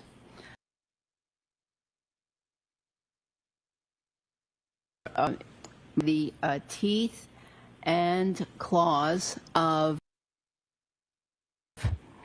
a dog. We've discussed previously pattern recognition skills and methodology, and you just mentioned the word pattern here.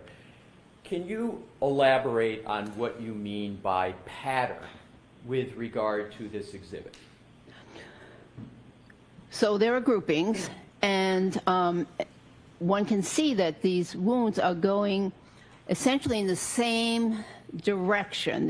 They are oriented in the same way, almost from the close to the inner surface of the arm or the anterior surface towards the posterior surface. What is the arm. significance, if any, of that orientation you just described? So what that gives me direction, and that tells me that the dog's teeth were over here. The dog is over on this side of the arm, and the teeth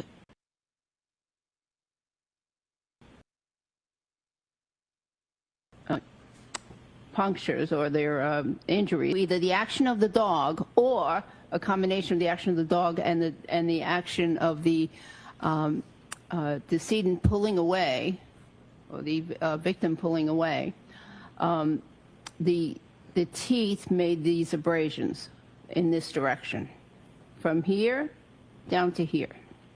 And then here it's very complex because of the we don't know what this elbow was in the arm. Was it fully extended, meaning it's fully stretched out, or was it partially bent? Was it fully bent? We don't know. But in addition to the pulling away movement, there's also the bending movement. So that one is even a little bit more complex. And of course, there are some additional marks down here and some possible bruising down here, punctate marks down here, which may represent the lower teeth. If we could just stop. Observed in your experience pattern, have you seen that before? Not that exact pattern, no. But have you seen any that is similar to it?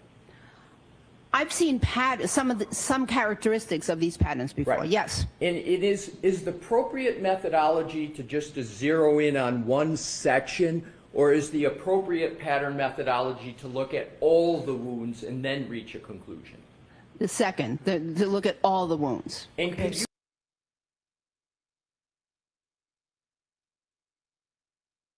Okay. Thank you. Court, all right, please. Goodbye. Wait, what happened? Recess, but I know she said when they go to lunch they're going to do an hour. Oh, So- maybe this is lunch because it's 1 o'clock. I know. That's what I'm about. That's what I'm thinking. Is and that's her usual. So I'm just going by what her usual freaking bullshit is. But yeah, she said recess, and right before that, she said they were going to get an hour for lunch today. So I'm assuming they just started lunch. They usually do. Um, yeah, Rachel, I talked about that earlier. She's probably seen tons of dog bites. It looks more like a dog bite than it's ever looked like shattering taillights, right? It's Mm-hmm. Hey, always thank you so much for watching. Jesse. So it's always looked like more than that. It's crazy. Um, and it's also, that she reads an article and reaches out to the defense. The prosecution's going to try to have a field day with that. Whatever. Yeah. I mean, why would she have reached out to them when they're trying to say he was hit by a car? I understand. I'm just saying, I Yeah. know that this talking law, I'm thinking legally, he's going to go after her with his stupidness. That's all I'm thinking. Mm-hmm. Oh, yeah. Oops.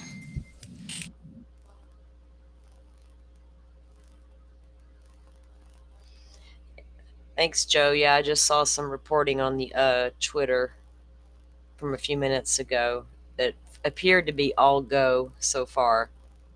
So Joe is down there at the courtroom, guys. All right. Hopefully they'll be able to get that trial underway so they can get it over with. It shouldn't be long for that one.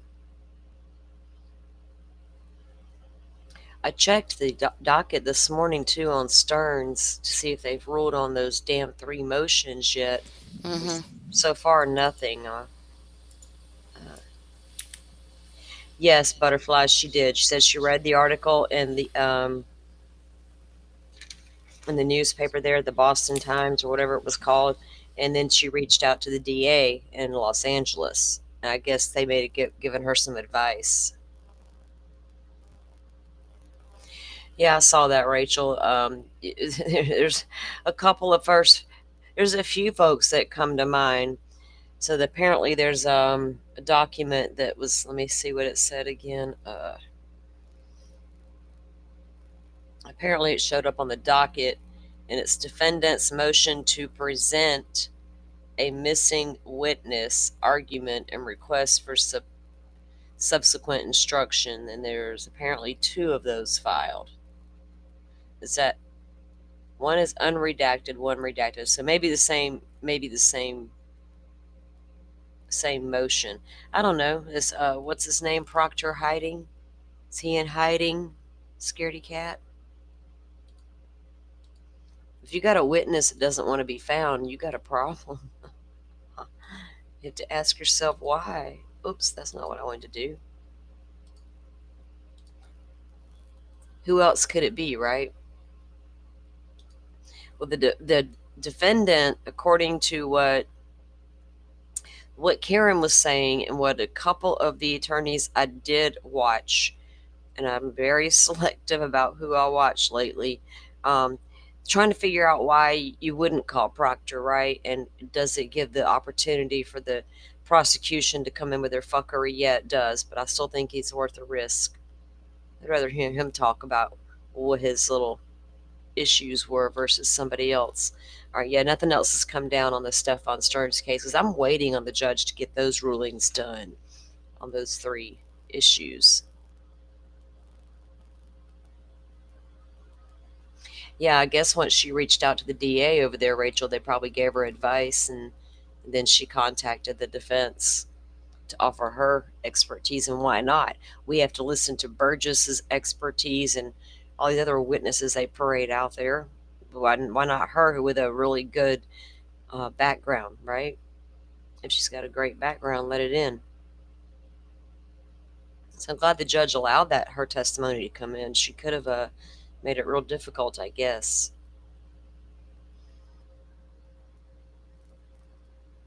Well, Joe, if you're out there, it's like 10 a.m. where you guys are, so they should be getting underway soon, right? If they're going to. I guess they finished. Do they still have to finish seating the jury? I think they do, considering she left out early and dipped on Friday.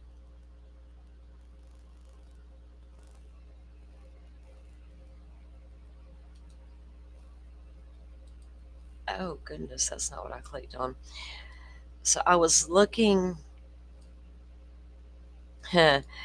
This one's funny. I don't know if you guys saw this or not. It was microdots. Let me pull it up.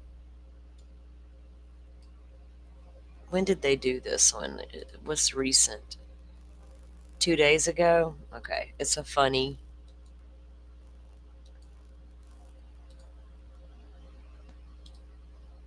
Okay. Well, unmute it would be nice so we could all hear it at the same time. Okay, let me get us out of the way. All right. So like I said, guys, this is a little piece that Microdots did 2 days ago, and it was just funny. In mechanical engineering from the University of North Carolina at Charlotte. I then went on and got a master's degree, also in mechanical engineering from the same school. Your professional credentials are absolutely truthful, right?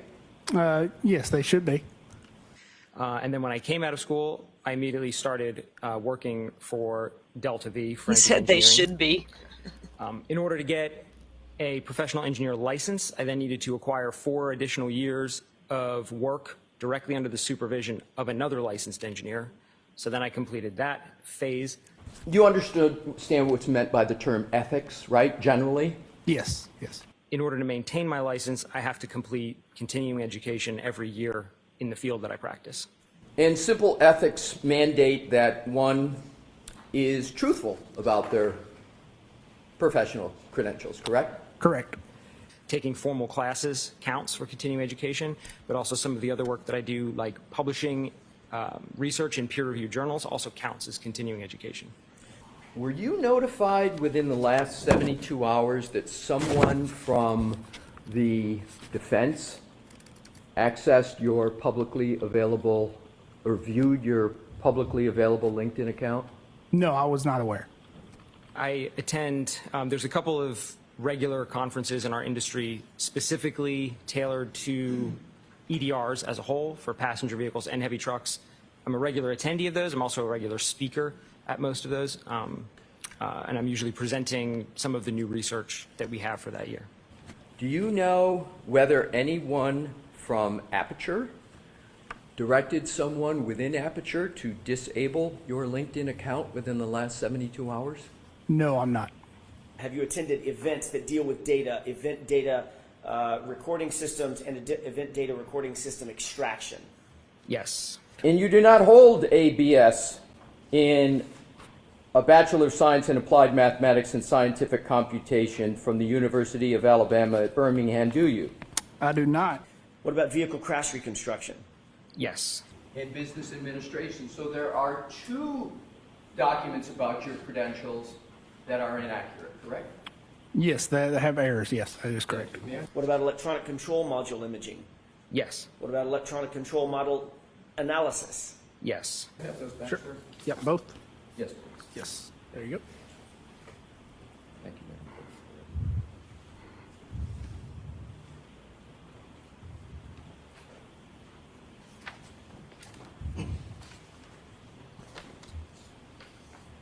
Applying automotive EDR data to traffic reconstruction. Yes. These are samples of the type of continuing education that you routinely engage in, correct? All that's accurate. Isn't it either you have a Bachelor of Science degree or you don't? You talked about additional licenses and professional registrations. You're a licensed professional engineer, correct? That's correct. In North Carolina? Correct. You're also a certified IPC specialist? Yes. Are you aware that there's no degree at the University of Alabama, Birmingham, called a Bachelor of General Science in Mathematics and Business Administration? The teaching roles that you've held within organizations, have you been an instructor concerning accessing and interpreting heavy vehicle data event recorders? I am. I'm currently an instructor of that course, which is offered through the Society of Automotive Engineers. As a matter of fact, next week, are you going someplace to teach? I am. I will be in Wisconsin next week teaching that very course. If I did the math correctly, sir, you've been pursuing a Bachelor of Science degree for 17 years, correct? That is correct. Are you a member of any subcommittees? Yes. Are you also a member of the National Association of Professional Reconstruction Specialists? Yes. Have you also authored peer-reviewed articles? Yes. Have any of your peer-reviewed articles that you've either authored or co-authored specifically focused on Toyota vehicles? Yes. In January 2025, did you co-author a publication entitled Simulation of Vehicle Speed Sensor Data for Use in Heavy Vehicle Event Data Recording? Yes. That was funny. You almost kind of felt, Bo Burgess, what are you doing now, my guy? What are you doing now? Some of the, I just can't believe how a lot of the prosecution's witnesses weren't stronger than they were, right? They needed to be a lot stronger. And they just weren't. It's insane. Let's see. Where do I go? Where did it go? Okay. Okay, I think this is it.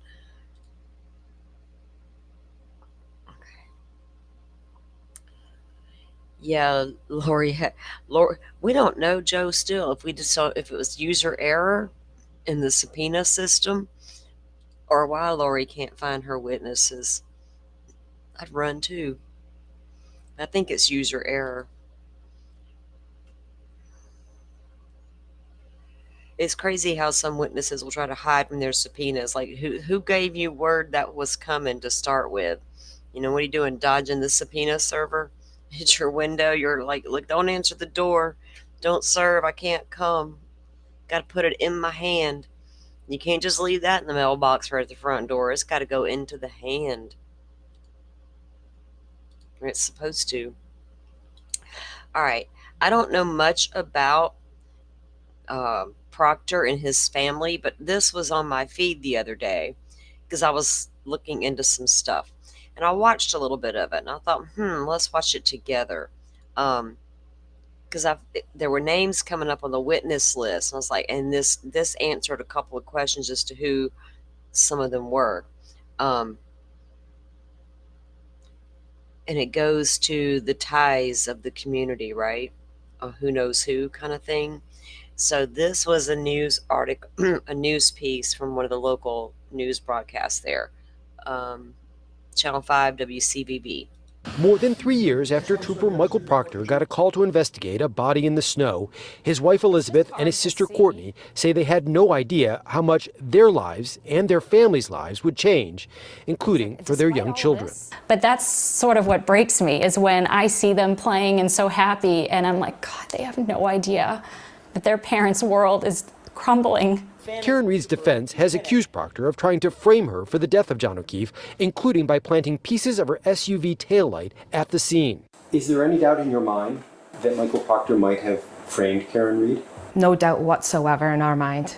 No doubt whatsoever, and the evidence shows that. The investigations show that. During Reed's first trial, Proctor did admit to writing insulting text messages about her, including that he hoped she would kill herself. Because the evidence pointed to this woman killing a fellow Boston police officer. So he was angry, he was upset by that. So I understand the need that he had to vent to friends, whether it was appropriate or not. Elizabeth and Courtney Proctor say those messages do not justify the harassment they say they've received from Reed's supporters, including rocks thrown in their yards and anonymous voicemails like this. I'm going to be your kid's new mommy, and I'm taking your kids and I'm taking your dogs. A blogger named Aidan Carney, who goes by the name Turtle Boy, has been charged with witness intimidation in this case, but the Proctors say he's not the only one responsible. It seems like Karen Reed and Aidan have been conspiring and colluding. Now, prosecutors have said that Carney and Reed have been communicating, but at this point she is not charged with witness intimidation. Recently, the prosecutors confirmed that a federal investigation into potential misconduct connected to the Reed case concluded without charging Proctor or anyone else. His family say that the feds checked 5 years worth of personal emails and text messages and found no other problems. Live in Canton, David Beanick, WCVB News Center. At some point, a few days following. 5 years. So when the feds came in, they investigated 5 years with their bullshit. And yeah, I could tell that, Rachel. That's what they were saying. And they found nothing, they say. Did they tell y'all that, ma'am? Did they tell you they didn't? All clear? And I get she might get upset about the fact that Aidan may be talking to Karen, but then again, the conspiracy is about what y'all were doing, ma'am. I'm not touching that Aiden Kearney, Karen Reed bullshit with a 10-foot pole. Yeah, Rachel, I showed it because I was just interested in what there's a lot of y'all that apparently know a whole heck of a lot more. And there's nothing that anybody can come out and say at this point is going to like sway me, right? Especially in any of the families from either side. It's just interesting the things they come out and say or what they feel's been done to them. But when people are accusing you, you guys are the ones in collusion, apparently. It's just odd.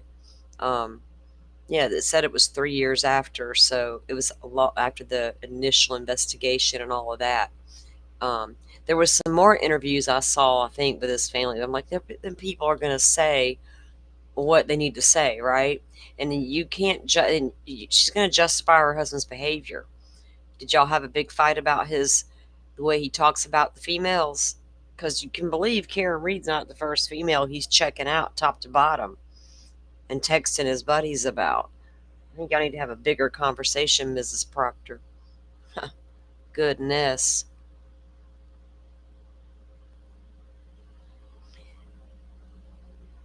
Folks are going to defend the people they love, but at some point you don't ask yourself, what were you doing? I'll defend you anyway, but what were you doing? My goodness.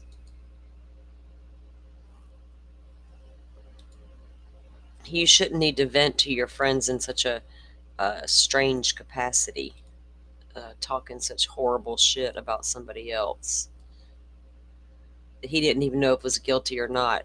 And it sounds like he made a lot of assumptions, even when they were reading his partial messages, I'm going to call it, because we didn't get to hear all of those messages earlier. We got to hear some of it.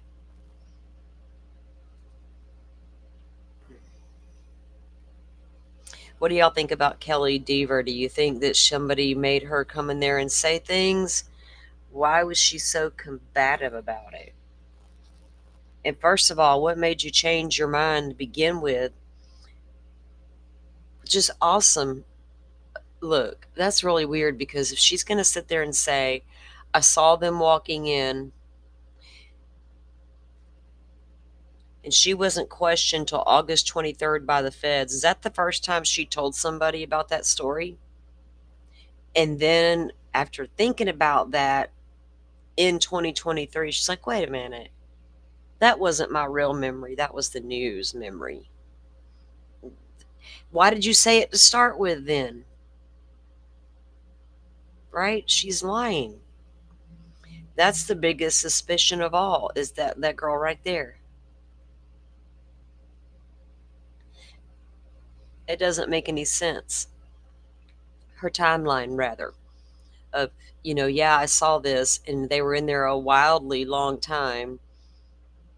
And then did somebody point out to her, well, honey, you couldn't have seen that because we didn't bring the car to Sallyport after you were gone, remember? She's like, oh, yeah, I couldn't have remembered that way then, could I? Boom, stories change now.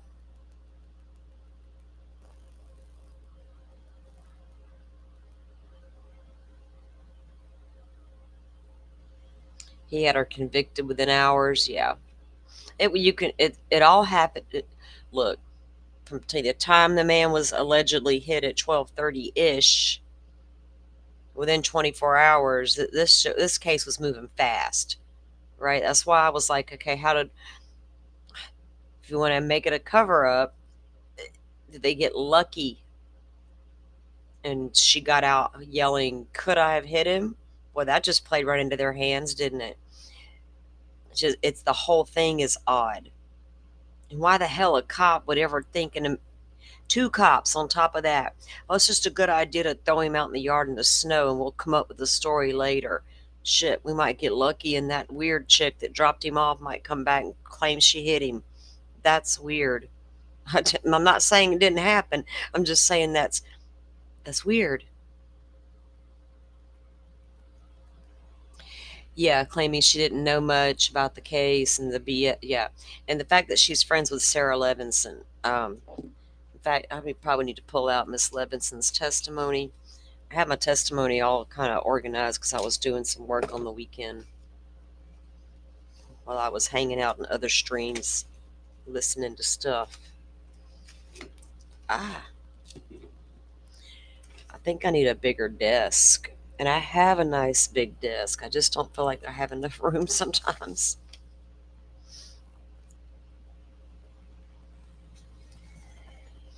I need one with an L shape, but I'm left handed, so I need the L to be on this side. Yeah, it's a whole thing. Or it will become a whole thing. Oh, I just had an idea though. I could buy one more of these, put it like that, make my own L shape.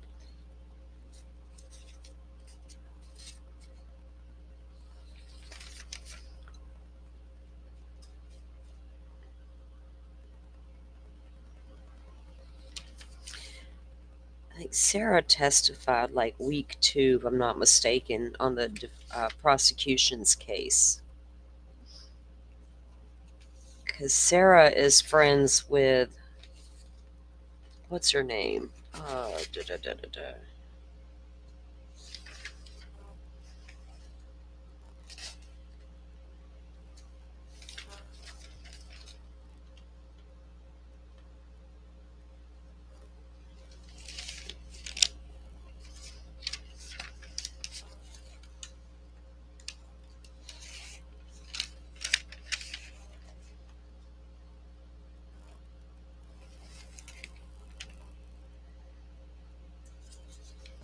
Do y'all think they'll call Jen McCabe back to the stand? Lucky's the plow driver, right, Rach? Who rode by and didn't see anything, even though he has large lights and so forth on his truck? That guy, right?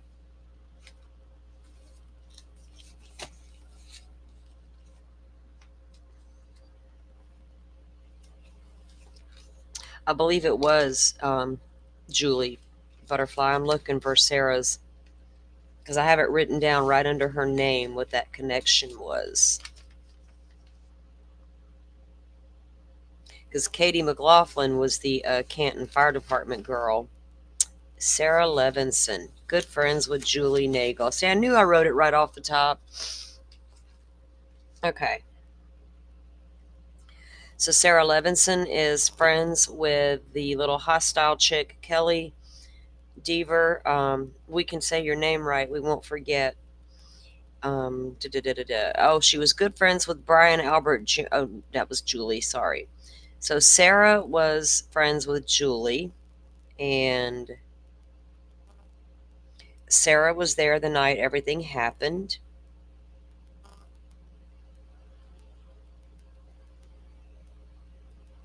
She was there when the other adults arrived. She never saw John come inside the house. She left with the McCabe's. So she was the girl who got a ride home from the McCabe's as well. And they all passed right by the flagpole and didn't see anything.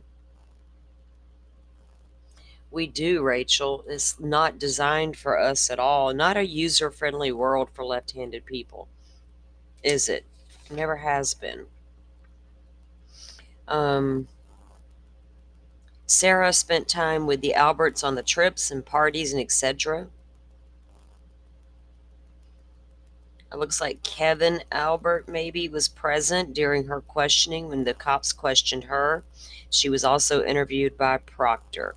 And there was really not a whole lot on her except for the fact that she was there. She was their friend.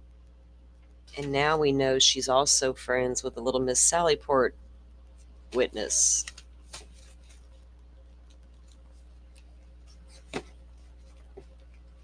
And then Katie McLaughlin, the firefighter, is also friends with this little group of girls.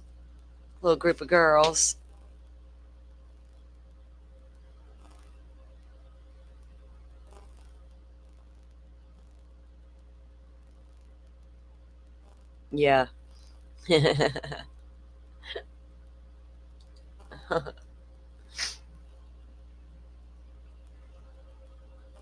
Say it wrong on purpose, Butterfly. Let's just do that. Let's just call her, let's just make up a damn name for her.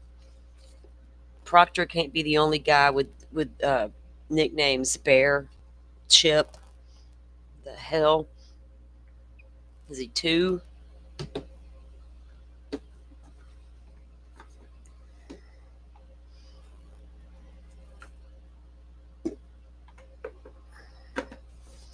She was cocky about him not saying her name correctly. But look here, Miss Selective Memory. Lie to the feds. Oh, my dog went off again. Little Miss can't be wrong.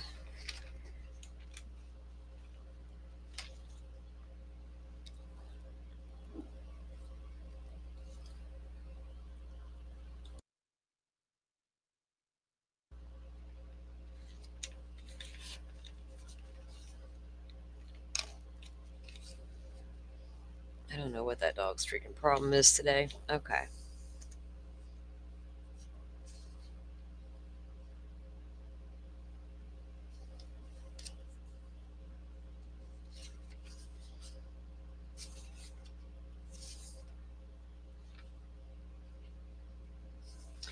I was looking back over some of the times that came from specific testimony uh, from certain like when Jim McCabe was testifying, there was a set of very specific times mentioned.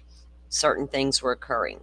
Same thing for John's phone, Ian Whiffen testimony.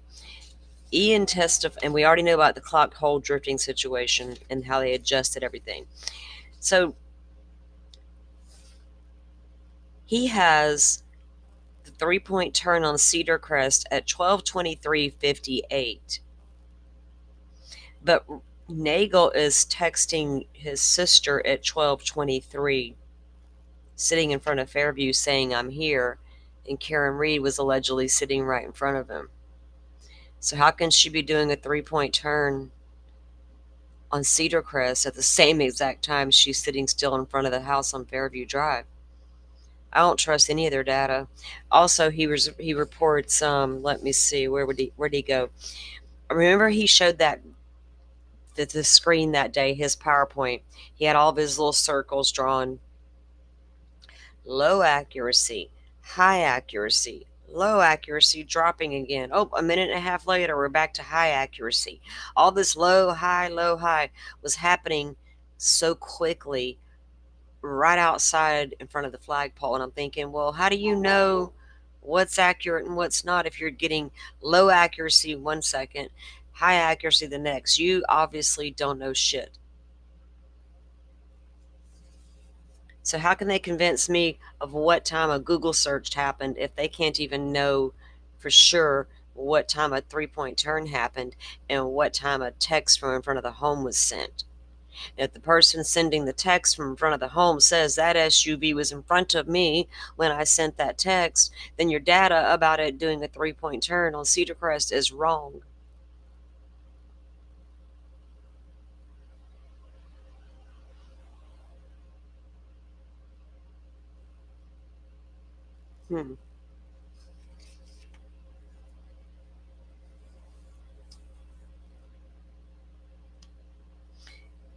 John apparently got out of the truck at 12:25:30. The device was heading west with low accuracy.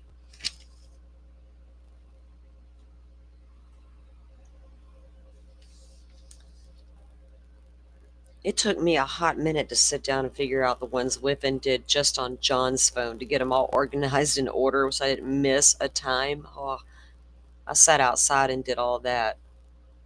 No, my dog don't like the devil, and she's normally not even a barker. It's when my son is gone and it's just us here, she's like on higher alert. I don't know what's going on with her anymore. There ain't like a soul not around us.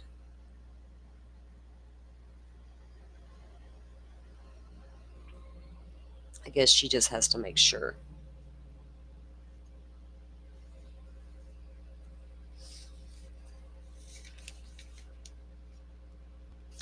He also stated at 12:31:56 it was impossible to know the accuracy of John's phone. Didn't they use that clock and or that phone in some kind of clock drifting shit? I'm being a smart ass when I say that, obviously.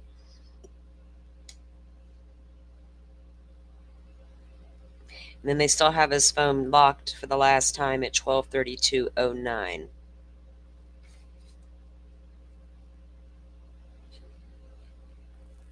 And I still have about 3 to 4 other witnesses. I got to sit down and do the times the same, and then I'm going to do another time chart because their evidence is kind of all over the place. It's not cohesive, and it doesn't match testimony of other data evidence. And I don't know if they're hoping that will slip through the cracks, or if they're throwing out so many times the jurors can't write it all down. So far, I haven't had to go back and re-listen to testimony yet. I just haven't done that yet, but I thought about it last night.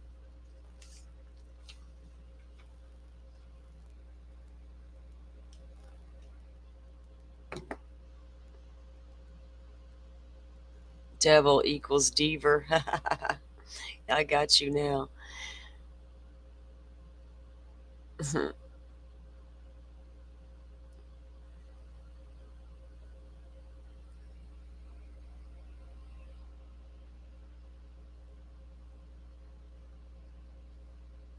I wonder who the next witness will be. Yeah, they cancel each other out, right? They totally do. When you got one expert testifying to one thing, and then Salt Shaker Lady comes in and she throws in her 2 cents. Then here comes Burgess with, wait a minute, I found a missing SD card. Everybody hold up. We got to change everything. But then that don't make all the rest of the that makes all the rest of the data bunk now that Celebrate did. All Celebrate's hard work for nothing, thanks to Burgess and his missing SD card.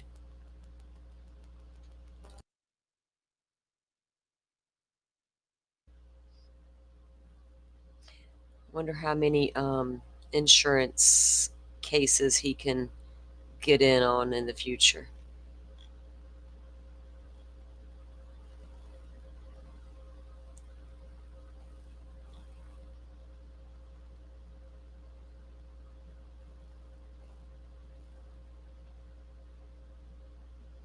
I would love to poll the jury right about now.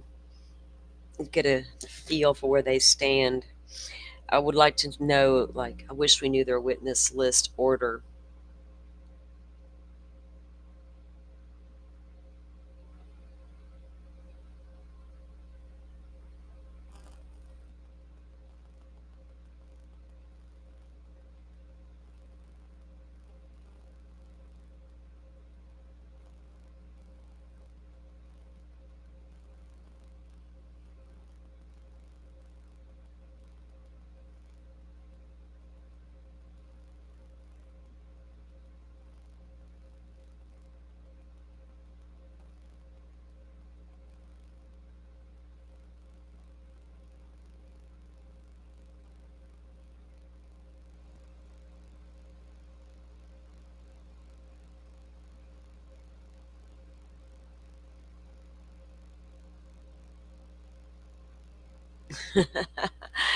Oh my goodness. Someone posted a picture on the Twitters, the future of Canton, and it showed all the young people who have testified in this case so far.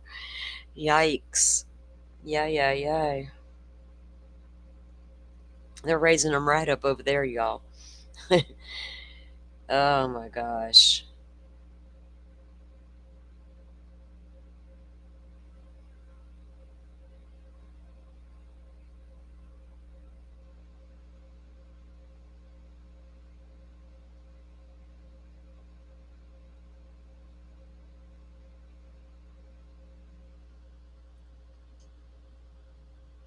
I don't know what Burgess thought he was doing.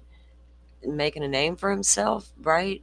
Trying to climb the company ladder without the degree. Let me just do it on my merits of my work. I know how to get these missing SD cards out. You'd think they'd worked with enough Toyota black boxes.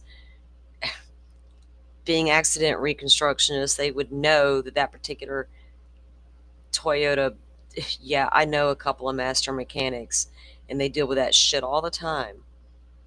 It's like, why would they not know it was there to begin with?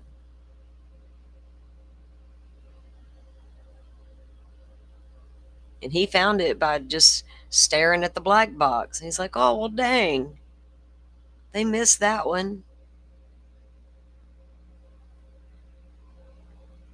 That's not a normal piece of stuff you look for in these type of devices? Okay. Well, then.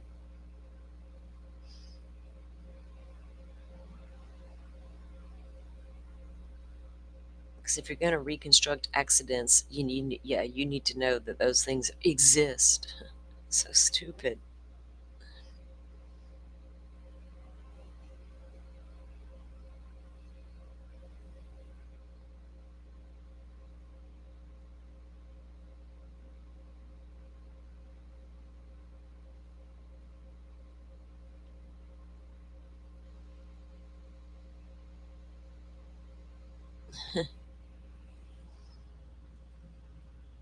Sorry, there was a lot of different documents coming down this morning. I was just taking a look at a couple.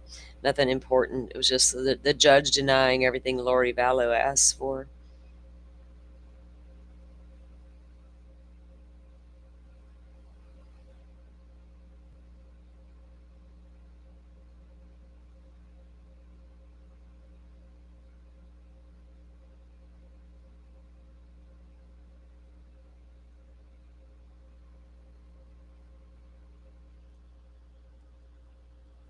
The fact that she let that in the middle of trial is ridiculous. Yeah. Bev's ridiculous. That Hank is more ridiculous. Can I just say that? I don't like him. He has annoyed me. He's not a nice person, I think, in general. He might look like he's couldn't fight his way out of a wet paper bag. Like, for real, I don't think he could. But he just strikes me in general as an asshole. He is so rude and hateful to some of the witnesses, and then some he kisses their ass. It's not your fault we can't hear you, man, mister. Wasn't even a woman with a soft voice, it was a damn man. It's not your fault we can't hear you. There's fans on. It's like, dude, you were coming at that other expert with all his credentials and degrees and accusing him of not being smart and flat out rude about it. It's ridiculous. I would, if I was them when this thing is all over the trial, I would see him at dinner one night. I would be like, I know where this dude's going for dinner. I'm gonna learn his routine. I'm sitting right next to him. I'm gonna be rude as shit. I'm gonna be loud and obnoxious. Whatever I could to annoy him, it'd be perfect. Just because he decided to be so annoying.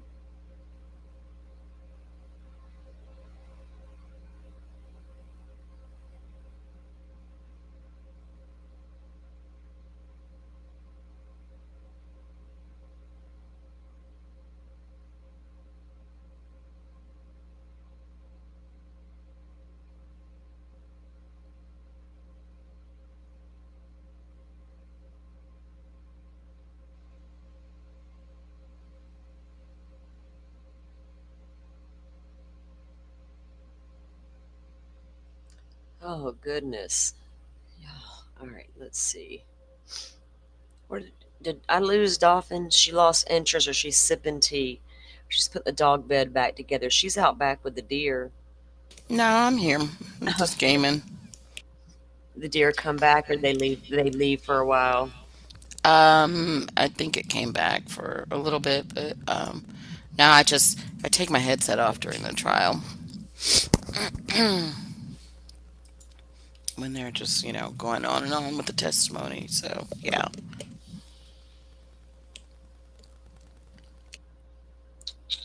Yeah. There was where was that butterfly? I didn't see all that. She said there was a protest this past weekend for Karen and Sarah Birchmore against corruption. I'm assuming they're in Boston or very near. Those people have a right to do that. Stand up and push back. against their local government and their local police departments who are corrupt, apparently, right?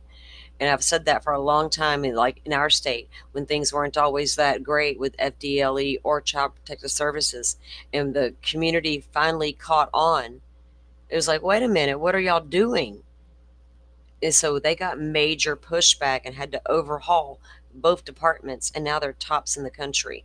So it's well worth it. And if there's legit corruption going on in your town, it's not something that should be tolerated. People need to stand up and speak out against it, right? Yeah. Did you see it on Twitter or something? I wasn't on there that much this weekend.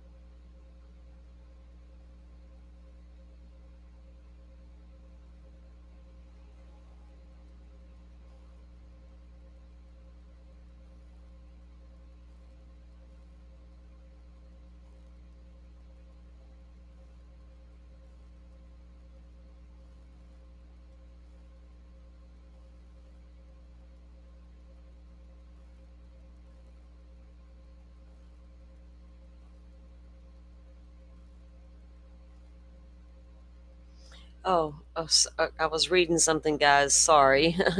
No, I'm not on mute. I just happened to look up and seen that. I had to read something really quick. I don't know what it is, so I was trying to focus, but yeah, I need to come out of that. I need to stop doing that, don't I?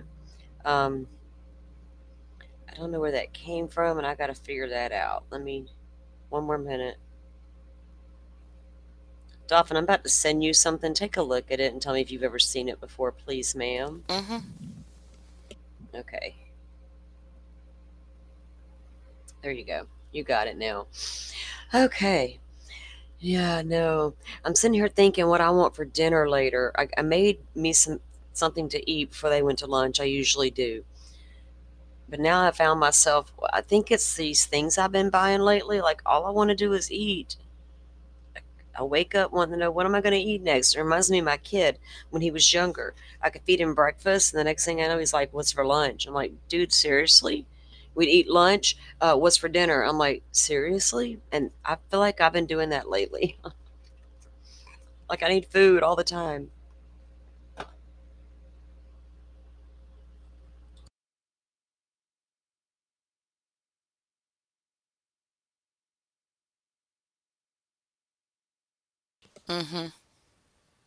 Did you see that?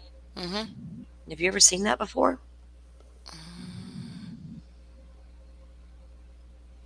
It says it's a It's supplemental link. vaguely familiar. Like, yeah, they had to go in again, remember? Yeah. So that would be out of Washington, not Idaho, though. Or I wonder. I have to go back and For revisit that his search. apartment. Yeah. It was a document, guys, pertaining to Idaho for spaghetti and meatballs. That is my son and grandson. That's one of their favorites. But they like a different sauce that I don't care for. There we go. So, yeah, I think I got burnt out on spaghetti after years, years of making it. It felt like last night though. I just went cheap and easy. Like I so bailed. Like I don't eat fast food um, because it's 9 times out of 10 it's just not good, and I'm usually ticked off because it's not good.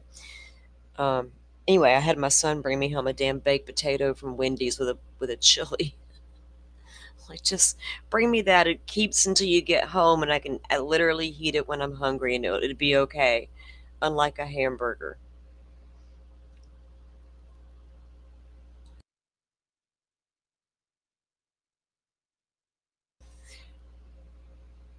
Wasn't bad for a Wendy's baked potato. I used to make that shit all the time.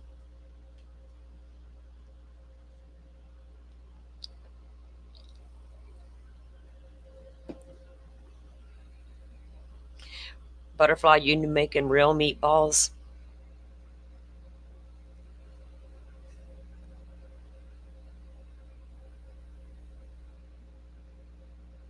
My cousin always made a really good spaghetti, and she would do like a traditional spaghetti, but she would also have sausage in there. I was like, "Is that a lot? Like you got sausage too?" She's like, "Just trust me." And she would cook. She would nurse that shit all day. It felt like, but it was so good. That does sound good, doesn't it, Dolphin? I love me some mozzarella. I'm all about some mozzarella. Heck yeah.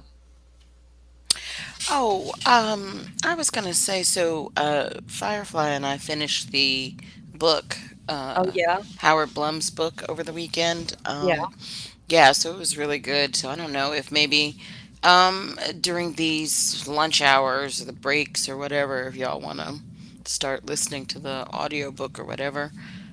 That actually would be cool. Can we do that on the YouTube? I mean, I don't see why we I couldn't. don't know. I mean, I don't know if I mean, I because I don't don't know the YouTube rules, so to speak. So, but I don't know if that would be under an if that's really fair use or if I'd get a copyright. I mean, how would I get a couldn't I say, "Well, I purchased the damn book, so therefore I can do what I want with it?" I mean, mm, right?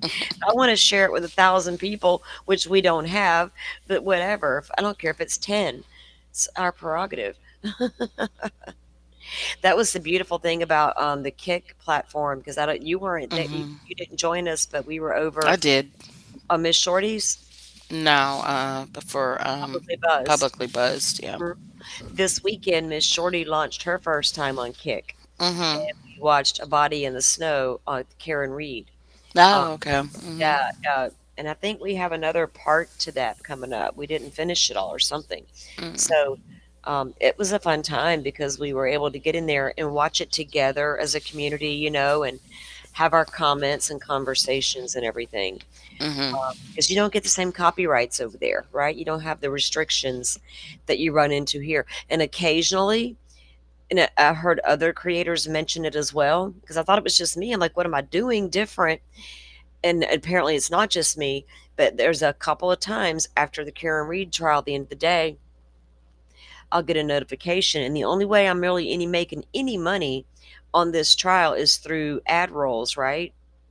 Mm, Like, I'm not okay. getting super chats and super stickers and all that. I'm just getting what's coming in off the ads, which is not a lot. Mm-hmm. I barely make enough to get a payout every month. You gotta meet a threshold and See, shit. I don't see ads, but yeah. Yeah, oh, I wouldn't either. I have YouTube Premium. I have Mm-hmm. to have it, otherwise everybody would see ads while I'm streaming. No, But, I use pop-up blockers. yeah. Well, I'm Mm-hmm. saying in general, if I don't pay for that, then you would see that during my stream. But Mm-hmm. I have it as well. I've always had YouTube Premium. But, yeah,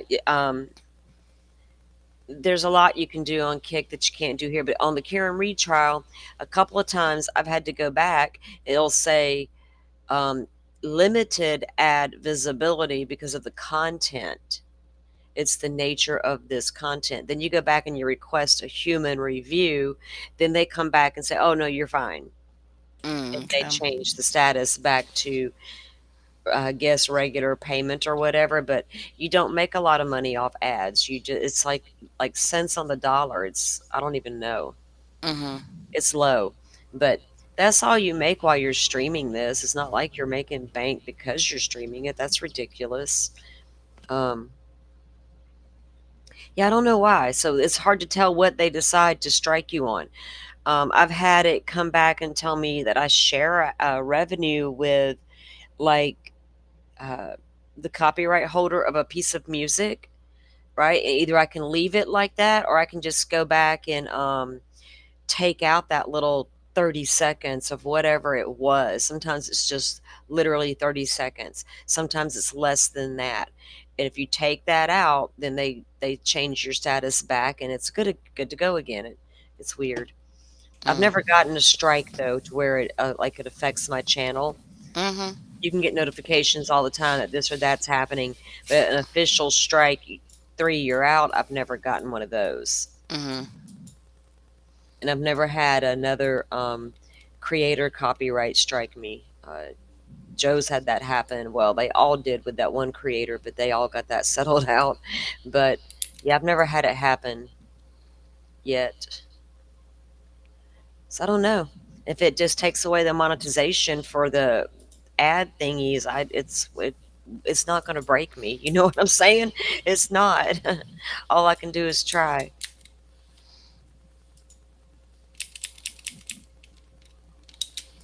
Because what will we play it through? Like a Spotify or something, or wherever you get your No, shit? I got it on Scribd, and then it's on a different Oh yeah, okay, platform, yeah. uh, Everand or whatever. Mm-hmm.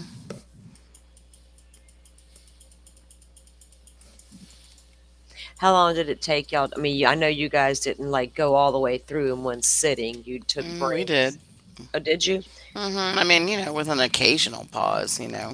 yeah, but Oh, okay. I thought you had said y'all had started it before, but it was late and y'all had fallen asleep. So I didn't know if y'all had broke it up into a no, couple of weekends. I knew you were gone for a bit. no, we just did it this weekend. Okay.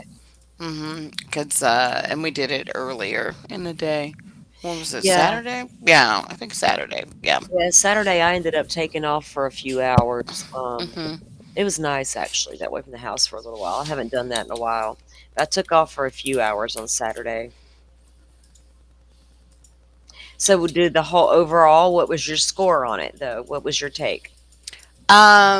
There's a lot of interesting stuff in there, and it's like I had started taking notes a while back when we first started listening to it. So Yeah. this time I didn't take notes, but I was like, oh, okay, I want to listen to it all the way through.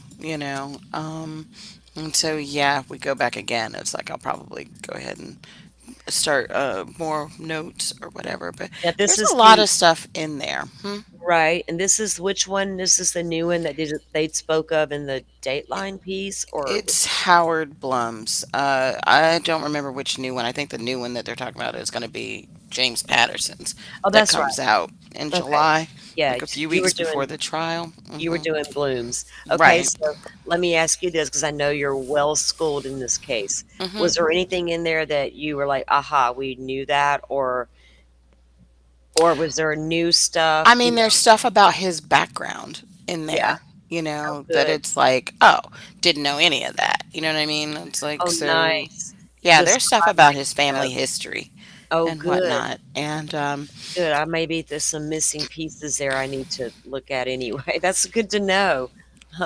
Well, what do you call it?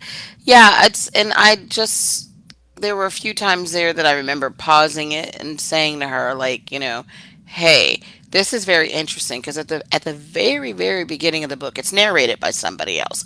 So you're not listening to him, you're listening to some other guy. Right. And at the very beginning of the book, he kind of like goes and gives you a brief explanation of his quote unquote sources, right? And he tells you he got involved in it. I want to say he said 8 months in. Um, I That do sounds remember about 8 months right. for some reason. Yeah, which Yeah. would be around like right after he got indicted and Yep. whatnot. So, um, and then he was saying that people were willing to talk. He said he had coffees with people, took people to dinner, whatever. There were people in law enforcement who, wanted to talk or whatever. Right. And he said, and there were people who were offering to quote unquote sell information. And he Oh God. said he was above, buying information like that, like outright. So, and I was just kind of like, right. But certain times in the book where he said he found out something, I was just like, wait a minute. If you listen to what he knows, Right. you get an idea of where he got it from. And I'm trying to Yes. remember what was it? Because he had he had the information about Ethan's wounds, right, in the Uh-huh. book. And I don't remember him saying carvings specifically, but he said something about his jugular, right? So he knew about his Yeah. neck being cut, right? Yeah. Here, let me cut my watch off. I Uh, but so here's the thing. I was like, well, where would he have gotten that from? You know what I mean? It's like, did he talk to old loose lips Mabbit? Because, Mabbit was out there squawking like, a chicken with her head cut off. You know what I mean? She was just like telling everybody anything for a while there. Because you remember, she told the Gonzalez's like next to youngest daughter or whatever. You know what I mean? Who was like a teenager at the time. I need to find that old email that Kim Oh, sent to Kim? Rev. Yeah. Mm-hmm. And what date was the podcast that Oh, yeah, I've been looking for that one again. I was looking for it I think I have it Saturday saved. also. I think I have it saved. I'll check. I think I found the one that it's in because I recognized what she looked like Right, when right, she was right, giving that podcast. right. Um, Okay. so yeah, but I was just like, so think about that. On the one hand, he had that information, but on the other hand, he said Ethan was found on the floor or whatever, and all that. So I was like, so this type of information was wrong. So I was like, he didn't speak to somebody who was actually there at the scene or saw the scene or, whatever. So he probably got his Third hand that info. information like a little bit more removed. Exactly. Right, So it right. basically was trying to, narrow down who he must have been talking to. And I was just like, if Hitler wants to know about sources, just listen to the book. You know what I mean? Because it's That's like, yeah. really because he's been getting leaks and different things for a very long time, Mhm. and a lot of us have known that, you know. Mhm. And there were a lot of loose lips. Mabbit wasn't the only loose lips around, Right. right? Mhm. Unfortunately, a lot of them, a lot of, and I don't think a lot. I don't think everybody had ill intentions. No. And you honestly, I don't feel that way, but I think there were a lot of sources with truth, nuggets of truth within the rumors, right? It's Mhm. a good way to put that. And like you said, a lot of the information is probably going to be hearsay through my friend of a friend type stuff. And we all know the story goes taller on down the line, but even with Kim's stuff, the only truth I ever found in anything Kim ever said was something confirmed very early on that yes, some Snapchat messages and some Mhm. sorts of somethings were happening before 911. Mhm. And that's been proven, but that's all that's been proven, right? So there's always, and then we know that the TikToker released a bunch of text messages and private messages rather to Bloom that she Mhm. had with one of the family members as well. All that was all that in the book. That was all in the first. He referenced that her and Yeah. everything, and I was like, well, yeah, they were in cahoots. Oh yeah, yeah. She was trying to work the Gonzaleses for Oh, Blum. she So. was. She Mhm. definitely was. And then she was so proud of herself and went all over TikTok, letting everybody know, yeah, that was me. Mhm. But so Joe gave us an update, guys. I don't want to. I want to touch on that for a second. So Oh, go ahead. Lori came into the courtroom in a wheelchair. Poor Oh, Lori. jeez. Jesus don't have his hands on her today. Judge tells her that if she is really sick, that the trial is delayed. He will be her trial judge until the end of her trial, no matter how long it takes. Mm. Regardless if he needs to take a week off in June, Lori, regardless if you got blah, blah, blah, blah, roll on out of here in your wheelchair, honey. So let us know, Joe, for sure if what they Maybe she'll defend herself from the wheelchair. God's got her. She already told all of us how she's the favorite, so let her go on. But yeah, Dolphin, that's interesting. I was wondering if there was any truths in there that you saw, or things that were close enough, but rumored stuff that we had heard in the past. But I like the parts with some background on Coburger, because it's hard to get. We have some background going back to what, preteen, I think, is as far as we could really get Mm-hmm. looking at stuff. Um, Interesting fact also, this weekend, Publicly Buzzed had on Jack from Truer Word. I think that's what he is, who he is. And he gives like he makes his analysis based on the words used. It's kind of like body language, but word language and things like that all Mm-hmm. combined. It's my take on it. But he was on the right track with Coburger, but he was missing a lot of information because they was just looking at one Tappa Talk post. He Mm-hmm. picked up right away on something's going on with this guy. And he was talking about needing to move, but that was before needing to go to college. But it was right around the time that he got busted for stealing the phone Mm-hmm. and things like this. So he picked up on a couple of cues that there was something going on, but he didn't quite know what. But he felt like these were, maybe there was a trigger that caused his thought process of what's going on here. But we know it went further. It went Could back it be further. being bullied? Well, right. It went back further than that, and there were other Mm-hmm. things that to add to that picture to get a better picture of the person you're giving your analysis on.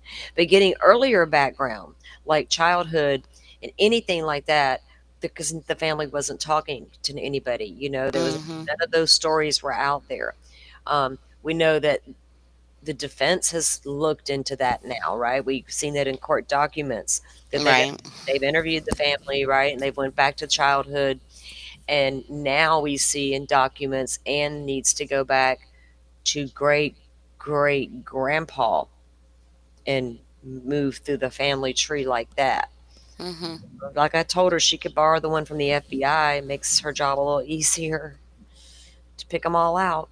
So Yeah, well, he definitely spoke to family members and, yeah. neighbors or whatever. And Oh yeah. the sister who started noticing stuff about him, Uh-huh. it's not the sister that's closer to him in age. It's not the actress slash whatever she is now. It's the older one. Right. The one that lived in New Jersey or whatever, and I guess Mhm. came home for Christmas. Yes. Yeah, she was noticing, different Yeah. things with And him I bet. in the garage, vacuuming his car till, an I inch of its bet. life, and Mhm. walking around with the Well, gloves, for separating his trash and stuff. right. And if you think about family dynamics, their oldest child is always like mom's helper, right? She's Mhm. second mom to the other kids, 9 times out of 10. You got the middle child was the baby girl, and then you Mhm. got the only boy, the baby boy. I Mhm. always felt like from the stuff we saw and evaluated and things we read, articles and the things we watched together, it felt like the sisters gravitated toward being like daddy's girls, kind of natural, and he was mama's boy, also natural. But were the girls running to dad because their mom goes again, protecting him with the stupid things he's doing, right? If he's showing out as a child or having these meltdowns, quote unquote meltdowns, doing because some of these kids, and I'll say it like that because I don't know this guy or anything about him, but it sounded like he started having problems when he was really young. And if he was never evaluated as a child for autism or anything like that, I don't know what mom was thinking by letting him just be him. He'll grow out of it one day, because I know people like that. They'll grow out of it one day, kind of thing. But if he's having full on meltdowns and things of that nature, maybe not. You might want to give it a little extra attention. Um, so I wondered if the sister knows going back that far, right? He's always been a little shithead, a little hard to deal with. And, dad, all this stuff is adding up over time. Mhm. Yeah. Because it would be hard to think that could be your brother, right? You just don't come out of the blue and go, you know what, my brother has that same vehicle. Maybe he's the guy. You would think, nah, he just happens to have the same car. My brother Well, could never do that. from what Blum said, yeah, the dad was already kind of wondering, like Hmm. before he flew out to get him, Before he and flew out everything. there. Hmm. Wow, because we were wondering if Dad was. We always wondered, did Dad suspect something, right? Especially on that awkward drive back. That would have been an awkward drive if you suspected your child of quadruple homicide. I Yeah, and think he was trying not to get into an argument, right. arguments with him on the way back, like when Yes. they were leaving, because Brian Yeah. insisted on, they had already decided on a route, and Yep. Brian changed his mind. And, Yeah. He wanted to go the longer route, right? and he said, it didn't make any sense, but, he knew when he got that look and, got that like high handed manner of his, basically, he was And like, we had heard that. Is that in the hmm book? Because we had heard that's that in the book. prior. Okay, Hmm. because we had heard that prior to the book, though, Hmm. that had occurred, but it was like a rumor, and we didn't know what to believe or not to believe. So Hmm. it always sounded more credible than deniable, if Hmm. that's a thing. That just make a thing. But yeah, I always felt like, yeah, that could have absolutely happened in that way. It makes sense to me. Um, you had to have some early indications throughout life that would have got you there in the end, that your child could still do something of that nature. If you had Hmm. a good kid all your life that never got into any trouble, blah blah blah, would you second get, would you be scratching your head wondering just because they happen to have a car similar to that? I don't know. So there was a lot of questions there apparently within this family, and I would like to know more about what they were thinking, honestly. Hmm. It's very intriguing, because if you put yourself in that shoe for a moment, right, like these serial killers that have families, when you realize or you get that call, that knock on the door, hey, your loved one's been arrested for serial killer, and you're like, what the fuck? Serial killer? I mean, come on, not one person, to like, you're talking multiples. Goodness, I couldn't imagine. Then you got to realize you've let this person live with you for how many years and you didn't know? I would be so second guessing myself and my own sanity at that point. I would have to go to a therapist and be like, what was wrong with me that I didn't notice? Don't society come at me and say, well, you wouldn't have noticed, honey. They were good at it. No, what did I miss and how did I miss it? That would bug me to the end of time. It would. Yeah, but now that I heard more about, like the dad or whatever, and like his Mhm. thoughts, and, basically like their relationship Yeah. and his relationship with his family and all that, now I really want to know what's in that note from Brian to his Oh my dad. God. Montana. A note No, from Montana. no, the Wait a note minute. that Brian wrote to his dad. To his dad. Let me. Shit. It's 106. I was about to pull it up. What we're talking about. The search warrant. So in the search warrant return from Pennsylvania when they arrested Brian Koberger, Mhm. there was so there were two notes, right, Dolphin? One was a Mhm. note from Montana, Mhm. and then there was the note to Brian, to Dad from Brian. Mhm. What was in that? And they took that into evidence. We don't know Right. what was on that note. That's the note she's speaking of. And you're right, it's very always been intriguing, but now it's like next level Mhm. intriguing. Yeah. Because you What gotta was wonder, why would the police have grabbed this note? right? Because they can only take stuff that pertains to evidence at hand, right? And they're specific in their warrants what they're searching for. Mhm. So if it was just a random, unexplained, we're not sure note, they may not have taken it. Now they may have taken things that weren't even going to be relevant anyway, but take just in case. But there had to be something like an indicator on there that we might need this, right? In my Mhm. opinion, we got movement in the courtroom, guys. So they're coming back from lunch. Let me get our screen back up. Dolphin, thanks for coming up and chit chatting with us. Mhm.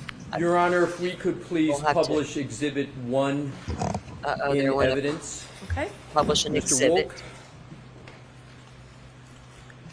Dr. Russell, do you recognize Exhibit 1 from your review of the documents in this case? Yes. And what is it that Exhibit 1 represents? It's a picture of the forearm of the decedent. And we left off at lunch, and I'm not going to cover too much old ground, just to reorient ourselves back to where we were.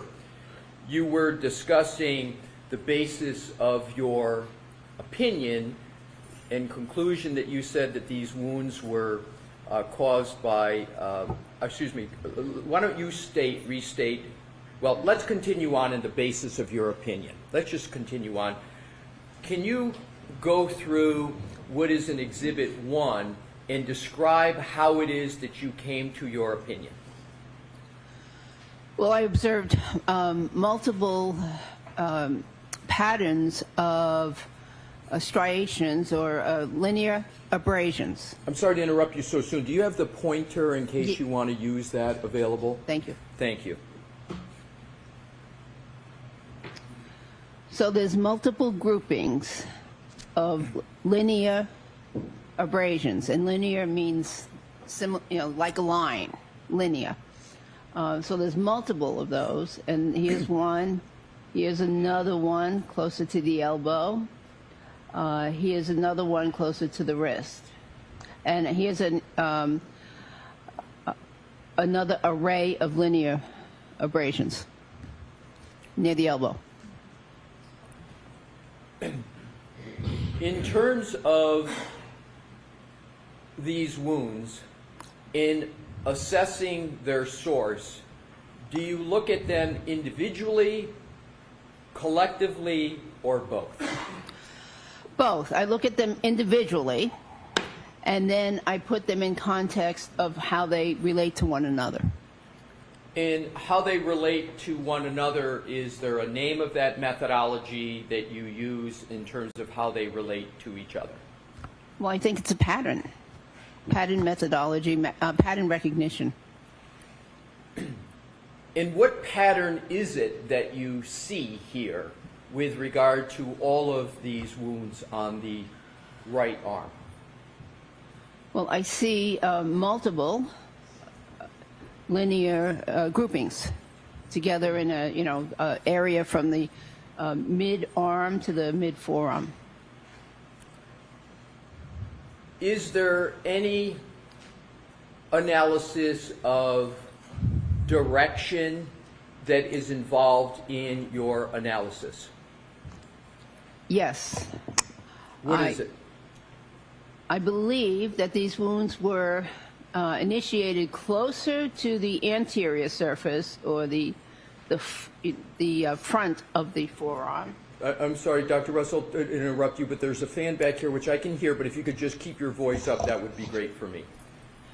Yes, I believe they all started closer to the anterior or front portion of the arm. Like they started up here, up here, and the direction is towards the posterior portion of the arm. Now, if we could just go back briefly, I want you to do a comparison. If we could go back, Your Honor, please, back to Exhibit 157 that we had up earlier. Okay. I'm sorry, 167. As between 167 and 1, which one is closer in time to when Mr. O'Keefe was located? The previous one. All right, so let's go back to the previous one. So that one is closer in time to when Mr. O'Keefe was located on January 29 of 2022, correct? Yes. And so January 29, 2022, if we can go back to Exhibit 157, or 67, excuse me, 167, can you tell when this picture was taken from the depiction? Well, it says January 31st. Okay, so is that the basis for you saying that the Exhibit 1 was closer in time to when Mr. O'Keefe was located?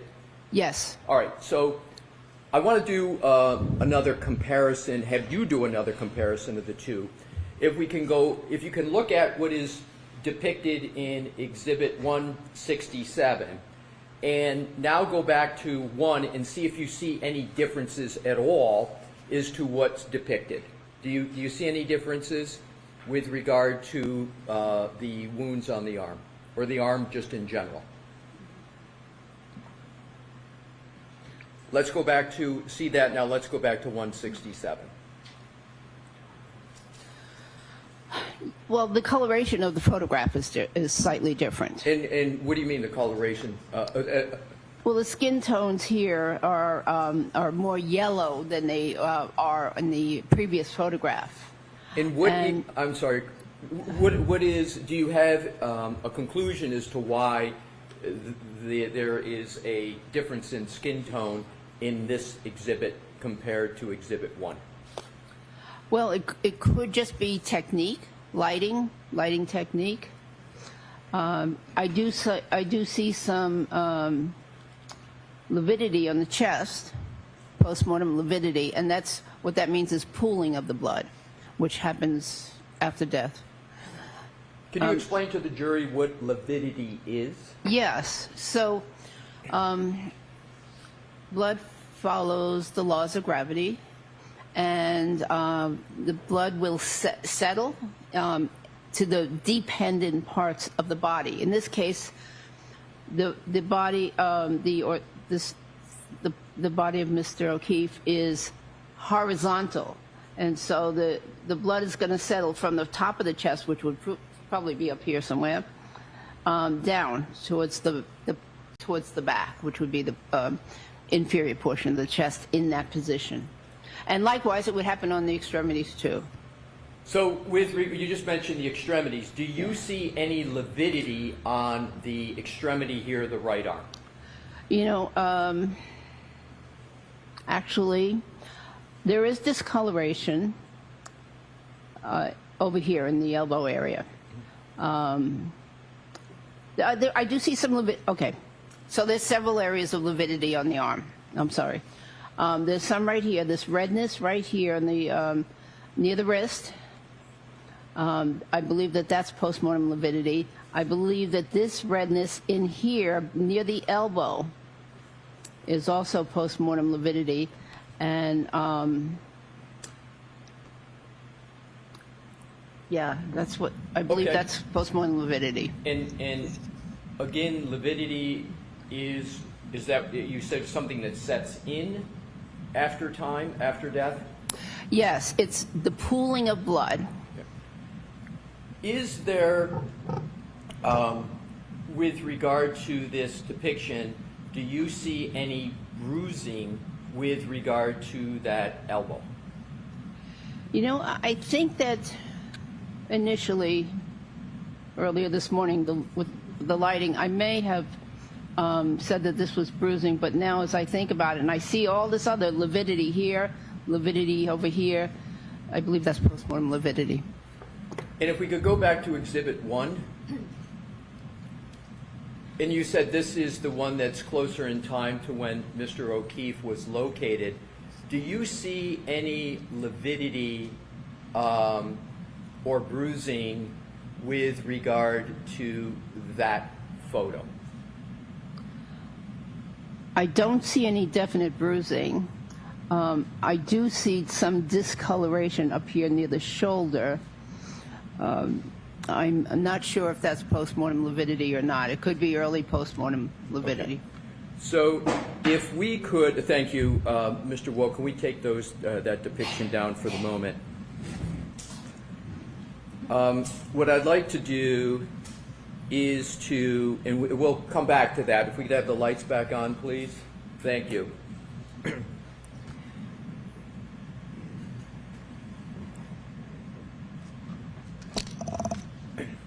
Have you had experience prior to this case in performing your pattern recognition methodology skills with regard to dog-inflicted wounds on humans? In other words, have you seen dog-inflicted wounds that have a pattern on humans? I've seen dog wounds that have had a pattern. I didn't need to do it, utilize that skill, because I also had other information about the case. You know, for instance, police officer or the victim himself said, you know, I was attacked by a dog. Right. And for those that can you give an example, like in ER, just as to how you would come to have that knowledge, or otherwise? How would you generally come to have the knowledge as to a potential source of the wound? Oftentimes it's the victim that tells me, or in the case of the law enforcement dog bites, I had both victim and police officers tell me that the police dog inflicted these wounds. And so and how many times generally in your career, we discussed it this morning, how many times generally did someone present with dog-inflicted wounds and you were told that these wounds were from a dog? Roughly how many in your career? Well, all of the law enforcement dog bites, so that would be 40 to 60 or so of those, plus most of the non-law enforcement dog bites, the patients or the mother have said, this, a dog bit me, or a dog bit my son. And for those where someone said something, the dog bit my son, were the wounds that you saw similar to or different from the wounds that are depicted in Exhibit 1 that we've had up on the screen?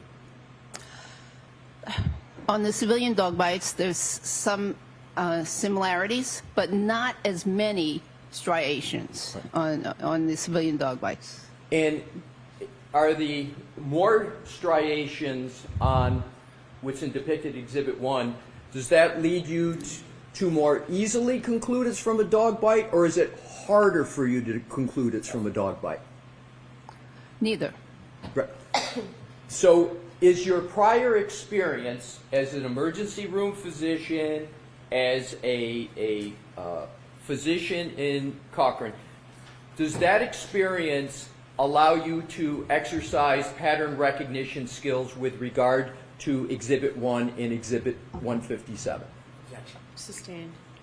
Do you use your pattern recognition, did you use your pattern recognition skills in evaluating Exhibit 1 and Exhibit 157? Yes. In terms of characteristics of dog bites, if we can go back to Exhibit 1, please. Is Exhibit 1 highly characteristic of a dog bite or lowly characteristic of a dog bite? Yes. Sustained. How would you describe the characteristics of what appears on Exhibit 1? What I see on Exhibit 1 is multiple strikes from a dog. I'm going to allow it. Can you please repeat your answer? Yes. What you see? Multiple strikes from a dog. And with regard to, do you see any characteristics in terms of a medical observation with regard to those strikes? I don't understand the question. Are you familiar with the medical term pathognomonic? Oh, yes. What is the definition of pathognomonic? Pathognomonic in medicine means that the characteristics of a condition are so highly specific and unique that they basically say that it can only be from a certain condition and no other condition. So to the exclusion of all other conditions. That's what is meant by pathognomonic. At least that's my understanding. Do you consider these wounds pathognomonic? Yes. Sustained. How do you evaluate these wounds in terms of what you call their characteristics? I characterize them as highly specific for a dog attack. I'm going to strike the last word, Mr. Wilson.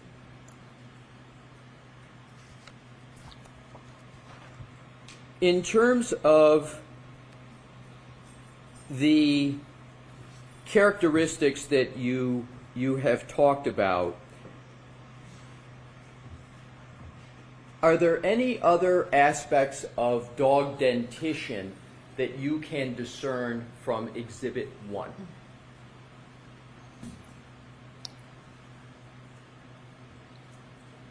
I don't understand the question. You mentioned earlier when we had the dog dentition exhibit up, you mentioned an arch. Is there any aspect of Exhibit 1 that concerns an arch? Yes. There is, in my opinion, an arch-like structure right here towards the lower part of the forearm, towards the wrist, suggesting that this here is made from the very front teeth of the dog. Now, when one looks at these injuries or wounds, one has to remember that, number one, this is not a mannequin. This is a person whose skin is somewhat elastic, whose skin will slide over the underlying bones, and so therefore some of the wounds may have been created by the exact same teeth, for instance, but look differently, depending on the part of the anatomy, the elasticity of the skin, also depending on things like if there was clothing or something in between the teeth and the skin. So one has to consider and also there may be motion motion effects. The living victim could have been pulling away from the dog. The dog could have been, pulling or jumping and only catching a glimpse, a little slight bit of the skin with his teeth. So there's a lot of movement and things that one has to consider when an injury is inflicted on a body. Objection, move to strike. I'm going to strike that. Can we approach, Your Honor? Sure.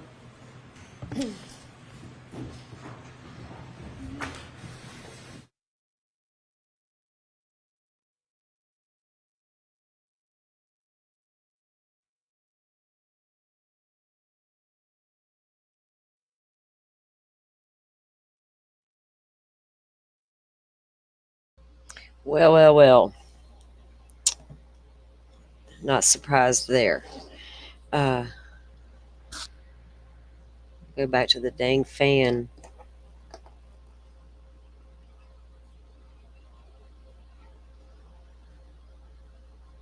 When she submitted it twice, though, she said she saw what she saw were dog bites, and the prosecution objected, and she allowed it. So it got in there. And then on that other statement, when she said it was highly specific to a dog bite, she only struck the last word, bite.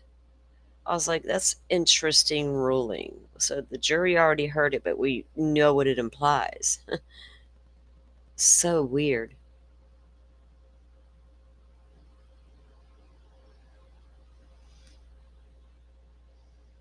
Yeah, I get what she is, Rich.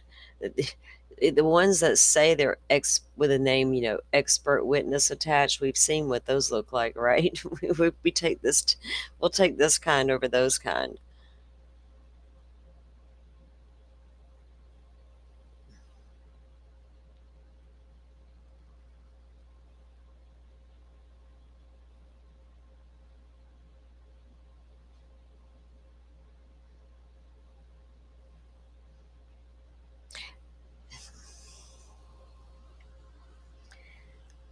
I think the jury will also consider which witness they connect with and feels being the most honest and the most genuine. right? Out of all the experts in any case you see, a lot of times, I'm going to look at their personality, will tell me a lot about whether or not I believe anything they're telling me as an expert or an, you know, a strong witness with a great background. Yeah, she's winging it, Rachel. She plays it by ear. That's why she must like it like that. That's how Bev rolls. She rolls with the wind. She's like, we don't care. Let's just go in there and we'll figure it out as we go. We'll sidebar all day long. Nobody, when y'all do objections, just say that one word. I don't need to figure it all out. She's chaotic. So I wondered, was her household ran that way? She's got one of them loud, chaotic homes versus one of those calm, good energy vibing homes where things just flow. Nah, I don't picture that in Bev's life. It's balls to the walls. Maybe not. She could go home at the end of the day at 3:30, 4:30, whatever it is her time. I don't even know anymore. Whatever Bev's time, she gets home and gets in that lazy boy in front of the fireplace, probably. Tells her husband, would you get that wine for me now? Sam Karen Reed shit. Right, Rach? All right, Jinx. She comes off. Some of these witnesses come off as far more credible than others. Just now, it's going to be curious to see how the prosecution comes at her, because if he comes in like a jackass, all hateful and rude, I hope she just gives that energy right back at him. What is the judge going to do? Shut her down? Tell her to leave the witness stand? The jury's already heard what they needed to hear, really. So, okay, I'd go right back at him. I'd take it personally if I was up there just trying to give my opinion, and I got this asshole gonna stand up and act that way. And if she didn't cheat and hasn't watched the trial, she doesn't know he's done that to other witnesses already, right? Unless she encountered that last time. But did she go up against him last time or that other prosecutor? I think that other prosecutor did the majority of the case last time, right, Rach?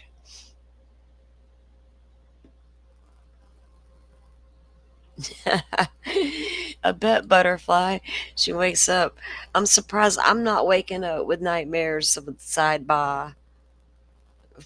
Roll off my bed and, oh shit, and you wake up. You look around the room like, damn. She probably does yell that at you. What if she's one of those sleep talkers, right? And she's screaming sidebar all night long. You hear Bev screaming down the hallway, sidebar. Kids probably grew up knowing that. It's just mom again.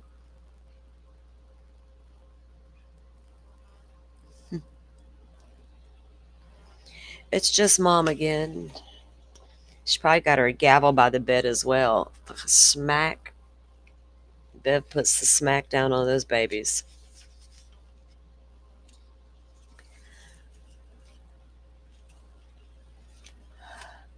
So Proctor was out there giving information to a group of 9 high school buddies in a group that existed 10 plus years, giving them all kinds of information on the Karen Reed case. Good thing. I'm glad you got fired, asshole. You deserve what you got. If nothing else, at least that happened. All right. Here they come again.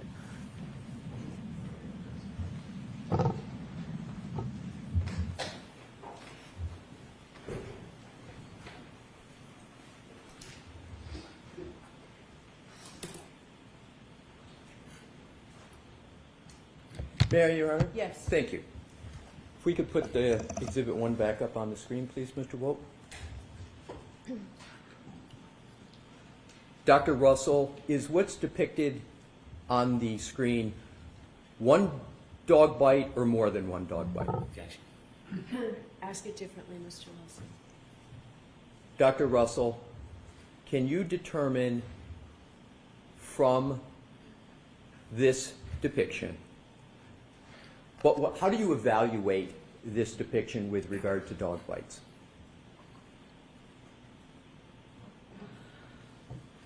Well, I see several groupings of wounds. Here's one grouping up near the shoulder. Here's another distinct grouping near the elbow, but above the elbow. Here is a third grouping around the back of the elbow and the upper forearm. Here's some additional marks. I think they're separate, but I don't know exactly if they are separate dog bites or scratches. And then there's another grouping around the posterior forearm near the wrist. So 1, 2, 3, 4. There's at least 4 different types of either bites or combination bite and claw marks. You mentioned claw marks. Is there any evidence of claw marks in this exhibit?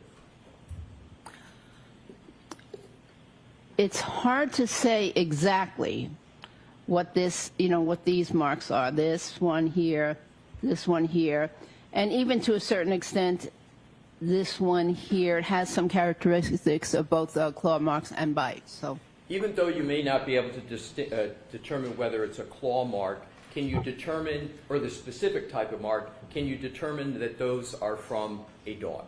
I believe they are, yes. So now let's go. You mentioned, we'll switch. We can leave that up for just a moment because we're going to come right back to it. And Dr. Russell, earlier on you used the phrase incomplete dental impression. Do you recall that? Something like that, yes. Yeah. What phrase would you like to use? Because you were describing whether a dog or not had a complete bite. What phrase would you like to use? But that's okay. Incomplete bite, I okay. might Do you consider. see any evidence of an incomplete bite on Exhibit 1? I believe all of the bites here are incomplete. Why do you come to that conclusion? Because, in my opinion, they don't penetrate the skin, which I would consider more of a bite or more of a complete bite. So they're just scratches on the surface of the skin. When you say they don't penetrate the skin, we see the marks that are on there. What do you mean that they don't penetrate the skin?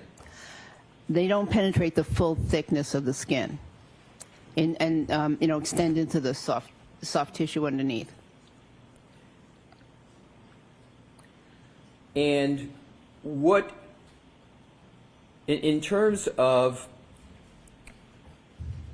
incompleteness that you just described, have you observed incomplete dog bites in your career? Many. Roughly how many incomplete dog bites have you observed and treated in your career? Over 100. In our incomplete bites, the majority of bites from civilian dogs, or are they a minority of the bites from civilian dogs? I believe they're the majority of the bites of civilian dogs. Did you determine whether these wounds occurred at the same time? I believe they did. Why do you come to the conclusion that they occurred at the same time? Because of the wound characteristics, the coloration of the wounds, the tissue reaction to the wounds. So they all timing are at the same time, around the same time. Did you determine whether these wounds were sustained by Mr. O'Keefe before or after he died? Before he died. How do you reach the conclusion that these wounds were suffered by Mr. O'Keefe before he died? Because they have what we call a vital reaction. So there is an ever so slight vital reaction or inflammation around the edges of the wounds. And so that determines that, that supports the fact that they were inflicted during life. Dr. Russell, did you observe Mr. O'Keefe's right arm personally? No. Is it generally accepted in the practice of medicine, particularly emergency or pathology, to observe and determine the source of a wound from a photograph after death? It is generally accepted. And have you, in your career, used photographs to determine wounds and patterns of wounds? Yes. And is that an accepted practice? Yes. And it is a generally accepted practice? Yes.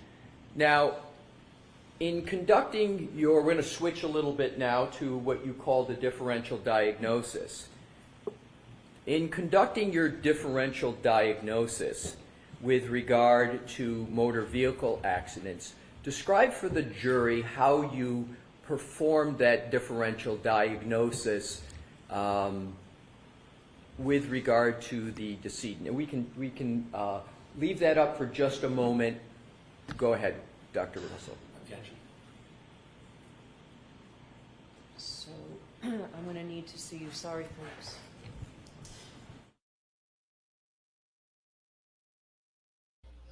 What now?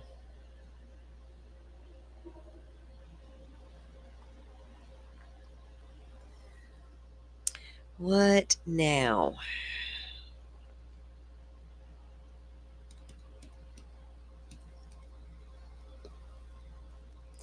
Yeah, Rachel, I don't recall the prosecution getting specific with anybody about what time those wounds were caused, because in their mind, they've laid out what time those wounds were caused. So I don't think they've touched on like a time, like if it was before death or not, right? Because in their theory, that was definitely before death.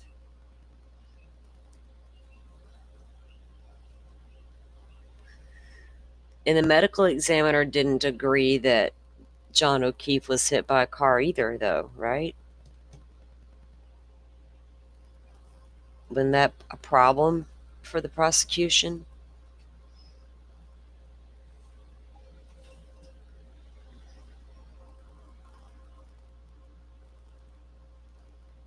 She couldn't and wouldn't conclusively tell them he was hit by a car.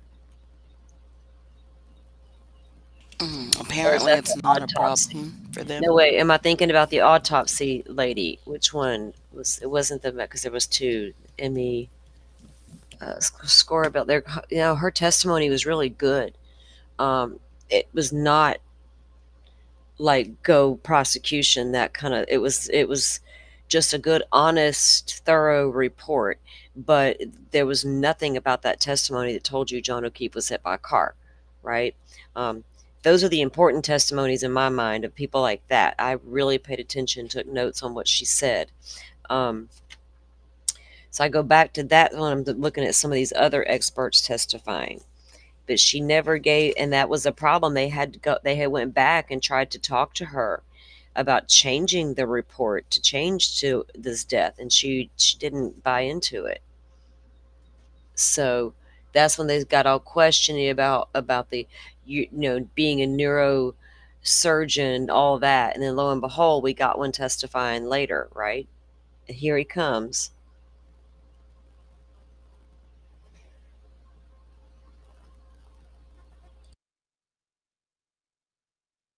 If I'm not, I gotta listen to some of these testimonies. Some of them I can zone out on because they get so ridiculous. But the key people that should matter to the juries on whether she's guilty or not, I'm paying attention. Otherwise, I'm just sitting here wasting my time. Then I can remember what they said to each. What the other one said. I'm like, what? That doesn't quite match up. Doesn't quite match up. That's the things that will give the jury the reasonable doubt.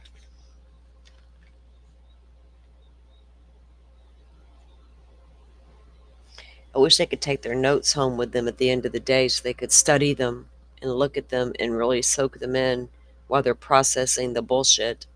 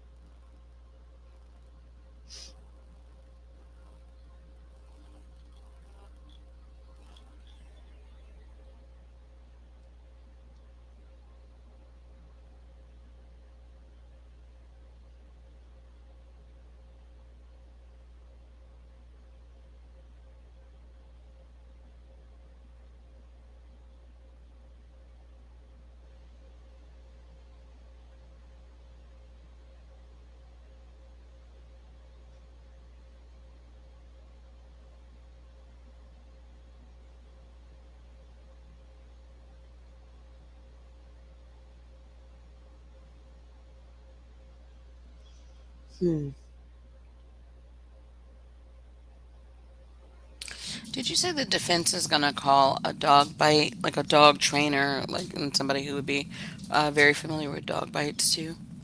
I think that the one testified first time around, from what I've understand, I'm not sure if that same person is coming back or not. Mm, okay. Was Dr. Russell in the first trial? Yes, I Oh, believe. okay. Yeah, I believe so. That's how I knew of her, and a lot of people knew of her. I'm Rachel, didn't she testify first trial, right? And then she came back for this trial as well. And I don't know who they brought in addition to back this up. You know what I mean? To add more context to it, or other insight, or whatever. Because right now I'm hearing, both sides say how they believe these wounds were caused, and I still have questions. Rachel says, yes, the defense has a dog bite expert. A human dog bite expert, right? Because I know, like, my kid got bit by the neighbor's dog once. He dropped his Easter basket. He went to show the neighbor, and he dropped it. And the dog, he went to get his candy or whatever, and their damn little dog bit him. But he had to go to the hospital because he needed stitches. So yeah, go to the hospital. They're familiar with what those bites look like on generally. I've seen it with my husband getting tore slap open by a dog. These abrasions didn't break the skin. That makes me nervous. May I proceed, Your Honor? Yes. With Your Honor's permission to republish Exhibit 1.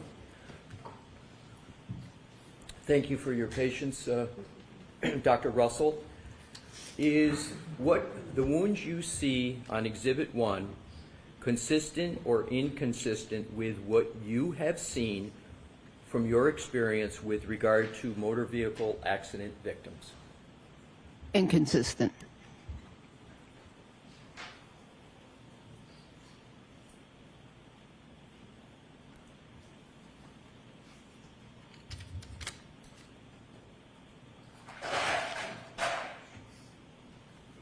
If I could have published Exhibit 206, which is in evidence, Your Honor.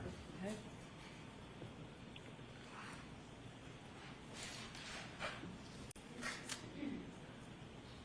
Do you recognize Exhibit 206? Yes. Did you review that as part of any report in this case? Yes. And can you describe how you reviewed this document as part of your evaluation of this case? Well, I reviewed the injuries, which are so this is a decedent, a picture of a decedent. A different case, not the decedent in this case, totally separate case. And So is this from Dr. Welcher's report that you reviewed? Yes. All right, so continue, please. And so this is a person deceased, looks like in the street. Not Welcher. And he's got multiple injuries.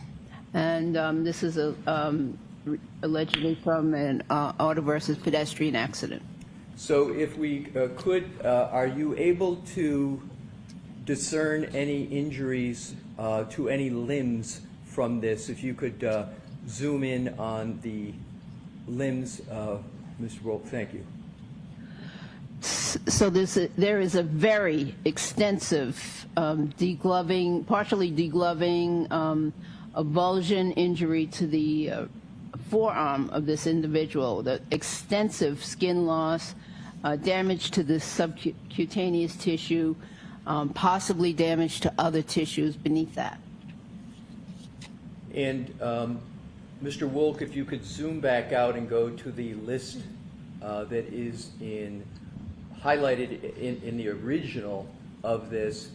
And Dr. Russell, can you tell me whether you evaluated the list, and if so, how did you evaluate that list in connection with the photo?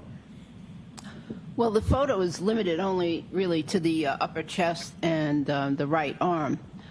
And so I can't comment on any of the CAT scan findings here on this list. But this is a list of numerous traumatic injuries to this person.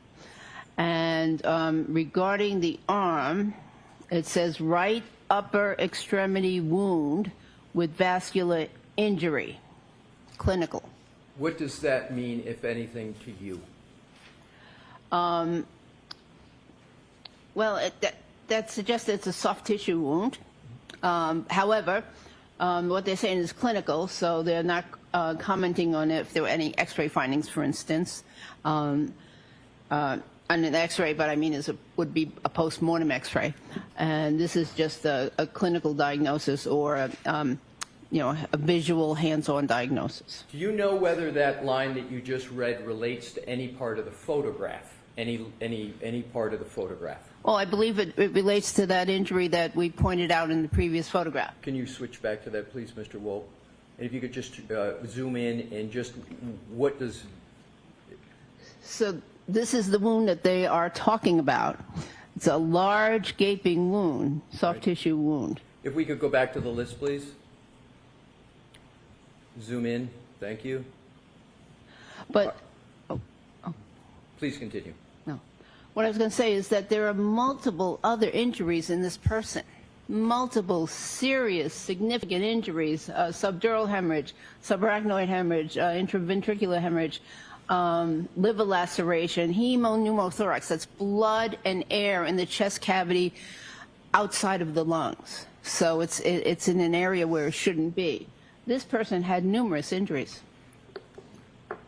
Are you able to compare these injuries in that photo in this Exhibit 206, and did you compare them to your review of the autopsy report and other medical records of Mr. O'Keefe?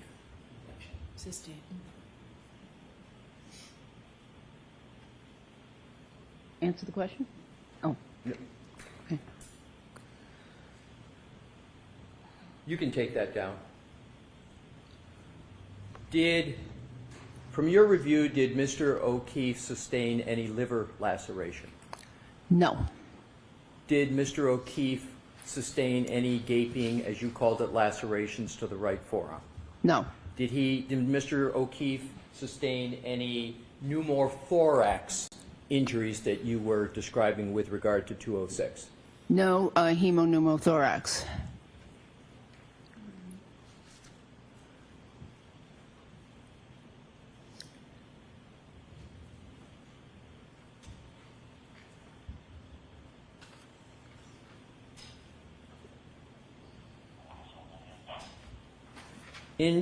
Let's switch to another topic. Let's talk about clothing of the decedent. In forming your opinion, did you consider Mr. O'Keefe's clothing in relation to his wounds? Yes. If we could, Your Honor, have Exhibit 150 in evidence published. Okay. Do you recognize what's depicted in Exhibit 150? Yes. And what is it? It's a picture of part of the hoodie, sweatshirt or shirt that Mr. O'Keefe was wearing at the time. And wearing when? At the time of his death. And did you evaluate this photo as part of your review of the autopsy report? Yes. And we're going to come back to this. If we could please switch to, Your Honor, 147C in evidence. Okay. Thank you. And what is 147C? So this is a close-up of the sleeve of that shirt that we just saw on the previous image. And there's a hole or defect here in the sleeve, which I'm circling with the pointer. And there's a label that labels it number 1. And so I see this hole that is rather round and appears to have some fabric coming out of the hole towards the exterior of the jacket or the shirt. Did you attribute any significance to the shape of the wound, and if so, what significance? The shape of the hole, yes. So it's rounded. I actually attributed a lot of significance to that. Describe a lot of significance that you attributed to this hole.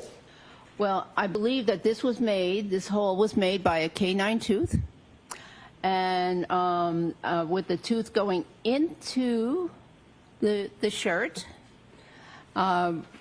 reaching the skin, and then coming out of the shirt, pulling out some fabric with it. And we'll come back to this, if we could, Mr. Wolk, go to 147D as in David that's in evidence. Do you recognize this photo? Yes. What is it? A round hole in the shirt, again with some fabric fibers pointing towards the outside of the shirt. Is this the same hole that we just saw on 147C or a different hole? Could we go back? Absolutely, Dolphin. Absolutely.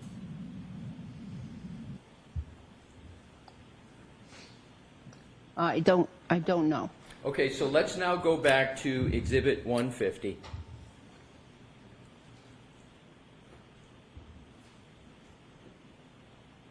What significance, if any, do you give to the various triangles that are on the hoodie? Could you describe to the jury what those are and what's their purpose?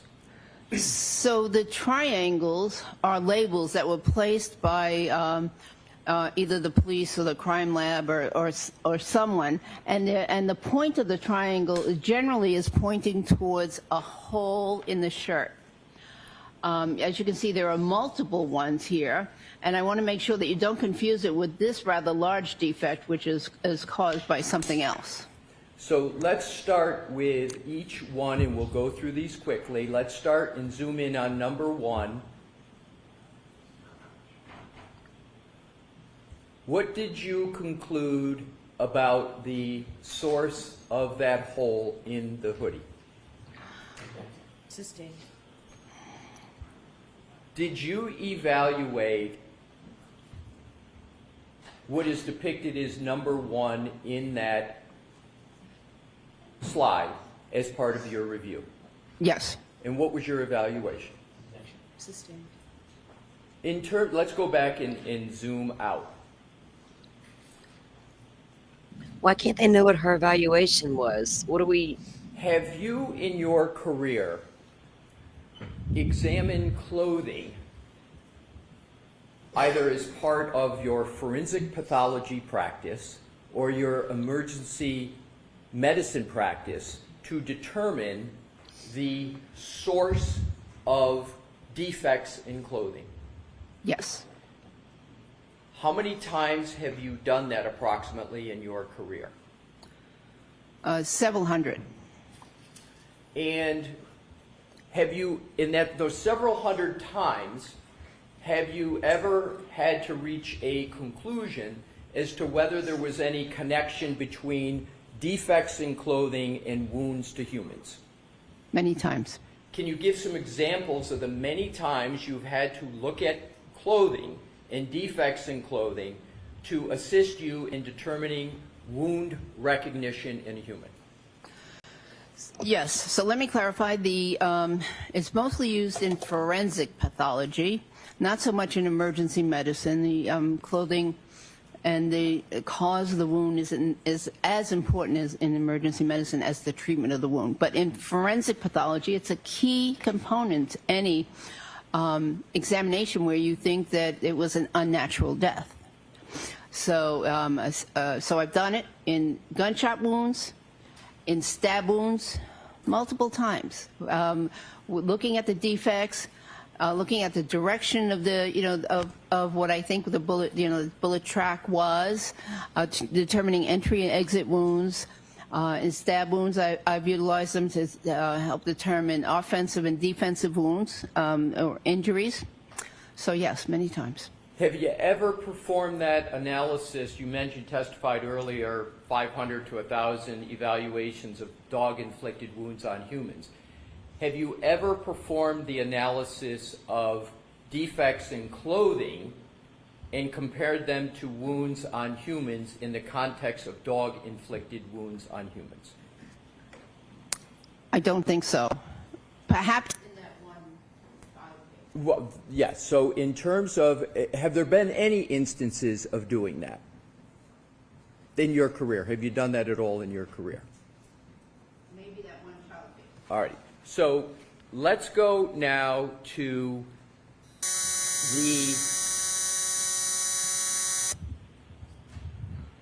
what the you were discussing the defects in the arm, as well as the wounds in the arm, and then the defects in the clothing. In terms of back to Exhibit 1.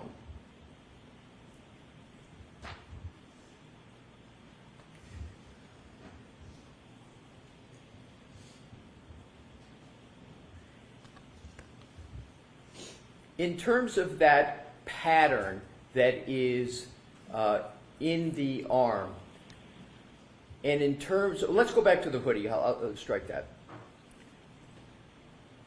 Have you, in your career, in the terms of evaluating motor vehicle accidents, have you evaluated the clothing of victims of motor vehicle accidents?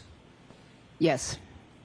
How many times roughly have you evaluated what clothing looks like in terms of motor vehicle accidents? Well, in many cases, I had to cut off the clothing in the emergency department, so I observed the clothing then. And then in the post-mortem cases, I evaluated the clothing, but oftentimes, sometimes it wasn't helpful.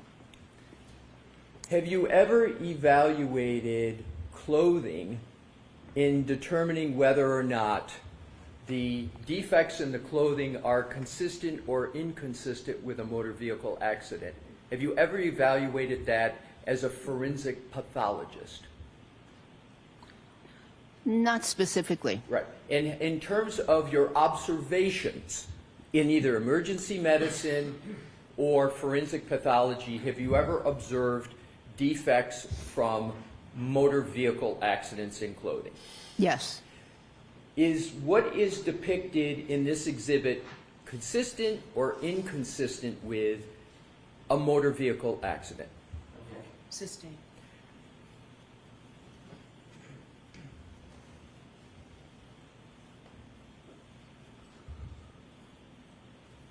In determining, let's go back to Exhibit 1, please. In determining and reaching your opinion with regard to the source of these wounds, is it necessary for you to reach that opinion to see a specific dog to determine whether the wounds are from a dog in general? No. And in your experience that you talked about earlier today, the 500 to 1,000, was it ever necessary in that experience to go locate the dog, to see the dog, to treat or evaluate the patient? No. Why is it, well,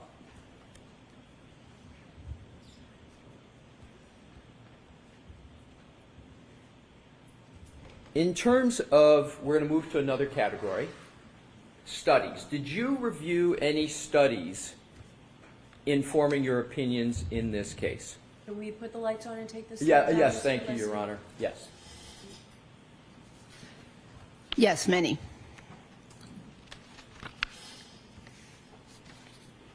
And did those studies that you review support or not support your conclusions in this case? Yes. Sustained. Which studies did you rely upon? Well, I reviewed quite a few, 10 to 20 in depth, and I relied a lot on 2 of the articles. Do you recall the names of the lead authors in the studies that you said, that you just referenced? Yes, one of them was Demunic. Could you spell that, please? I wish. Demunnyck,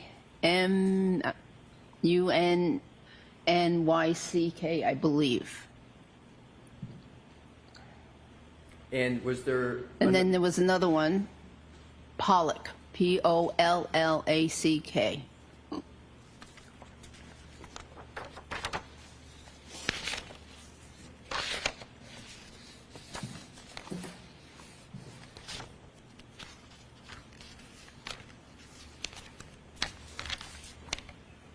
May I approach, Your Honor? Yes. Thank you.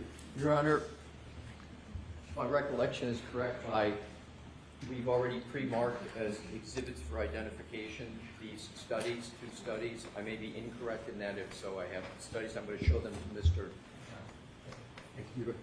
Yes, thank you. So we can just make sure I have all pages.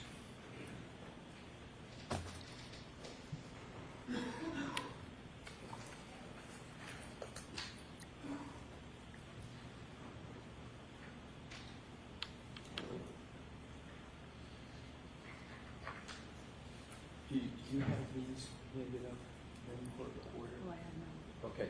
So if I can just have a moment, Your Honor. Okay, I've got them. These are them. If I could have marked for identification as one document, please. Exhibit PPP for ID.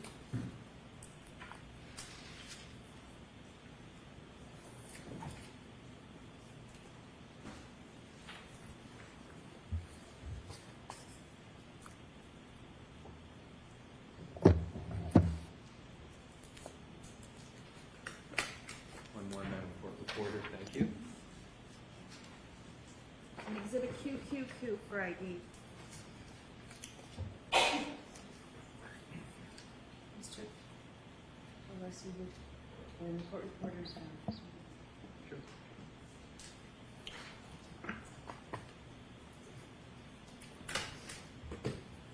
Yes, Your Honor. Which is what?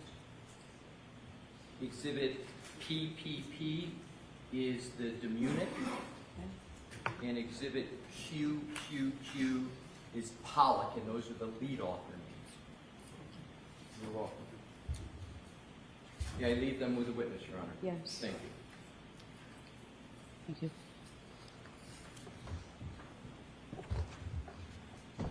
Dr. Russell, I have provided you with those 2 exhibits. I would ask you to just briefly take a look at them and let me know whether you recognize those as the articles that you were referencing before. Yes. Now let's start out with the Demunic study. Is that exhibit PPP? PP. Right. So is this the study that you referenced earlier in your testimony? Yes. Can you briefly describe for the jury how that study related to the opinions in this case? Objection. Sustained. Are these the studies that you cite to as a basis for support for your opinions in this case? Yes. And is QQQ a study that also supports your opinion in this case? Yes. Now, in terms of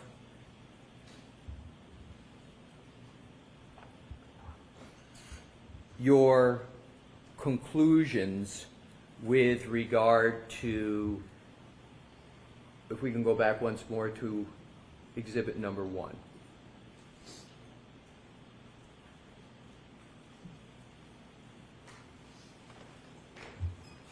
With regard to your opinion on the cause of these injuries, can you once again state your opinion as to the cause of these injuries? I believe these injuries were caused by a dog attack. So I'm going to strike that word. Yeah, so Dr. Russell, if you could, with regard to bite parlance, can you state what your opinion is with regard to bite? So do you have an opinion as to what caused these injuries? Yes, I believe that these injuries are the result of dog bites and or claw marks. And do you hold that opinion to a reasonable degree of medical certainty? Yes.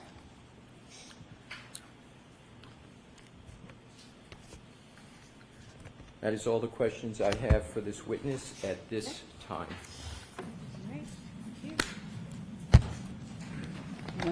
Oh boy.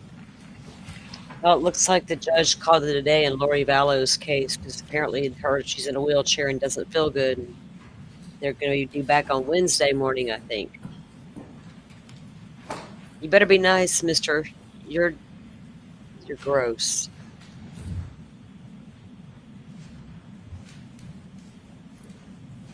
Agree to disagree.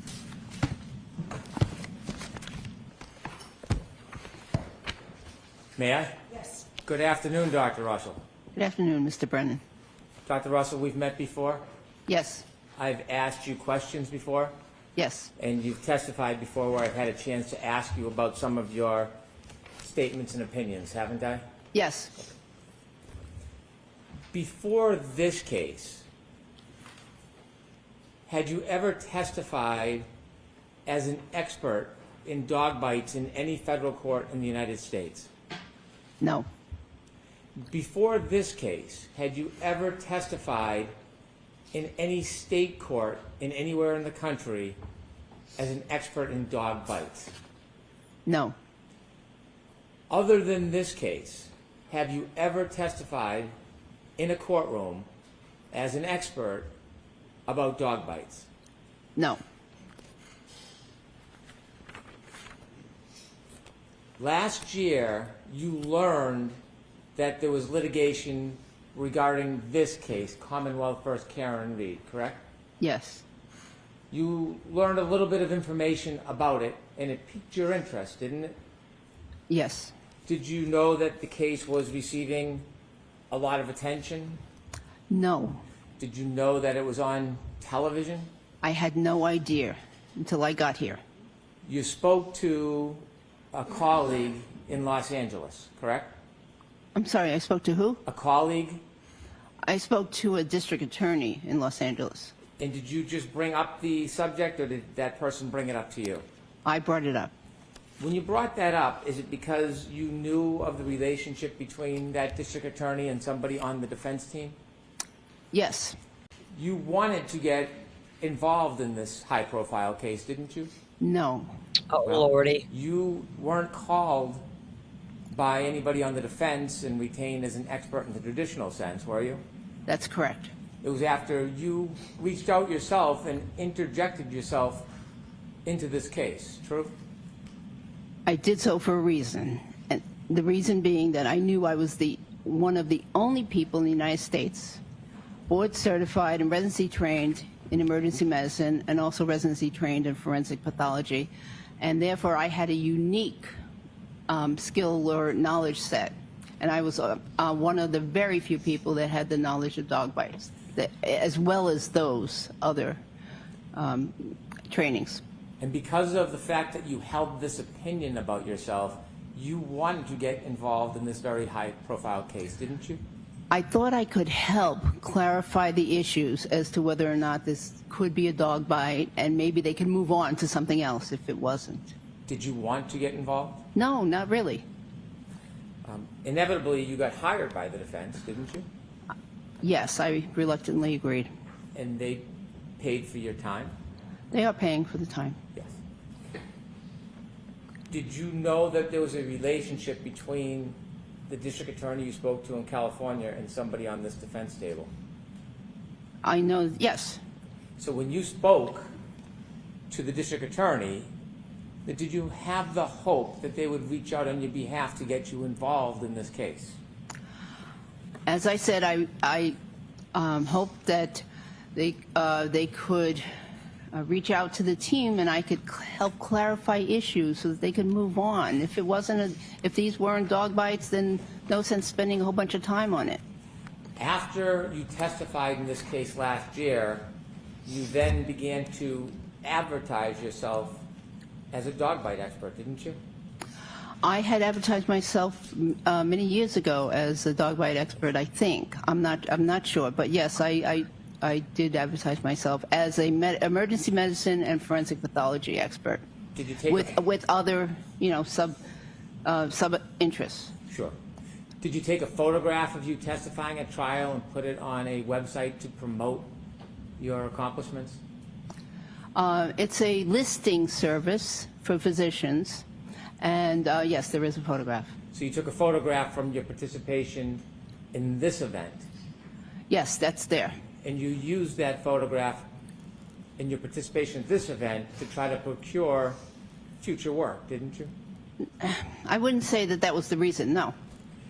When you listed a number of things that you have experience in after this case, you then added that you were an expert in dog bites, didn't you? I believe I am an expert in dog bites, yes. But after this case, and after you took the photograph from this case, and after you created this advertising, you then added the fact that you were an expert in dog bites, didn't you? It was all at the same time, and it was submitted at the same time. Right. After this case, after you participated or volunteered to involve yourself in this case, you then used it as a marketing opportunity, didn't you? Well, I also I had retired from my full-time job, and I had time, and I wanted to get more involved in some forensic legal cases, and not specifically dog bite cases. I have much more experience with other cases. Undoubtedly, I respect that, but simply after you testified in this case, you did use your participation as a way to try to garner future interest in cases and income, didn't you? I did, but I did not mention this case. Have you testified in any other court since this case as a dog bite expert? No. You had written a few articles that were peer-reviewed on dog bites back in, is it the 1990s? Yes. And they involved law enforcement canines? Yes. And you describe in those articles how a law enforcement canine grabs and holds. Is that the technique they call it? Yes. Where they lock their jaw and then they pull and hold on to the subject that they're attacking or holding? Yes, that's what they were trained to do back then. And you would agree that there's a difference between, generally, the way a domestic dog bites and a law enforcement dog bites? Generally, yes. Since those two articles in 1990, have you authored anything else regarding dog bites? No. You had mentioned that you had gone to seminars regarding identification. Now, I had a chance to ask you a number of months ago about some details about training and education you have on pattern recognition analysis as it specifically relates to dog bites. Remember I asked you those questions a number of months ago? I believe you did. And I'd asked you if you could give us any specific listed trainings that you had regarding pattern recognition analysis of dog bites. And at that time, you did not have any names of any classes or seminars or certificates that you have. You mentioned again today that you have attended seminars regarding dog identification analysis. Do you now know some of those trainings and seminars? And are any of those listed on your CV? The trainings that I went to on bite marks in general, they were bite marks in general, and included things like how to determine what was a human bite, how to differentiate a human bite from a dog bite. But no, I did not specifically attend seminars limited to dog bites only. However, actually, there was one this past February that I did attend at the American Academy of Forensic Science. Over your many, many decades, you did not attend any seminars on pattern recognition analysis of dog bites, did you? Of specifically dog bites? No. I only want to talk about dog bites. I know you're well trained and educated. I respect that, but I want to talk about dog bites. You didn't attain any certificates in pattern recognition analysis of dog bites, did you? I don't think there are any that exist, any training programs like that. In fact, forensically, have you ever been presented with a wound and been asked to determine whether or not the source of it was a dog bite? Other than right here in this very case, have you ever been asked to do that in your entire history? In my clinical career, perhaps once or twice, but not, not that I can give you a specific name. Well, the couple times, tell us what stands out. When were you asked ever, over your entire career, to do a forensic evaluation of a wound and identify whether it was a dog bite? When did that happen? A forensic evaluation? No, never. Never? Never. Okay. It just doesn't come up. Okay. And so this is the first shot, the first crack you've had at looking at a photograph and trying to make a determination based just on a photograph whether or not the wound is generated from a particular mechanism, and in this case, your opinion, a dog bite. No, actually, I disagree. I've been taking photographs of dog bites since the 1990s. And when you took the photographs, you knew they were dog bites. I did know that they were dog bites, yes. I have a collection. I'm sorry. I didn't mean to interrupt you. I'm sorry. That was it. Okay. So not when you knew it was a dog bite and you took a photo. I know you have an interest. I'm asking, other than this case, there was never, ever a time in your career where you were presented with a photo and asked to give an opinion whether the mechanism of injury was a dog bite, other than this case? That's correct. So this is not a pattern recognition analysis engagement that you have any experience in before this effort? I've recognized that pattern many times. I appreciate your opinion, but I want to ask my question. You do not have experience over your long, accomplished career in the effort of pattern recognition analysis of dog bite wounds. Isn't that fair to say? Okay. You mentioned before, and you just mentioned again, so I want to ask you some more questions. You believe that you are uniquely qualified to look at a photograph and give an opinion about the source of the injury. I'm not uniquely qualified. That's done all the time in forensic pathology. Many forensic pathologists do that. Did you just say you're one of the very few physicians in the United States who has both the forensic and the clinical experience to look at a photograph and make a determination, the mechanism of injury? No, I said, if I said that, then I was incorrect. I meant dog bites. Dog bites. But your question just now was not specific to dog bites. Post-mortem photographs are used all the time in forensic pathology for second opinions. You're right. My apologies. Did you say today and before, have you said that you believe you're one of only few physicians in the United States who could authoritatively distinguish between causes of wounds when it relates to dog bites? I did say that, and that's because of my unique training. I don't know of another doctor in the whole United States that did 2 residencies, one in emergency medicine and one in forensic pathology, and and has a lifelong interest in dog bites.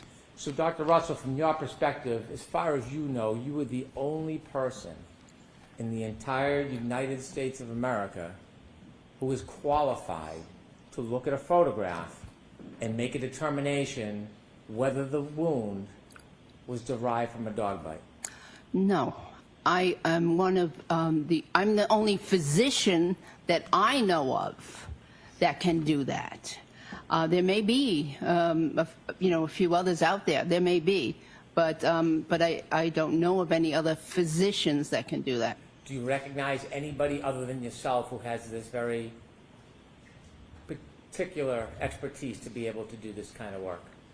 I'm not aware of anyone. You were a medical examiner, a forensic pathologist? Yes. And you know there's about, or would you agree there's probably about 900 to 1,000 medical examiners around the country at the same time over a period of time? I believe that there might be, there's probably, I think there's around 500 or 600 practicing forensic pathologists. And do you think because they are forensic pathologists, those 500 or 600 people have the unique qualifications as you do to be able to give an opinion about the genesis of a wound?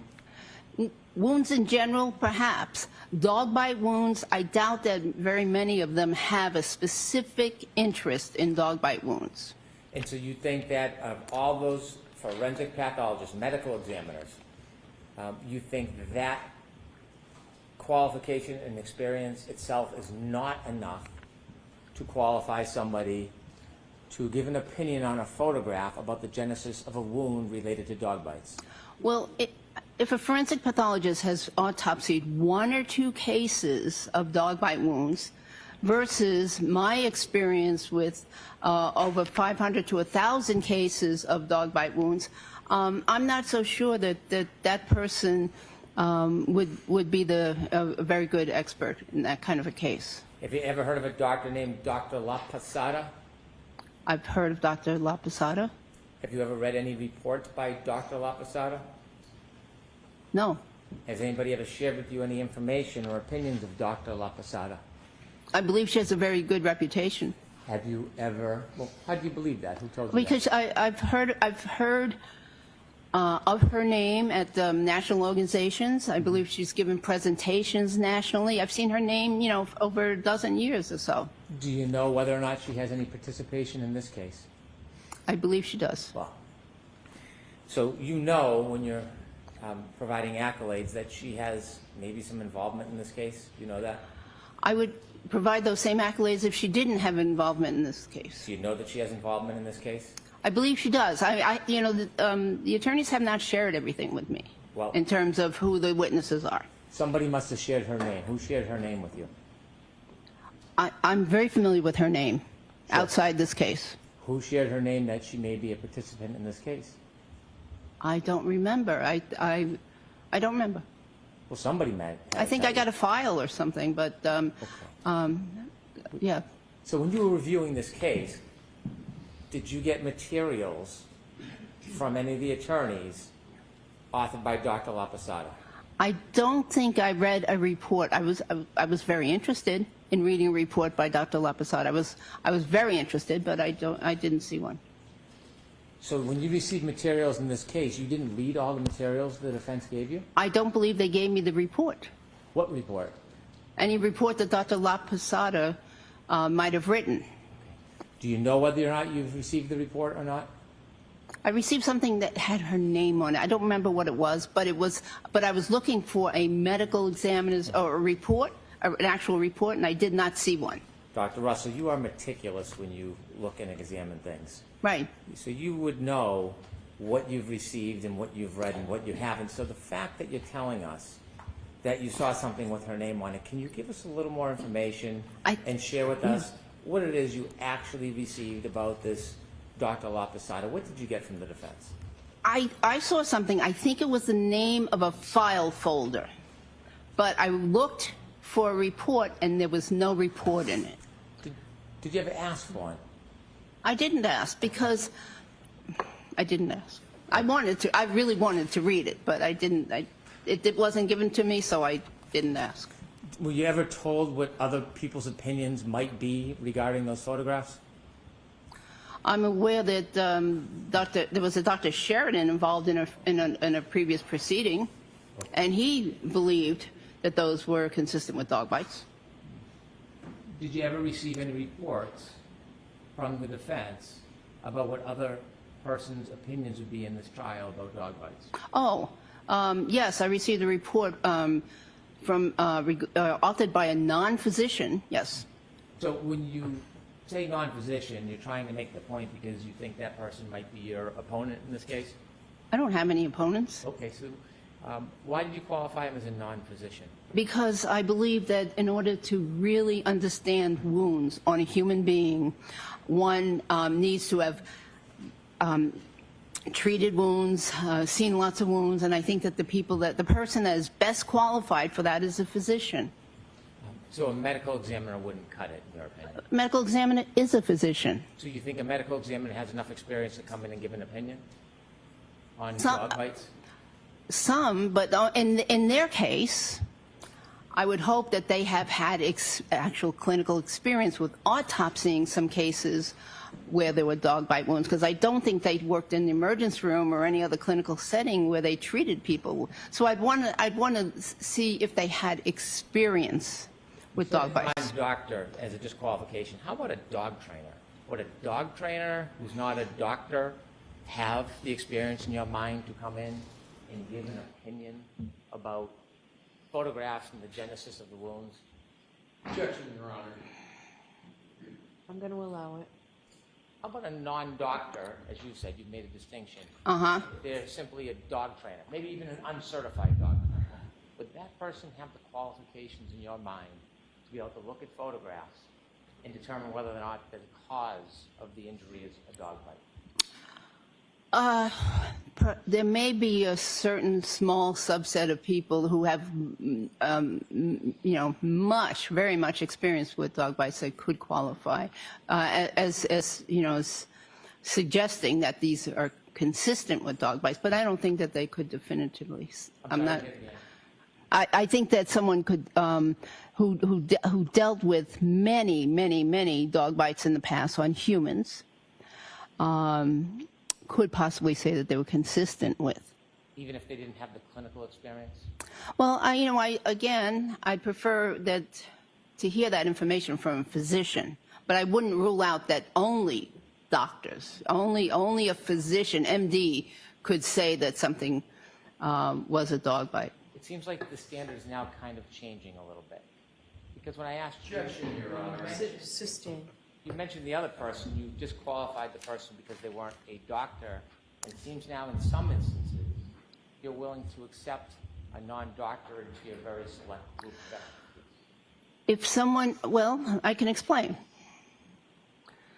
If someone had looked at perhaps hundreds and hundreds of wounds inflicted by a dog that they know was inflicted by a dog, and they saw the resulting photographs on a person, I think that particular person may be able to make some comment as to whether or not some wounds are consistent. However, if in terms of a medical examiner, if they've autopsied one case or two cases of dog bites and they're trying to testify based on some pictures, I would be a little concerned about that. Does qualification for this type of business, in your mind, depend on who hires you? Absolutely not. Suffice to say, you've never taken a class in the forensic analysis of dog bites. I don't think any class exists. But I'm asking about your experience. Well, that's correct. You haven't, have you? That's correct. I can't take a course that doesn't exist. You've never engaged in any type of opinion looking at photographs and then had that opinion peer reviewed by other dog bite experts, have you? No. Do you have any experience in veterinarian medicine? I'm aware of it. That's my experience. Do you have any accomplishments like degrees? No. Now, you've testified a number of times in this case, haven't you? Yes. And when you testify, you know there's a court reporter and there are transcripts, correct? Yes. You originally testified when you first came out and volunteered to testify last year, and there was a hearing before trial, wasn't there? Excuse me? Say again, When please. you volunteered to come out last year, there was a hearing before you testified at trial, wasn't there? Yes. Do you remember that was on June 18, 2022? Sounds right. And then you then testified at trial on June 21st, 2022. Yes. I didn't have the privilege of meeting you on either of those events, did I? No. But since then we have met. Yes. And we had a chance to speak at a subsequent hearing on December 12, 2024. Yes. And then after that, we again had an opportunity to discuss this on January 7, 2025. Yes. When you reviewed the case, when you first reviewed it before you testified last year, you had very limited information, didn't you? Yes. You had just an autopsy report, photographs from the coroner, photographs from the hospital, an emergency room report. Yes? Yes, I had more than that. The medical examiner file had a toxicology report. Yes, and there was more. Okay. I believe there was a dog bite, a town of Canton report. Okay. So when you had an opportunity to look at the medical examiner's report, you yourself had been a medical examiner, correct? Yes. And there was a unique advantage of actually conducting an autopsy as opposed to just looking at photographs, isn't there? Yes, there is. And if you are actually conducting the autopsy, you firsthand can make observations about injuries, make measurements, and see things that don't always appear in photographs. That's correct. And when you would do medical exams, you had a distinct advantage over people who would later see your work, a written report, or photographs, because you were there actually conducting the investigation. Yes. And it's for that reason that when you testified before, you have acknowledged that you relied on Dr. Scordi-Bello's report for information. Yes. Because you didn't have the benefit of doing measurements or looking at depths or anything else firsthand. Yes. Correct. And when you looked at that photograph that you discussed with the jury, you also had a chance to see Dr. Scordi-Bello's report regarding the abrasions on Mr. O'Keefe's arm. Yes. She described those abrasions as superficial, didn't she? Yes. She actually gave measurements, 3 centimeter superficial abrasion on the right medial upper arm. Right? Yes. You not only read that, you deferred to her ability to have a first-hand observation, and you accepted that as true, didn't you? Yes, but there's no interpretation of that abrasion. Multiple abrasions from 2 to 3 millimeters and up to 7 centimeters on the posterior right arm and forearm. Yes. Did you read that from I Dr. did. Scordi-Bello? Yes. Did you accept her finding and observation? Yes. And you would agree she was in a far superior position than you when she made these observations and notes, correct? They are not inconsistent with what I said. That's not what I asked, though. Okay. Sorry, I didn't mean to be sharp.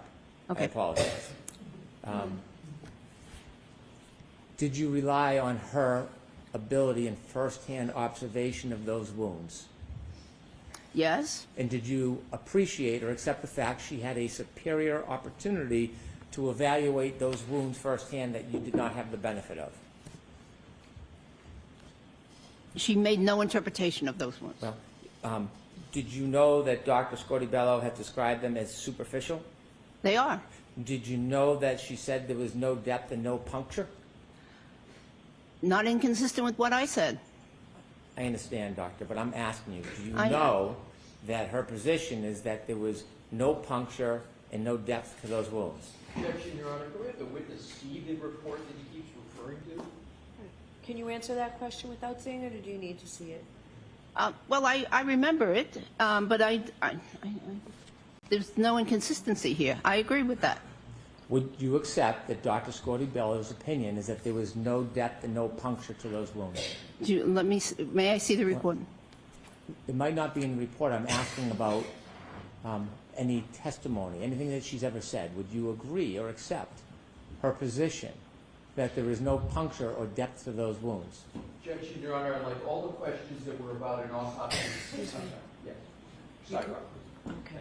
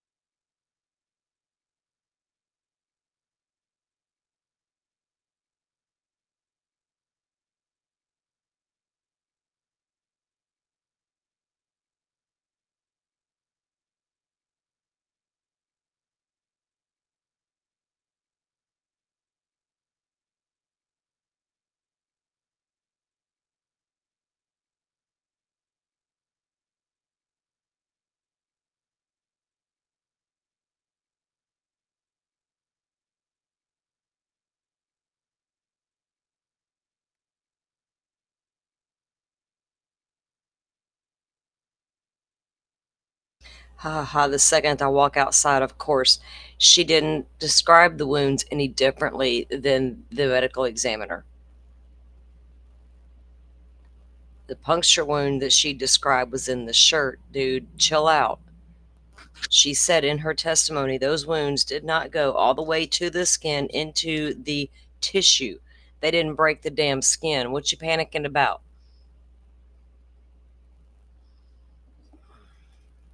Mm, I don't get him. I don't get what he's freaking out about.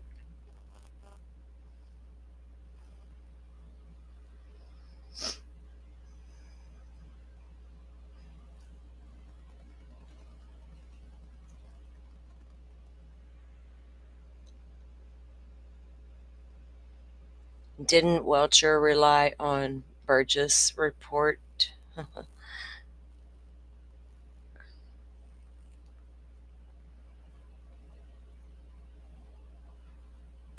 Yeah. Sorry, Butterfly. I was that argument. Goodness. He even tried to be ass for a second. He's like, "Oh, I apologize for that." Like he doesn't want to look bad right now, and you can tell he's trying hard not to look bad, like coming at her kind of bad. He's trying.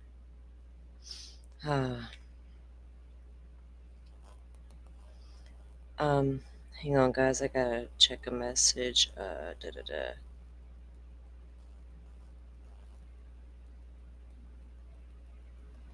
I was getting messages over the past few minutes from my son and a couple of people. My good friend of mine, my ex-roommate, I've spoke about her owning a dog kennel before. My friend, I just found out she's in ICU and it not doesn't look good. So I'm trying to get information.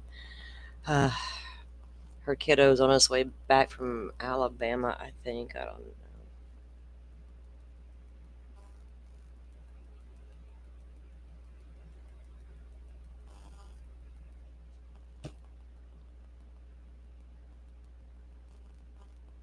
know. Oops, sorry. I gotta take care of something real quick. Go ahead. Thank you.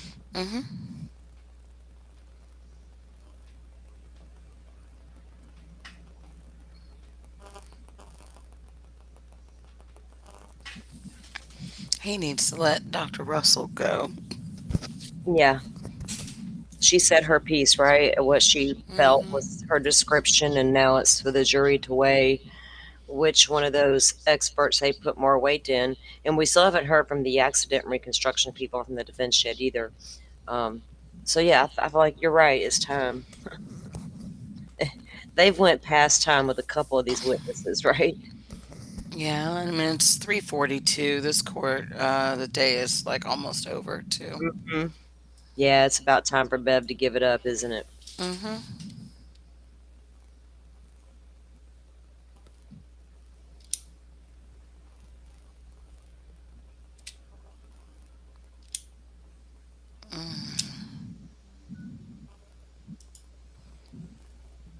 Oh, mastery.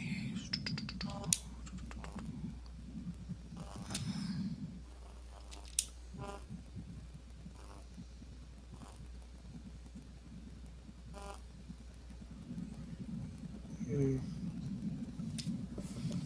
Okay. Oh, goodness. Um, no, Butterfly, yeah, my friend doesn't have any children, but she has nieces and nephews that she raised, right? And two of them, well, all three of them, they don't live here right now. So I'm getting information from two of them so I can figure out if I need to go down to the hospital or not. I don't even know if anybody's, I mean, her, she does have friends with her because she was at another friend's house apparently when things happened. Oh, okay.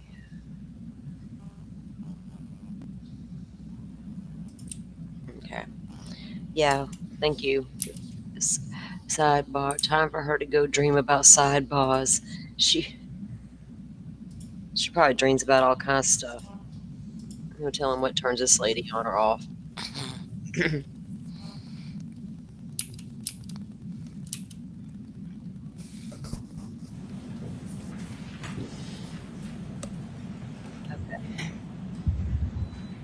Thank you, Butterfly.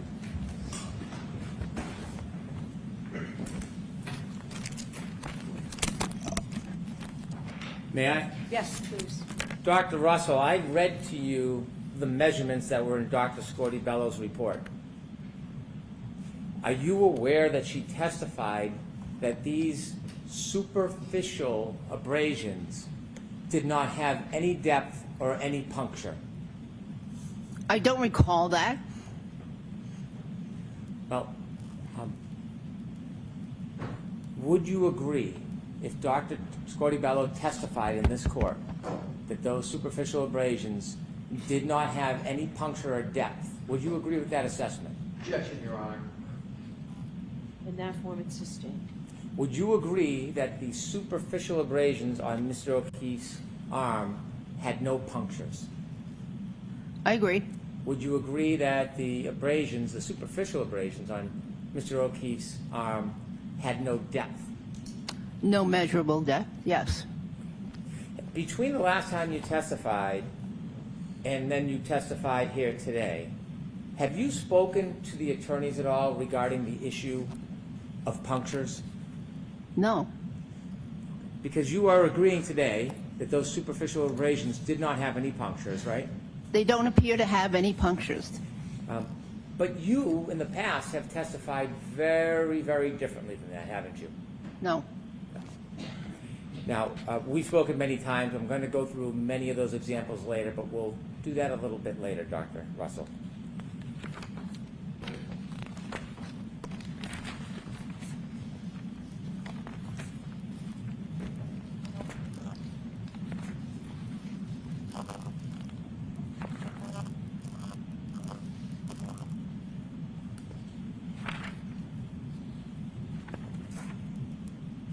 Over the course of your many testimonies under oath, would it be fair to say that you have changed your opinions about the superficial abrasions to John O'Keefe's arm many times?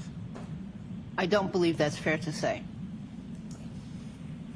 In the past, when you were describing Mr. O'Keefe's superficial abrasions on his arm, did you give varying and different opinions about the cause of each individual wound, area of wound? I don't believe so. When you first gave opinions, that was before the last proceeding. You came in and you were questioned before you testified in that initial proceeding, right? I'm trying to be as specific as I can. You testified last year? Yes. And please. There was a hearing and then there was a proceeding. Okay. That prior hearing, can we call the first event the prior hearing and the next one the prior proceeding? I'm confused. I don't want to confuse you. I'm just trying to follow the rules. You testified twice last year, didn't you? 3 times. 3 times. Okay.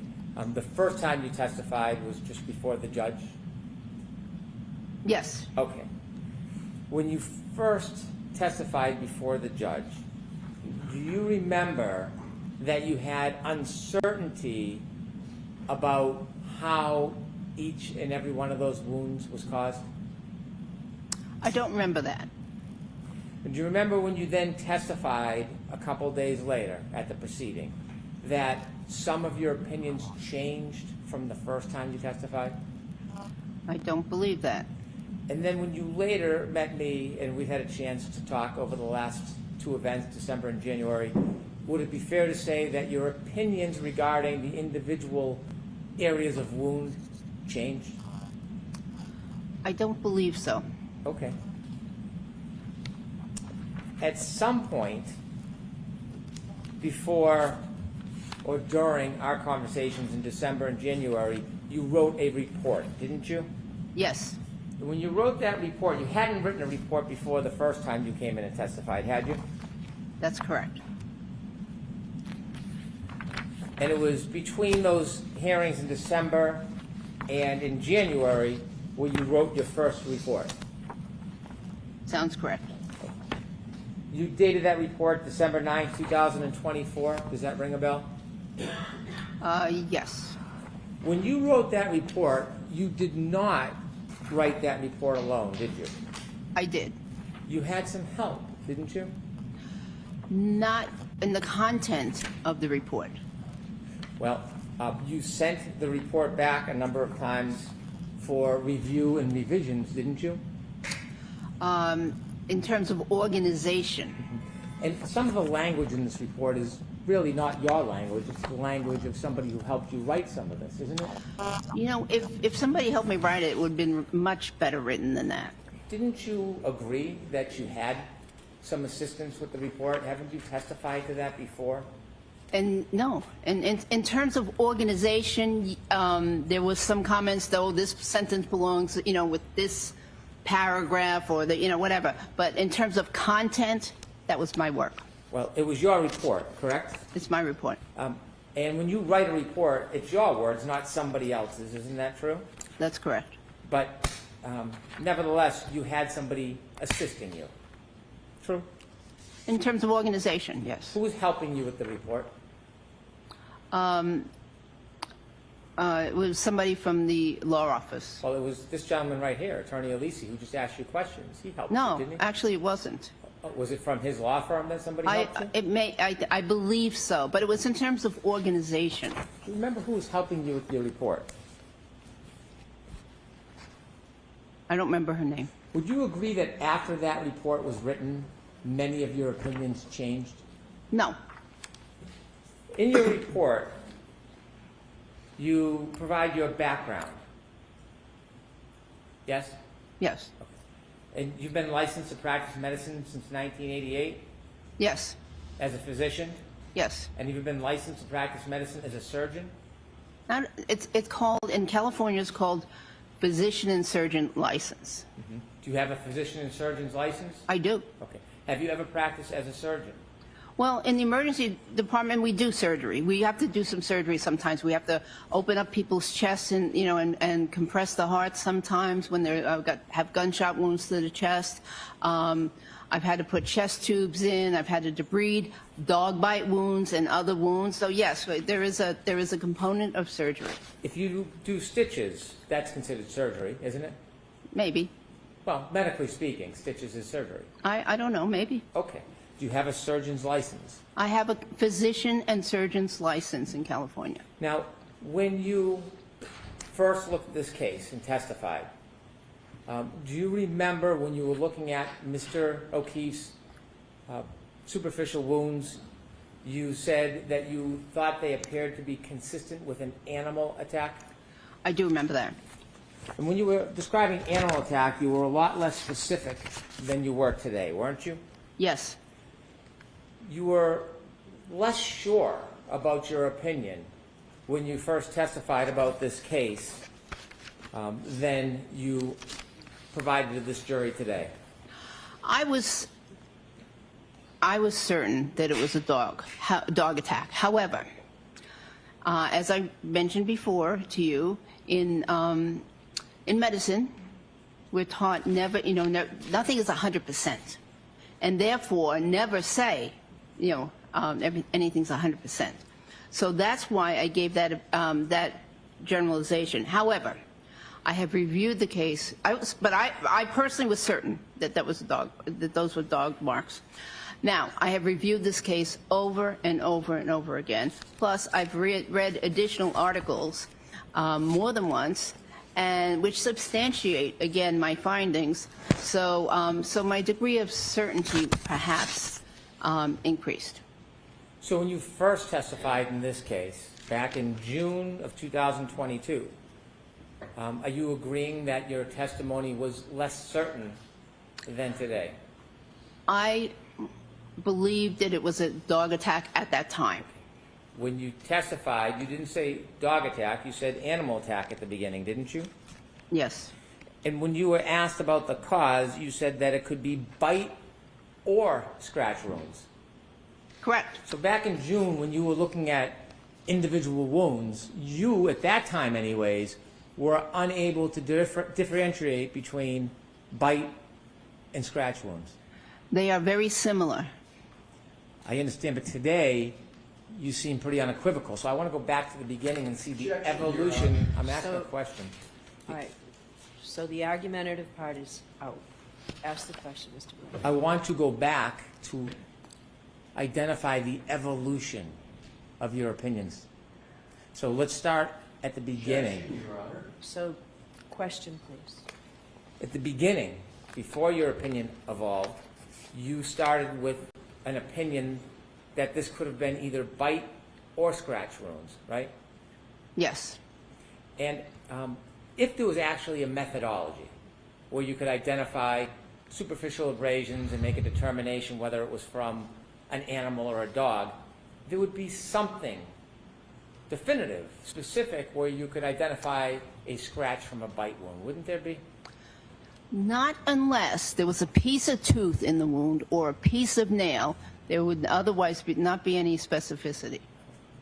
You talked about patterns when you first testified back in June of last year. Mm-hmm. And when you talked about the patterns, again, you had some uncertainty whether those patterns were caused by nails, claws, or could have been caused by teeth. Isn't that fair to say originally that was your position? Yes, there is some overlap in terms of the appearances. They can appear very similar, and they can be arranged very similar in terms of parallel lines. In fact, when you first testified, you weren't consistently even saying that it was a dog, or as you say today, dog attack. You were saying, in your opinion, that they were the result of animal bites or scratches. That was what you originally opined, isn't it? We just went through that, yes. And at some point, you said that it might most likely be a large dog. Do you remember that? Objection, Your Honor. Can we approach with regard to this line of questioning? So why don't we break for today? All right, so jurors, we're not going to finish this today in the next 5 minutes. Good call, Bev. Break. I do have to give you those same cautions. Please do not discuss this case with anyone. Don't do any independent research or investigation into the case. If you happen to see, hear, or read anything about the case, please disregard it and let us know. And please be very careful with your social media use. Tomorrow is also a full day. We'll see you tomorrow. Thank you very much. Dr. Russell, you can again just follow. Thank you. Please. Close it open. Follow me. Okay, thank you. Can I see counsel while the jury's filing out, please?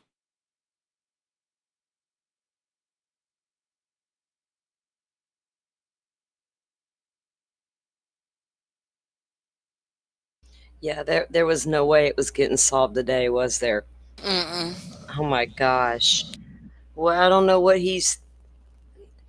he's trying to do damage control. I think you succeeded, my guy. Go ahead. You're done. Good luck with that anyway. Goodness. She calls him out on repeat questions. Yeah, I am tangled. Hang on. Oh, sorry, I was tangled in my cord thingy. Sometimes that is just brutal when they continue on and on about it, though. I don't know what else he thinks he can get out of it. There's been a couple times that's happened, though. They just keep on and on. Makes you wonder. Makes me wonder who would be up next on the defense list if they're going to lay out the injuries um, and their theory on how this accident could have. They say it didn't occur, so just the reconstruction, I guess, and then maybe on to the players that were inside the home. I don't know what their strategy will be, so it's going to be interesting to see how they finish laying out their theory. Right? I say bring on the dog trainer. Mm-hmm. Stay on theme. Yeah, because once you move through this witness and then you move through something like that, it talks about dog behavior and the way these dogs bite, and then you move into your accident constructions that say we don't agree that these injuries were caused by this vehicle at all. Remember, we just had the dog bite people out here. Yeah. Well, and they've got Scorty Bello Oh, yeah, on the list too, so they got to bring her back up too. yeah, they're bringing her back up because um, she was very precise in her testimony. I mean, she didn't allude to anything either way, like dog bite versus car. She never gave an opinion on that. In fact, her findings were well, she didn't know. So that but everything else, she just testified to what she saw, you know, on these reports or in her evaluations of the patient. Um, she had some good testimony, though. I mean, it was just at least you can understand her and she's clear. Yeah, you think, Joy, he's never going to just chalk it up, is he? He's like, I just can't let it go. He cannot let it go. So we still have a hearing on the books for June 18th for Brian Koberger. Oh, yeah, it's a hearing is scheduled for 12:30. Judge Hippler motion to continue, and then it has not sealed in parentheses, and motion RE alternative perpetrator. And that says sealed on that. But the hearing itself is not sealed. The hearing's not sealed. Uh-oh. Dolphin jumped down. She's like, oh, shit, I'm out. Sealed. No, the hearing will be open to the public. So we will be bringing that live on the 18th. Hopefully we'll be wrapped up with this trial by the 18th. I would think it's a few more weeks, so there you go. You fell right off. I was watching when it happened. It was like, oh. But yeah, June 18th it's an open hearing. It's not a closed hearing or anything, Dolphin. So. Oh, okay. Yeah. And they're going to go over the two motions, the motion to continue and the motion on the alternative suspects. Let me see. Put this on the last page. And then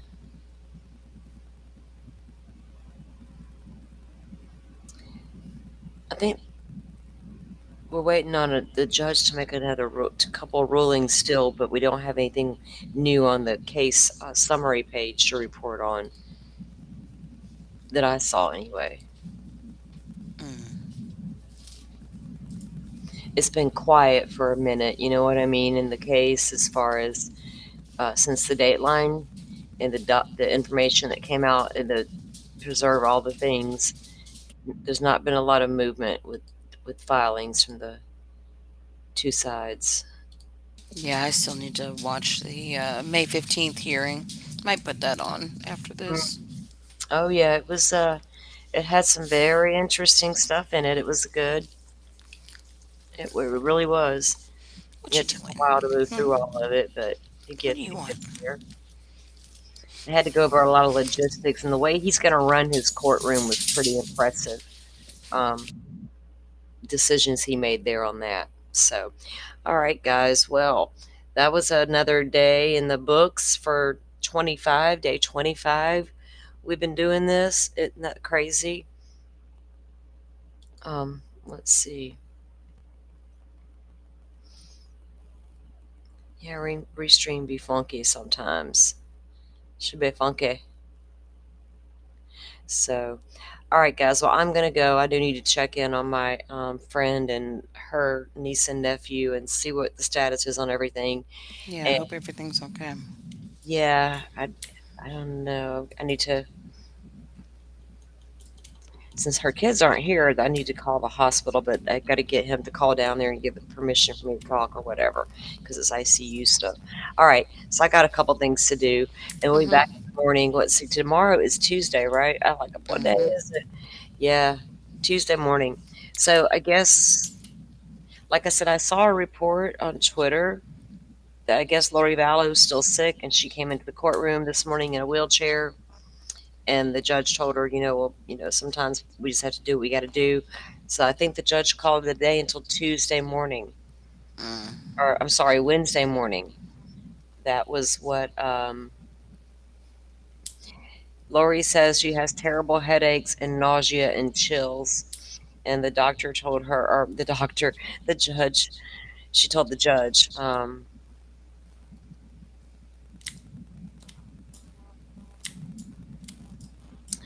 Kay Woodcock is just letting it go on the Twitter. And for you, the guys that don't know, she's the sister to Charles Vallow. But yeah, it looks like they've done that. So I was looking for another. Hang on, sorry, I was looking at something. I got too many things were flying in my face at one time.